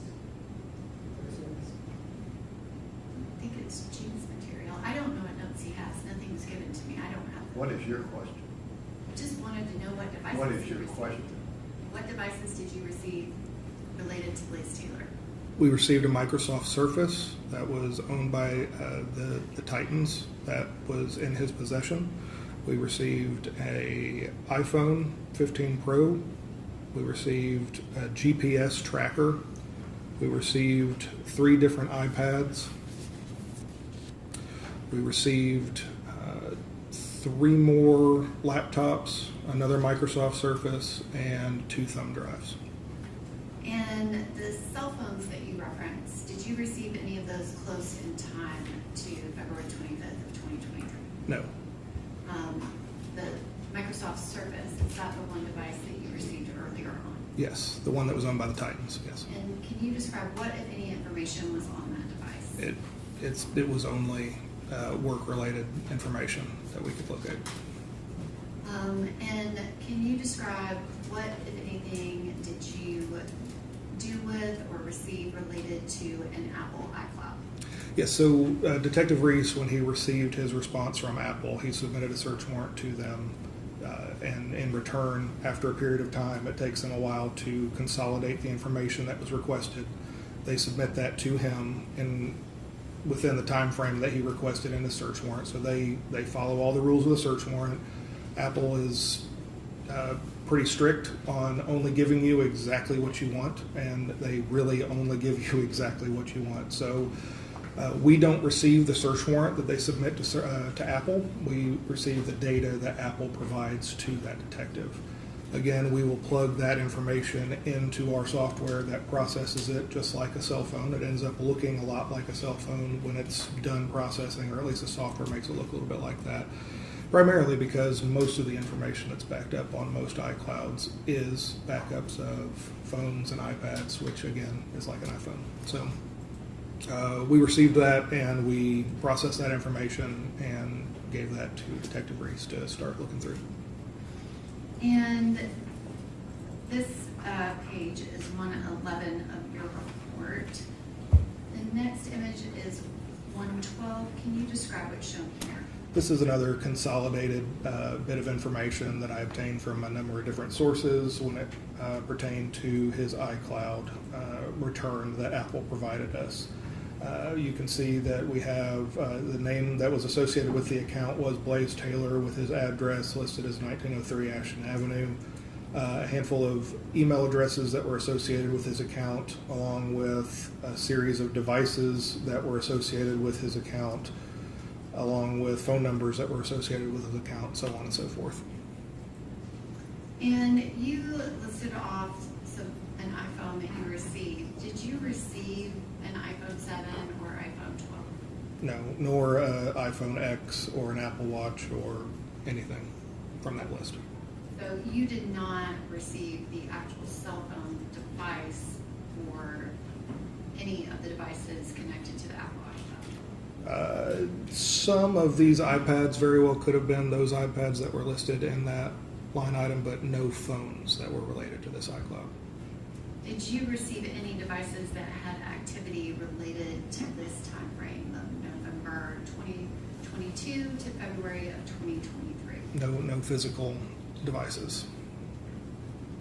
And the next page, which is 113, can you describe what's shown here? This is kind of a cover page, if you will, that Apple sends with their return data.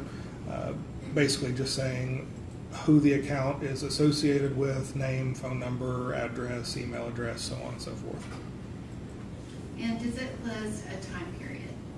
That the time period, it says 1/1 of 23 to 7/4 of 23. And is it correct that Apple sent data that they associated with that time period? That's correct. Again, I didn't see the search warrant, but the assumption is that that's the search warrant that, the time frame within the search warrant that Detective Reese submitted to Apple, which is why they would have listed that there. And do those generally include language related to backups? Yes. And the next page is 114. Can you describe what's shown here? Yes, this is a series of entries into the Apple wallet, and it could have been on any number of devices that were backed up on his cloud. But ultimately, these were just ways to further identify the information found in this cloud as associated with Blaise Taylor. Similar to what I was doing with Jade's phone, I do the same thing with clouds. Again, trying my best to identify who the owner or user of that data was. And did you ultimately give that data to Detective Reese? Yes. Was it somewhat voluminous? Very, very. And Over 5 million messages. is Detective Reese a little bit more familiar with kind of the contents of that iCloud return? Yes. Did you assist him with any questions that he had and kind of looking at some of that data to connect it to Ms. Benning's data? Yes. And you said that you did not receive any of those cell phones. None of those that were listed in his account information from Apple. Okay. The next kind of topic I want to get to is the blink camera that I pointed out in one of the photographs. This is page 115. Did you look to see if Ms. Benning's iPhone had any evidence of footage from that blink camera? Yes. And the next image is page 116 of the report. Can you describe what's shown here? Yes. When the term blink was just entered into the search feature of the software, you can see that there's some recorded dates and times for activity with the device. Interestingly, a note to note, I should say, is that the device was showing offline starting on 2/22/23 at 8:37 a.m. And continued to show offline as the app reached out to the camera trying to access it. During that attempted communication via the internet with the device, it continuously showed offline. And what's the next date after the 2/22/23 where there was anything in Ms. Benning's iPhone related to that camera? The next date is 2/26/23 at 7:08 p.m. And that's indicating that motion was detected with that camera. And the next page, which is 117, can you describe what's shown here? Again, it's further detail into the motion that was detected on 2/26/23 at 7:11:31 p.m. And the next page is 118. Can you describe what's shown here? This is a still shot of the view of that camera inside of the kitchen, kind of looking over the stove there. It was created on 2/22/23 at 2:40 p.m. And this image is on her phone, correct? It is. It's stored within the database of the Blink app. It's a cached image, so it's most likely an image that would appear representing the view of the camera, not necessarily the current view of the camera. Did you look for any and all footage related to this camera? Yes. And are these the only things that existed as an artifact on her phone? There was a snapshot of the application being open, of the Blink application being open at one point when we downloaded her phone. That snapshot still existed there, but that's also very expected as well. But between these and that's all we could find in relation to Blink. Which the next page was us getting to the snapshot for an actual image on the phone that Yes. wasn't that Correct. type of snapshot. Correct. I'm sorry. Yes. This was the only thing that was there. Yes. And the next page is 119. Can you describe what you're showing here? This is the snapshot I was just referring to. So just that image that Apple stores for of applications that are currently open, kind of just that snapshot that I was referring to earlier. And can you read the created date and time here? 2/26/23 at 9:37:01 p.m. Okay. And do you know anything about kind of when this image was captured as compared to when that KTX file was made? When this image, this is the KTX image, Right. correct? The KTX image, can you describe how reliable is that created date and time and access date and time? So that's actually going to be a very reliable image, or date and time for that image, for that application state. And can you explain the next page, which is 120? So this is going to be the phone, the native phone application on the phone for an Apple device, specifically highlighted on the recent phone calls portion. Again, it's a KTX, so it's a snapshot of that phone application being open. And so if someone had Ms. Benning's phone and they had the passcode and they swiped away a page, is that what would have caused that KTX file to be deleted? The KTX file, that part gets deleted later on when it's actually live is when the KTX file is created, when it's actually open on the phone. But when it's swiped away, it isn't automatically immediately deleted. It's just stored away for a period. But these images are just those pages Yes. being open on the phone. Correct. These were just applications that were actively open on the device at the time of extraction.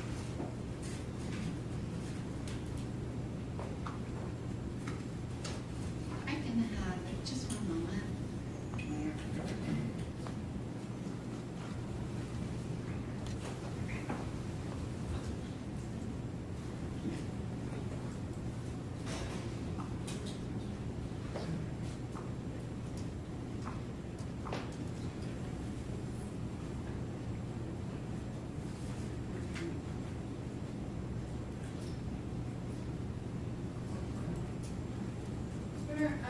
The parties are going to agree to put this copy of the exhibit into evidence, so if we can have this as well as the disc, I want That copy of that. record to be accurate. Thank you.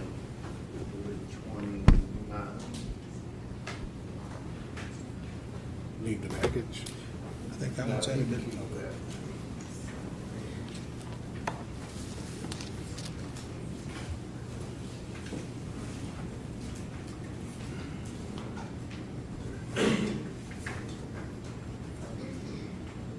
Thank you, Detective Miller. I don't have any more questions at this time. But you might end up being recalled.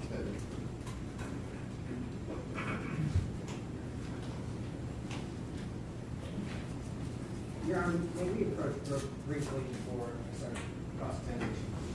Sure.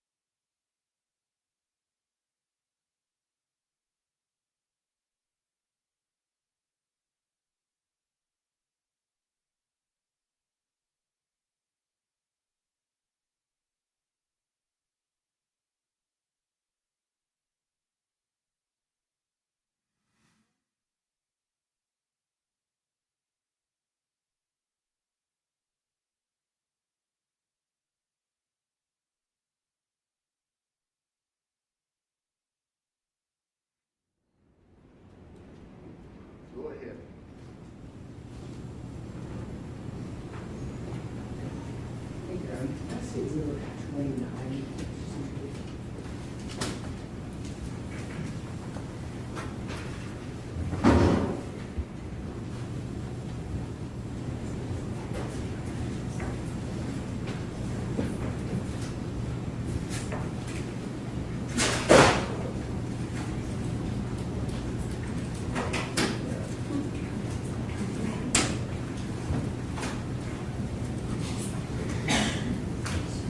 Good afternoon, Detective Miller. Good afternoon.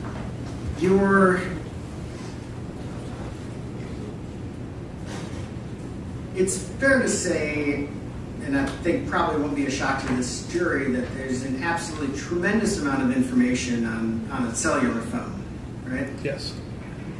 And you described a little bit of this during your testimony, but the way you conduct a review of a cell phone is you're not just kind of scrolling through information, are you? To an extent, that's what you're doing, but there is somewhat of a method to the madness. So you referenced search terms, right?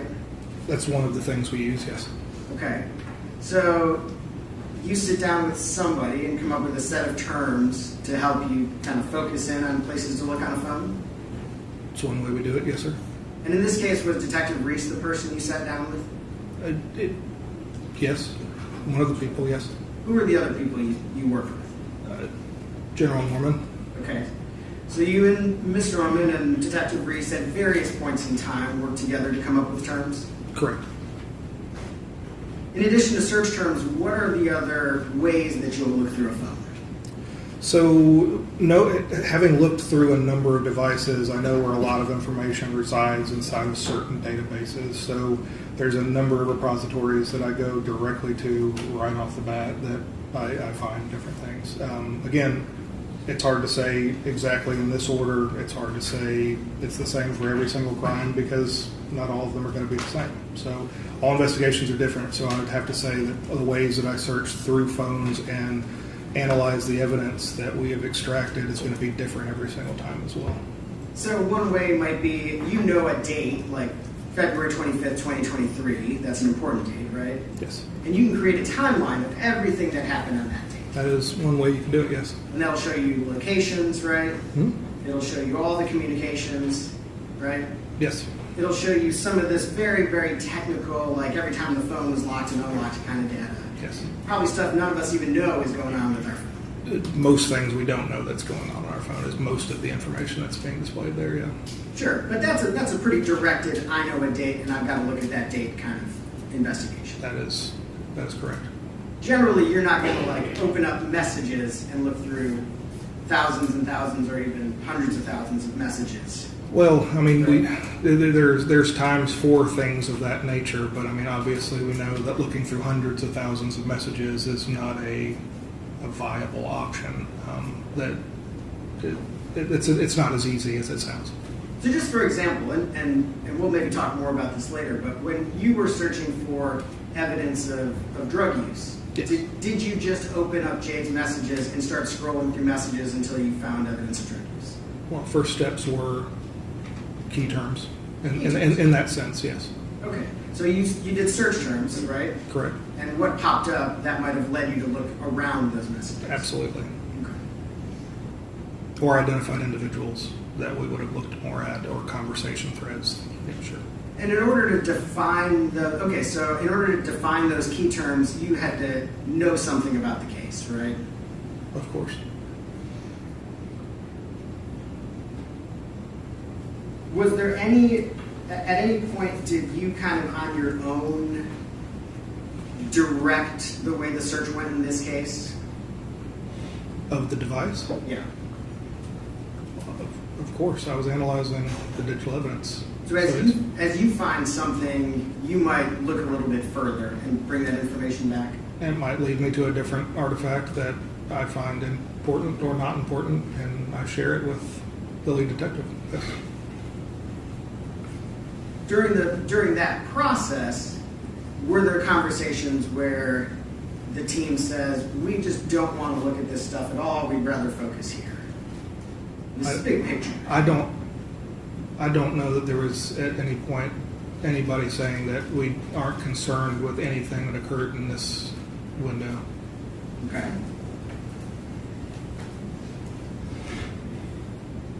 let's talk for a second about I want to go through a couple of the things that you, that have been in your, I guess it's not really a report in this presentation that is Yes, sir. kind of prepared.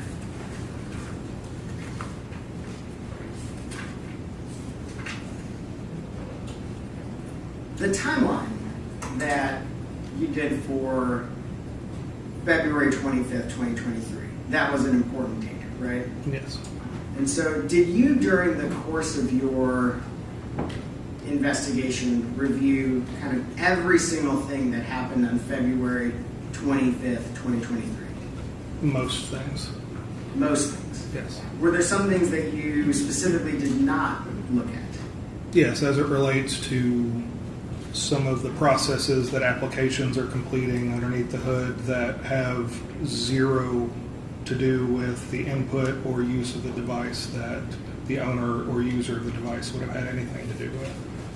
So really the really technical kind of nitty gritty stuff, you didn't worry too much about. When you get to a granular point, it's so minute that it really doesn't have any bearing on you as the user.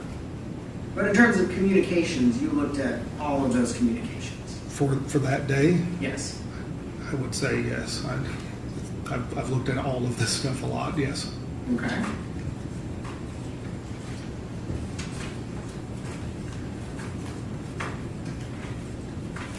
And I apologize, I'm going to just have to flip right to some of these in this presentation.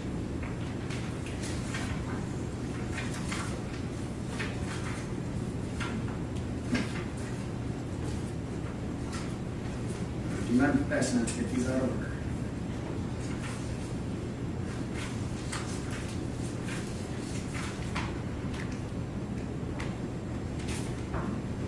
If I could publish this to you. Thank you. At 6:43, there's a text message from, actually I think it's a text message, received from, the name is Porter Jairus. Is that right? That's how it's stored in her device, yes. That's how it's stored in her phone. I think you refer to him as Mr. Porter or Jairus Porter. I said Porter Jairus or Jairus Porter, one of the two. I noticed that you put those text messages in there several times throughout this timeline. During that evening. As texts appear, I was placing them in there, yes. Was that a name that you had noted at other times during your review of Ms. Weber's phone? I didn't analyze Ms. Weber's phone. I'm sorry, Ms. Benning's phone. Okay. Can you repeat the question? Was that a name that you had noted at other times in analyzing Ms. Benning's phone? Objection, Your Honor, to the relevance. Go ahead, did you search that name? I did search that name. Yeah, on that date, yes. Just on that date? I'm sure I looked for it and saw it in other times throughout this extraction. Did you note a significant number of communications between Ms. Benning and Jairus or Jairus Porter? I don't recall ever identifying a number of messages between them. Well, I wanted to ask about some of these messages that we have. It was slightly less than 20 minutes after she receives a text from Mr. Taylor, she talks to Mr. Jairus, right? No, she received a text from him. Receives a text. And are there additional communications that you noted throughout the evening from Mr. Jairus? I believe there's a few more, yes. So at 6:55, she responds Yes. back to him? Yes.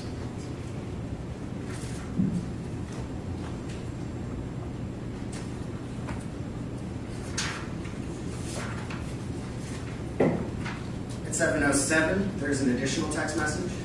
Yes.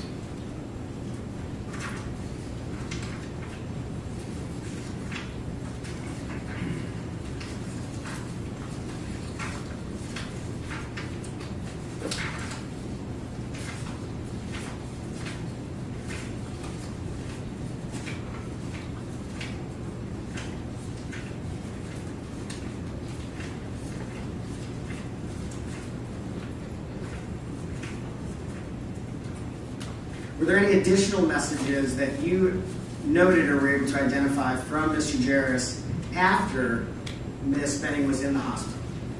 Yes, he sent a handful of messages, yes. And when were those? I don't recall the exact date. Remember if they were immediately after she was in the hospital or a day later? Like I said, I don't recall the exact date or time. And you think you did review all of their text messages during the course of your investigation? I reviewed a number of things. I can't swear to saying I've looked at every single text message between the two of them. Okay.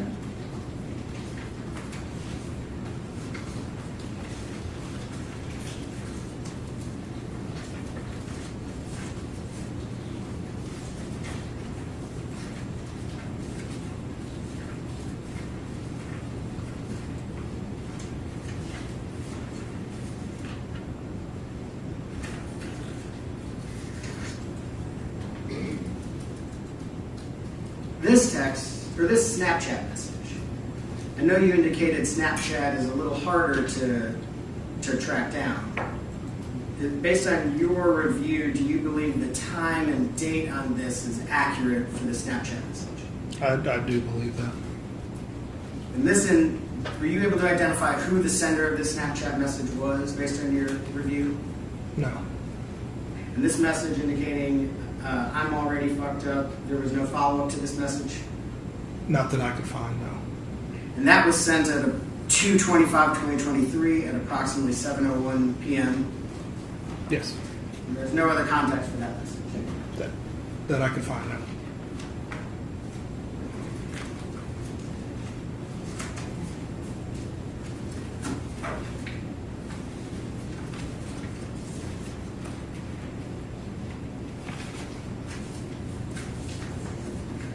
Just hitting a couple things I noted. You testified about this location information that you believe was a Walmart. Yes. And that's because it says Walmart on that map? And I'm familiar with that exact address and location. Like you've been there or you had to Google it or something? Like I was a patrol officer in that zone. Okay, so you have personal familiarity, you've been there before. Yes. This location information, does it provide or is stored how long Ms. Benning's phone was at that location? This is a parked car location, so it's not a time frame. It's just stating that the car was parked at that location. Okay, so it just is like marking that the car was there. So there's no indication of whether it was there for 30 seconds or there for 20 minutes, anything like that? Not based on this artifact alone, no. And you didn't find in the phone any sort of receipts or messages relating to going to Walmart? Nope. We don't have any information from this phone as to why she would have gone to Walmart? Not from this device, no. And from this device, we don't even know if she actually went into Walmart, do we? That is correct. I do not.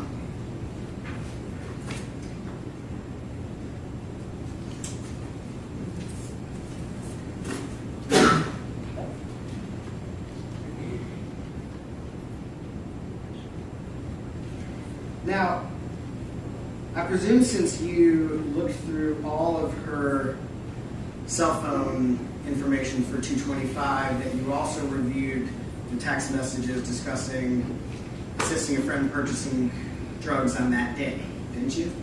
Earlier in the day, yes. Yes. And who were those messages with? I don't recall offhand exactly who they were between. If I were to pass you a set of messages, would it help to refresh your recollection? It very well could.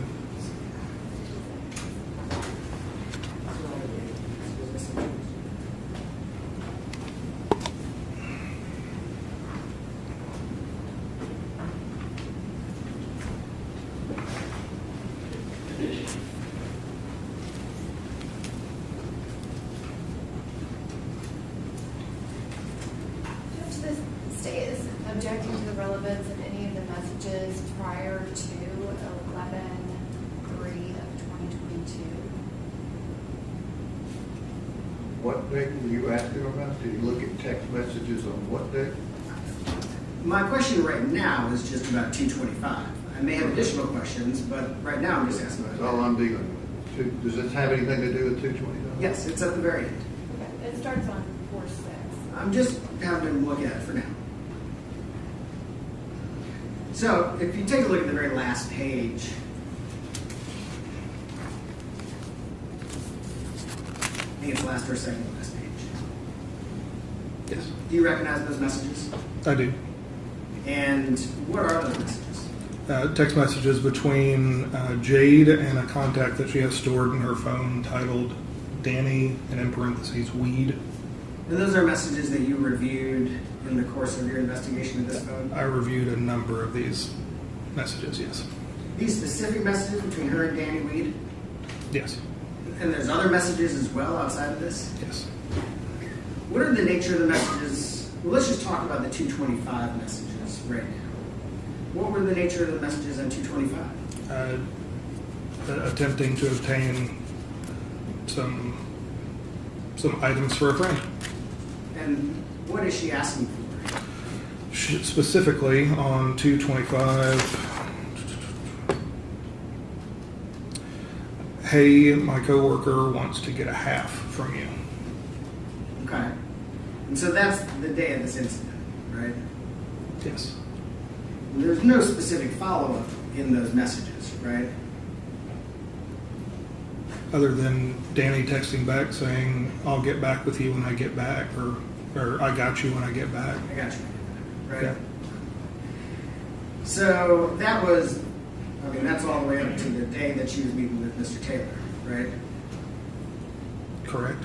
And there were, as you noted, a significant number of those kind of communications, right? There was a few, with large gaps in between them as well. Okay. What's a few? A few conversations. Yeah. I don't want to put a number on it. I can't say for sure, but I do know that in this text string, they would have 3 or 4 messages, and then go 2 or 3 weeks, sometimes a month, sometimes 2 months, and then 2 or 3 messages. It was a sporadic text string. But she was at least somewhat consistently obtaining or helping friends obtain drugs. Is that fair? Depends on your definition of consistently, but More than once or twice during the time frame that you reviewed the phone. yes. Is that fair? Yes. Maybe more than 5 times? Maybe. Maybe more than 10? I can't say. And in that message on 2/25/2023, they don't actually state the drugs that they're buying, do they? Not on that one, no.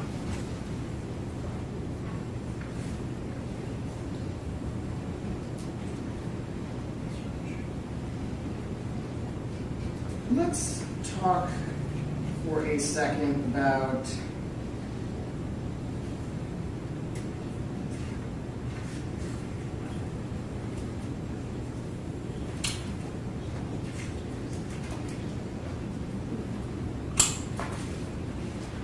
a phone that is on locked status, which you described. When a phone's on locked status, can you open it without the PIN? It depends on what you mean by open it. You can make a phone call, right? Like if someone calls you, can you answer the phone? Yes, somebody could answer a phone that is locked. And you can open the camera function and take a picture, right? From the lock screen? That is correct. But could you open it up and manipulate the phone otherwise? Not without the PIN, though. You would need the PIN. So you noted that, so I can turn the flip to the right page here. Page 35, that Miss Benning's phone was locked at 9:35 and didn't open again on 2:25 and didn't open again until 6:44 a.m. on 2:26. Is that correct? I know it's not the highlighted one, but it's Okay, that's what I wanted to make sure we were on the same page is all. Well, not literally, but figuratively. There's We're on the another same page, but instead of me flipping through a bunch of pages, I'm just going to use this one. Fair enough, fair enough. So up near the top here, it's actually the one that's highlighted. Yes.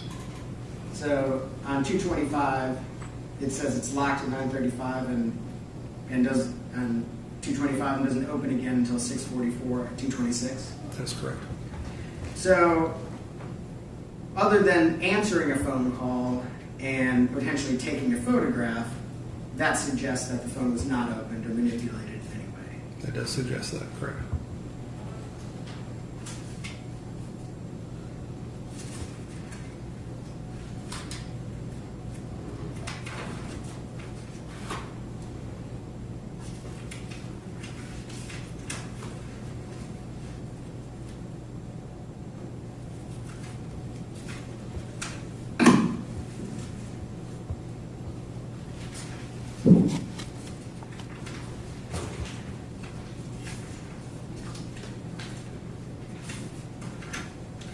I want to ask you a few questions about the photographs that were taken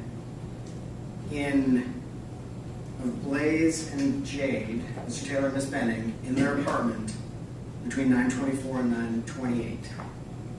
Okay? So this is essentially the list of those photographs. Is that correct? That's correct. And that's just kind of a close-up of that metadata. Just to orient ourselves. Yes.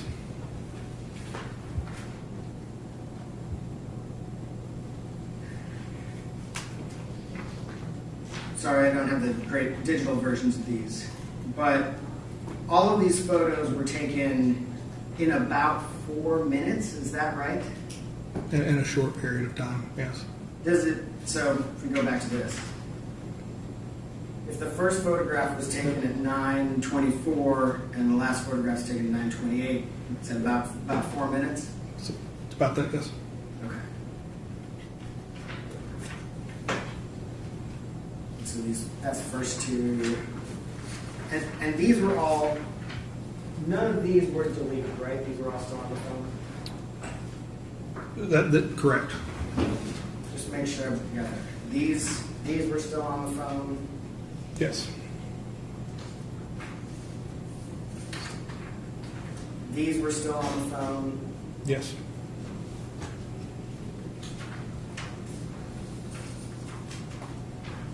These are still on the phone? Yes.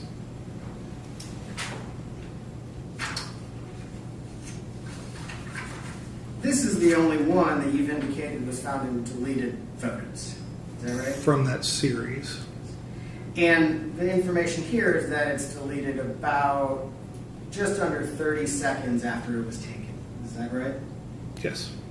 Were you in your investigation able to find any information as to why it was deleted? No.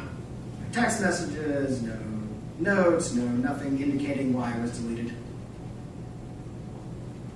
Suggesting that I would find a text within 30 seconds Yeah. that she texted somebody else that she took a picture, deleted a picture she just took? Yeah. No. So nothing on here is suggested why it was deleted, right? It was just deleted. That is correct. Things happen, right? People delete pictures. He doesn't know. He doesn't. I got it. Just making sure there wasn't some suggestion.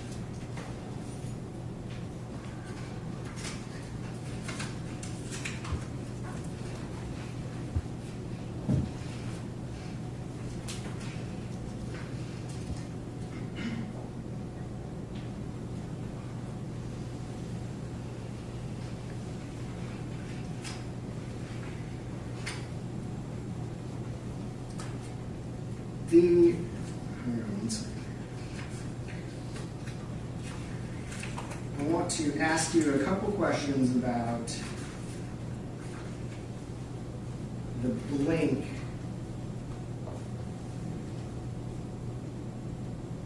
I want to ask you a couple questions about the blink information that you were able to find. Okay?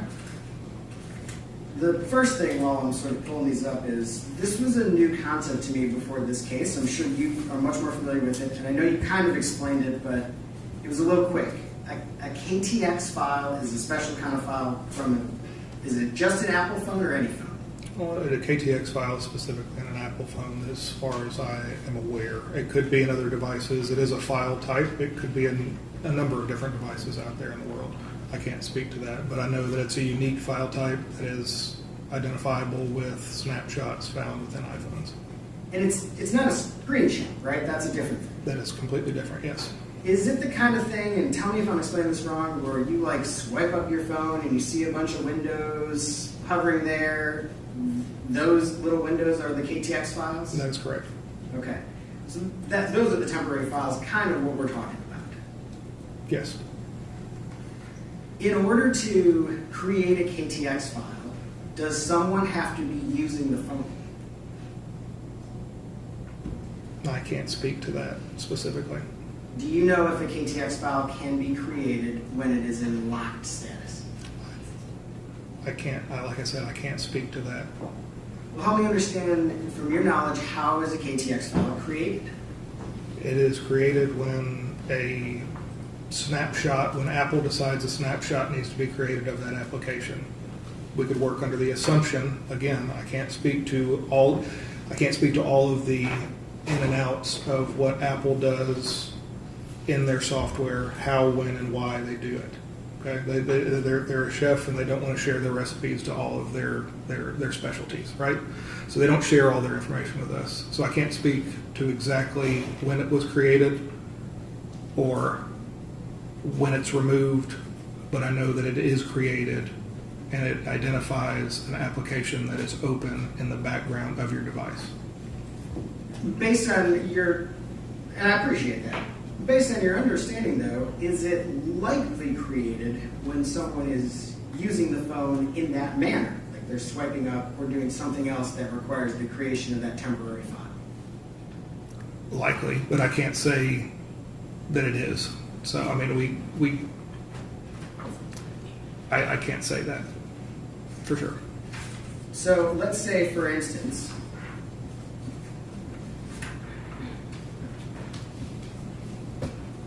on this 2/26/2023 at 9:37 p.m. KTX file, which appears to show the Blink application, right? Yes. And is it accurate that when you have an artifact on the phone where the created date, the access date, the modified date are all identical, that's a good indicator that that artifact, that picture, KTX file, whatever it is probably accurate as to that timestamp? It's indicative of software creating it. Okay. So it probably was created at that time? Probably. Is it reasonable, in your experience and your expertise, for us to say that that KTX file then was created by somebody doing something on the phone at 9:37 p.m.? On the 26th? On the 26th, yes. Yes.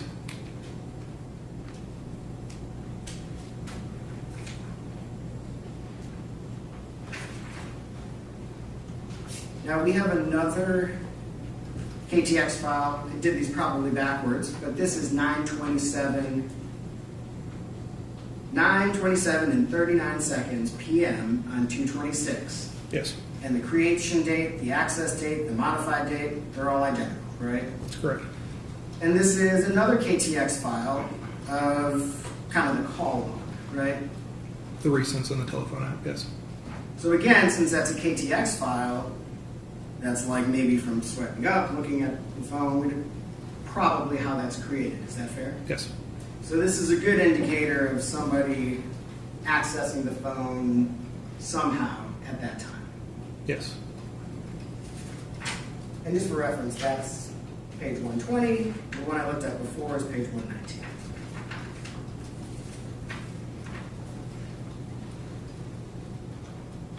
This artifact from February 22nd, 2023, this is page 118 of the exhibit.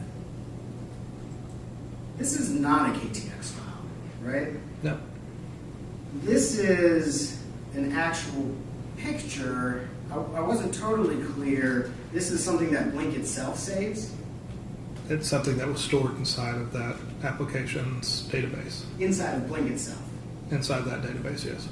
from roughly 3 days before the 225 incident. Correct. Approximately the time that it went offline. Okay.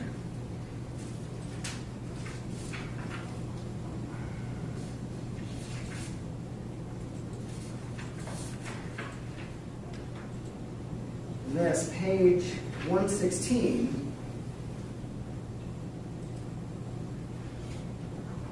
is a listing of the Blink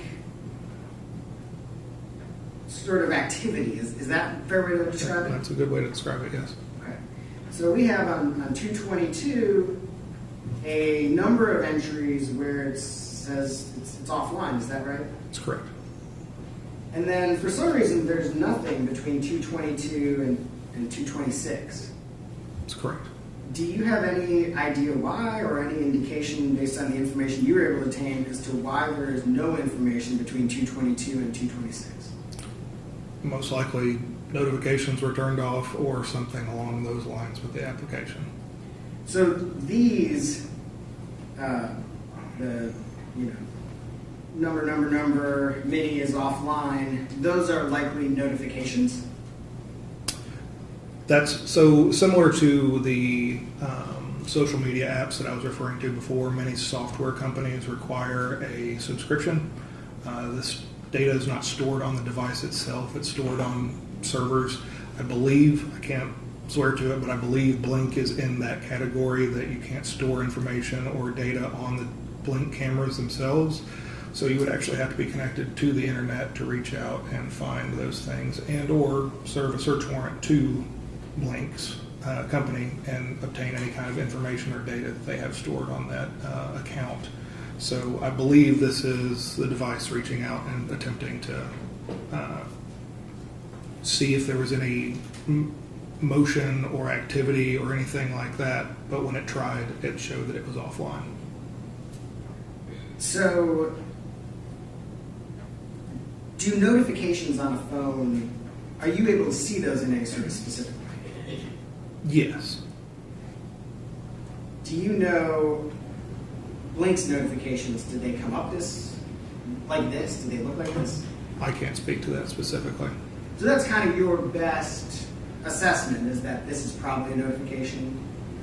This is probably something the software noted. I can't say specifically that it was a notification that the device received a blurb that popped up on a window specific to Blink saying that your device is offline. I can't say that specifically based off of this screenshot. So you don't know why there's that gap in there. You don't know for sure that it's because notifications were turned off. That's why I said it could be that. Okay. It could be a number of different things. Do you have any idea why there is not an indication that the device is online again before we have a 226 indication that motion is detected? Yeah, again, no, I can't speak to that. But like we have on here, it's all of a sudden motion is detected, and we have several entries like that on Yes. 226. Correct. But no real explanation for that. No. Not based on the data found in the phone.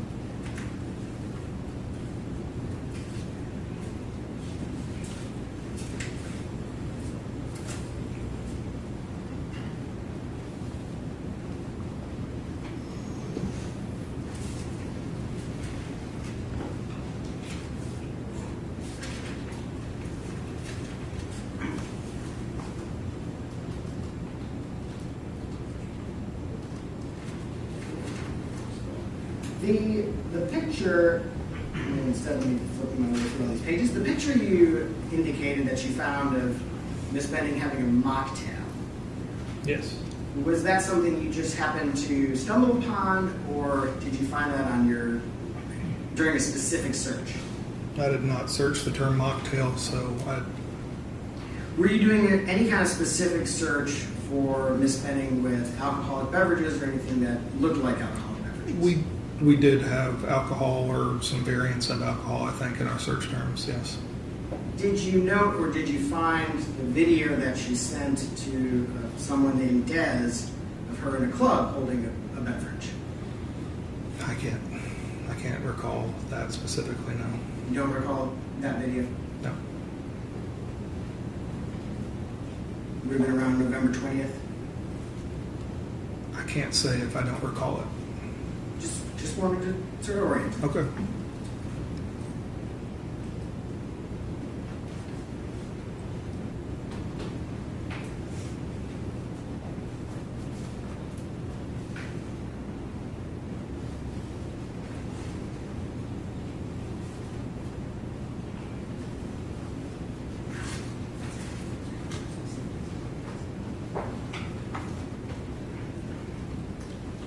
Your Honor, those are my questions. Any redirect? Yeah, you can give me that. No, Your Honor, but the state may need to recall Detective Miller. Oh, okay. All right, Thank you. Then take those on. Yes, sir.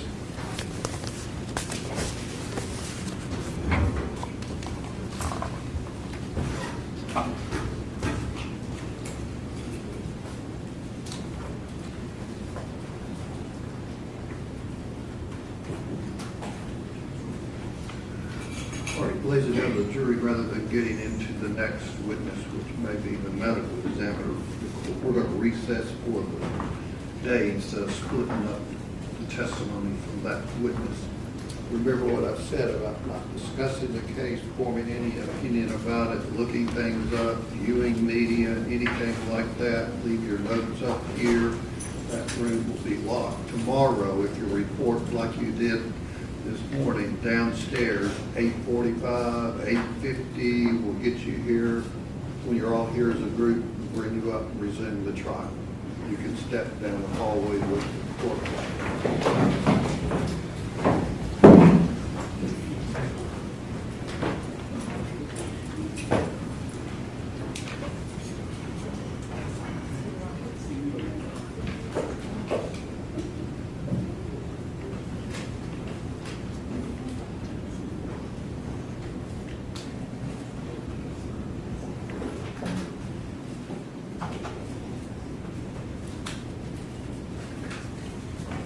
And how many other witnesses does the state have?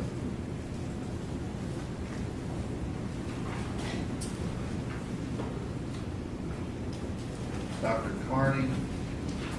Yes, I think we have, I think technically we have 10, but we might not have to call all of them. But maximum, I feel like 10.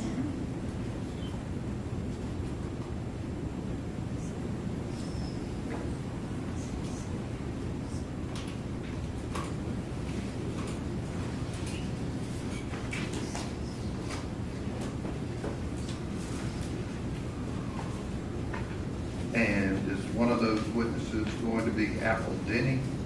Yes. When would that happen? I do not know that specifically right now, Your Honor. Tomorrow?